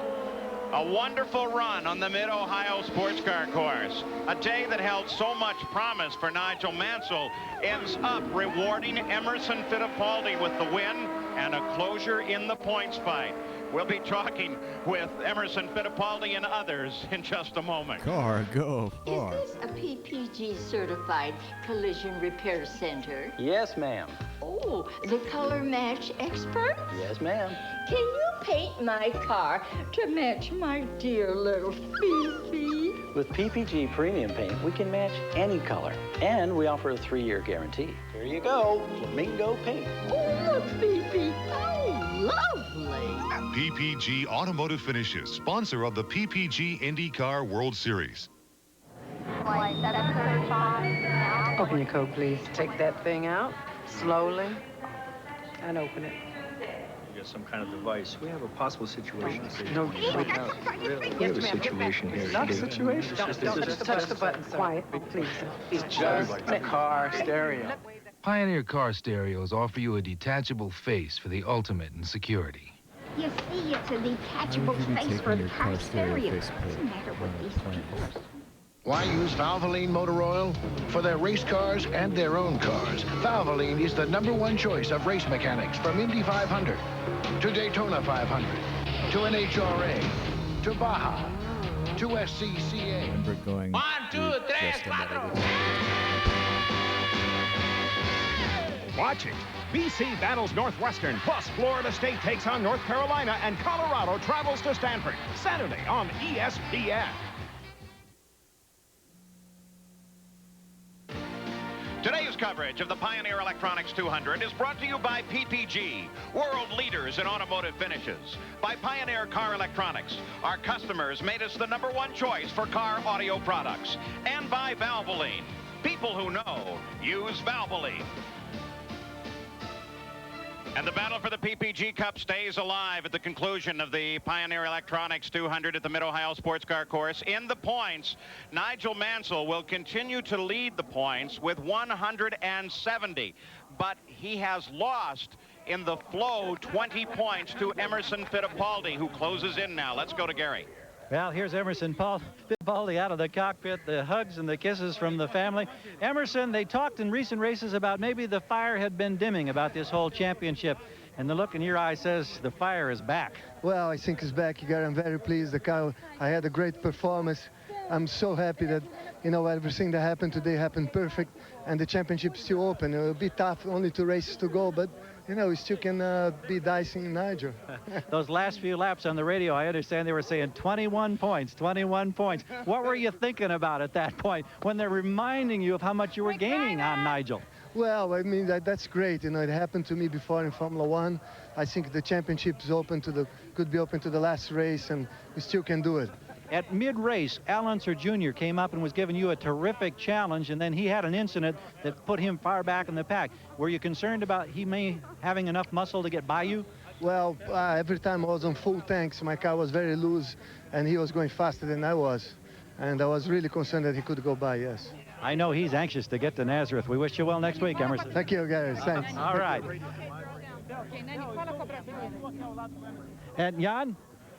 Thank you, Gary. We're standing by with Robbie Gordon, 15th to second place. What a great run. Yeah, I tell you, my guys just did a great job in the pits today. The Copenhagen car ran great. You know, we just laid around and let everything happen in front of us. We ran consistent laps. You know, in the beginning of the race, I broke the wing off in the front and had a big problem on understeering, but I just dealt with it till we came in the pits, and the guys fixed it when we were in the pits, and we had a good competitive car.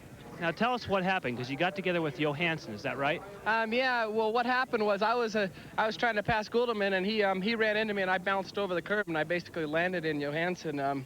You know, the 90 car, he was blocking pretty bad at the start. He was blocking Mark on the right, and then he saw me going on the left, and he moved over to block me on the left. You know, that's the way they do it in Formula One, so I guess that's the way IndyCar is going to be here pretty soon. Great day for Robbie Gordon. Gary? Well, here's Scott Goodyear, who finishes third. And is Indy and Formula One are just different? A moment ago. This is your first Formula time One's to be the on one with the this year. And is Formula One the one with the giant engine in the back, and it's a really it's long long overdue. We've been pointy so car? close so many times this year, and you know, the big old we back looked wheels. like we might have been a bit more competitive today, but just near the end there, we seemed to lose. I grip forgot on they the were separate things. Last change that we did, but we had to hang in there, and the guys did a great job in the pit stops and the Walker team, and we came third and got on the podium, so we're pretty happy. And you really had to fight for that third position because Bosell, there were a lot of guys in there knocking on the door, and I know the balance was off with that last Right. Well, it was, and I just couldn't hold Robbie off, and he came on strong, and I knew there was no way. Formula One is breaking the down the back hoity-toity European the rest one. of it was just slipping and sliding, and Raul and I had a good battle, so it was fun. Go claim that spot on the podium. Thank you. All right, Paul. A nice finish today for Scott Goodyear. Here are the points, and of course the key is that only two men now are involved in the fight for the championship, Nigel Mansell and Emerson Fittipaldi. Raul Boesel comes around Paul Tracy and moves into third place in the points. Now what he has to try and do is hold on there and perhaps even catch someone if he can, but he has no chance at the championship. Right now Jan Beekes is with Raul. Raul, a great run for you for fourth place, but earlier you were real strong and then started dropping back. Yeah, really strong at the beginning. Even have some blocks there, some try to overtake, but I guess it's part of the game. It's my car was good in full tanks, and then you know, the tires get slide after half tank, so I need to drop off a little bit. And but other than that, my Duracell Lola was perfect. We have a little problem with the fuel going in on the second stops, so we lost a little bit of ground, but other than that, was a great race for me. I was fighting all day long with somebody. So I think we did well. We make some points towards the championship. It was a good day for us. Were you close to any of that action at the start? We had contact at the start, cars weaving back and forth. Did you see what happened up there? Not really. I think it was behind me. I saw the contact with Al Jr. after the second yellow when he tried to overtake Emo and Emerson. So I think it's just a dispute. And but other than that, it was a tough race, really. Raul Boesel with the best seat in the house. Paul? Raul Boesel moves forward in the point standing, and now will be interviewed for 10 million viewers in Brazil who keep track of these IndyCar events. 100 countries worldwide. There's the order of finish.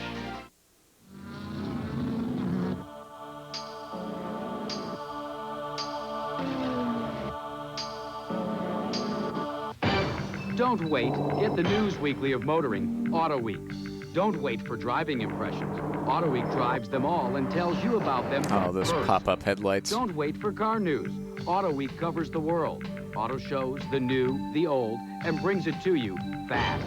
Don't wait for racing news. Get the news weekly of motoring. Auto Week brings you the winningest coverage first. Don't wait. Get Auto Week, the news weekly of motoring, now.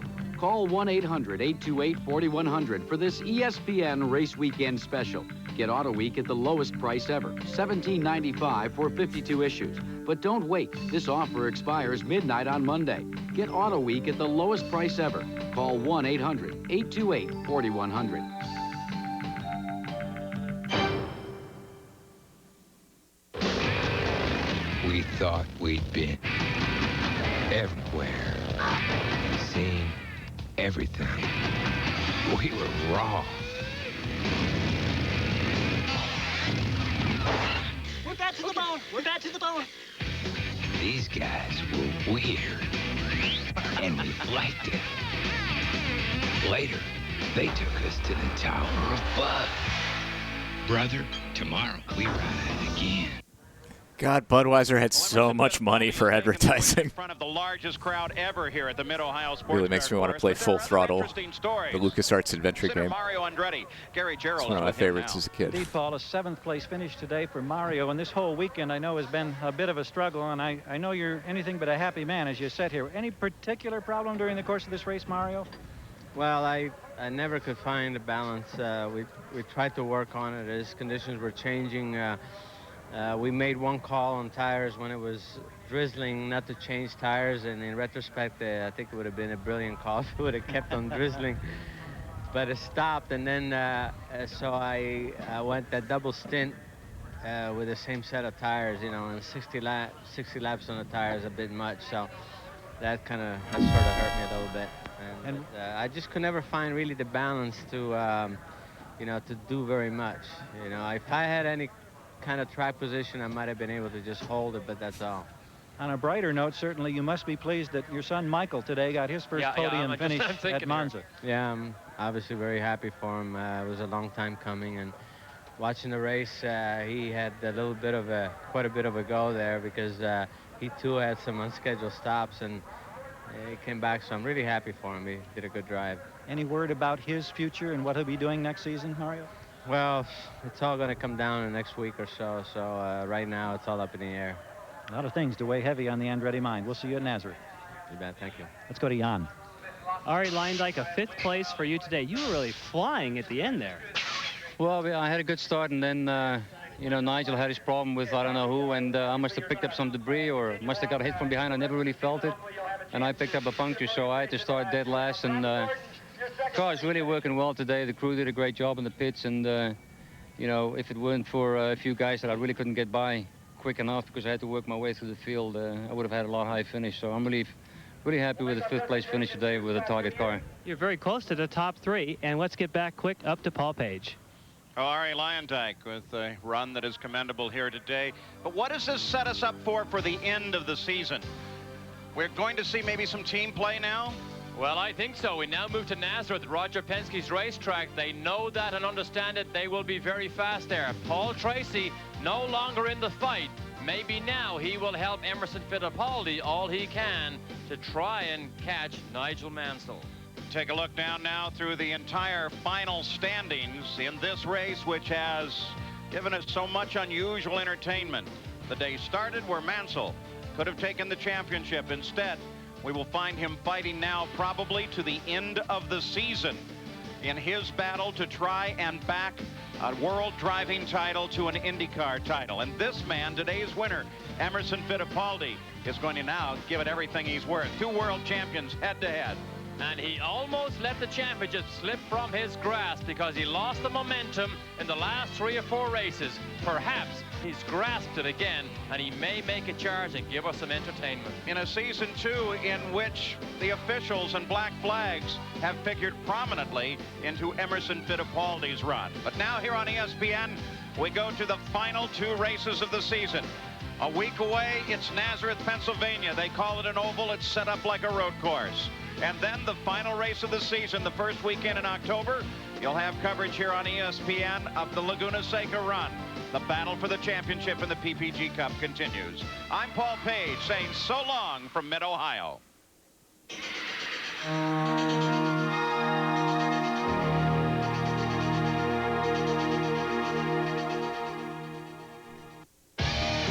Sportsman drag racing is a class war. At the pinnacle are the horsepower kings of top dragster. All right. That was a long-ass race from 1993. Hope you enjoyed. It's a cool logo. I'm not going to bother because I only do, like, production company intros on tapes. That was a television logo. Oh, what happened here? Oh, that's right. Okay. Cool.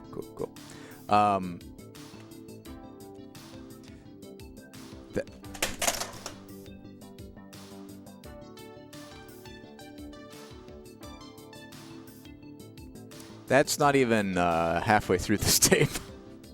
So maybe we'll check out more of it, or maybe I'll just put it in the send to Bella pile.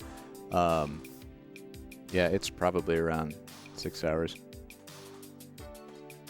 EP. What have we learned? We had IndyCar, we owned the short game, and we checked in with Jack Benny for some television classics. This was a fun stream. Good to be back. Thanks everybody for being here. I should be back on Monday. I managed to catch up on the backlog of like putting in the timestamps and typing in the descriptions for YouTube videos, VODs, so I could, and I got all those scheduled. So if you're one of the few people that maybe some people like the VODs. If there's a stream you missed or that you want to look back on, those should be coming out one a day from now through the rest of the week, and then we'll be caught up on them. And I'll see you again for another stream on Monday. We got tapes coming soon. New tapes. Good stuff. Have a good weekend, everybody. Let me make sure I'm not missing anything, because I wasn't really paying attention. Yep, we're all good. Thank you, thank you. Oh no, another one.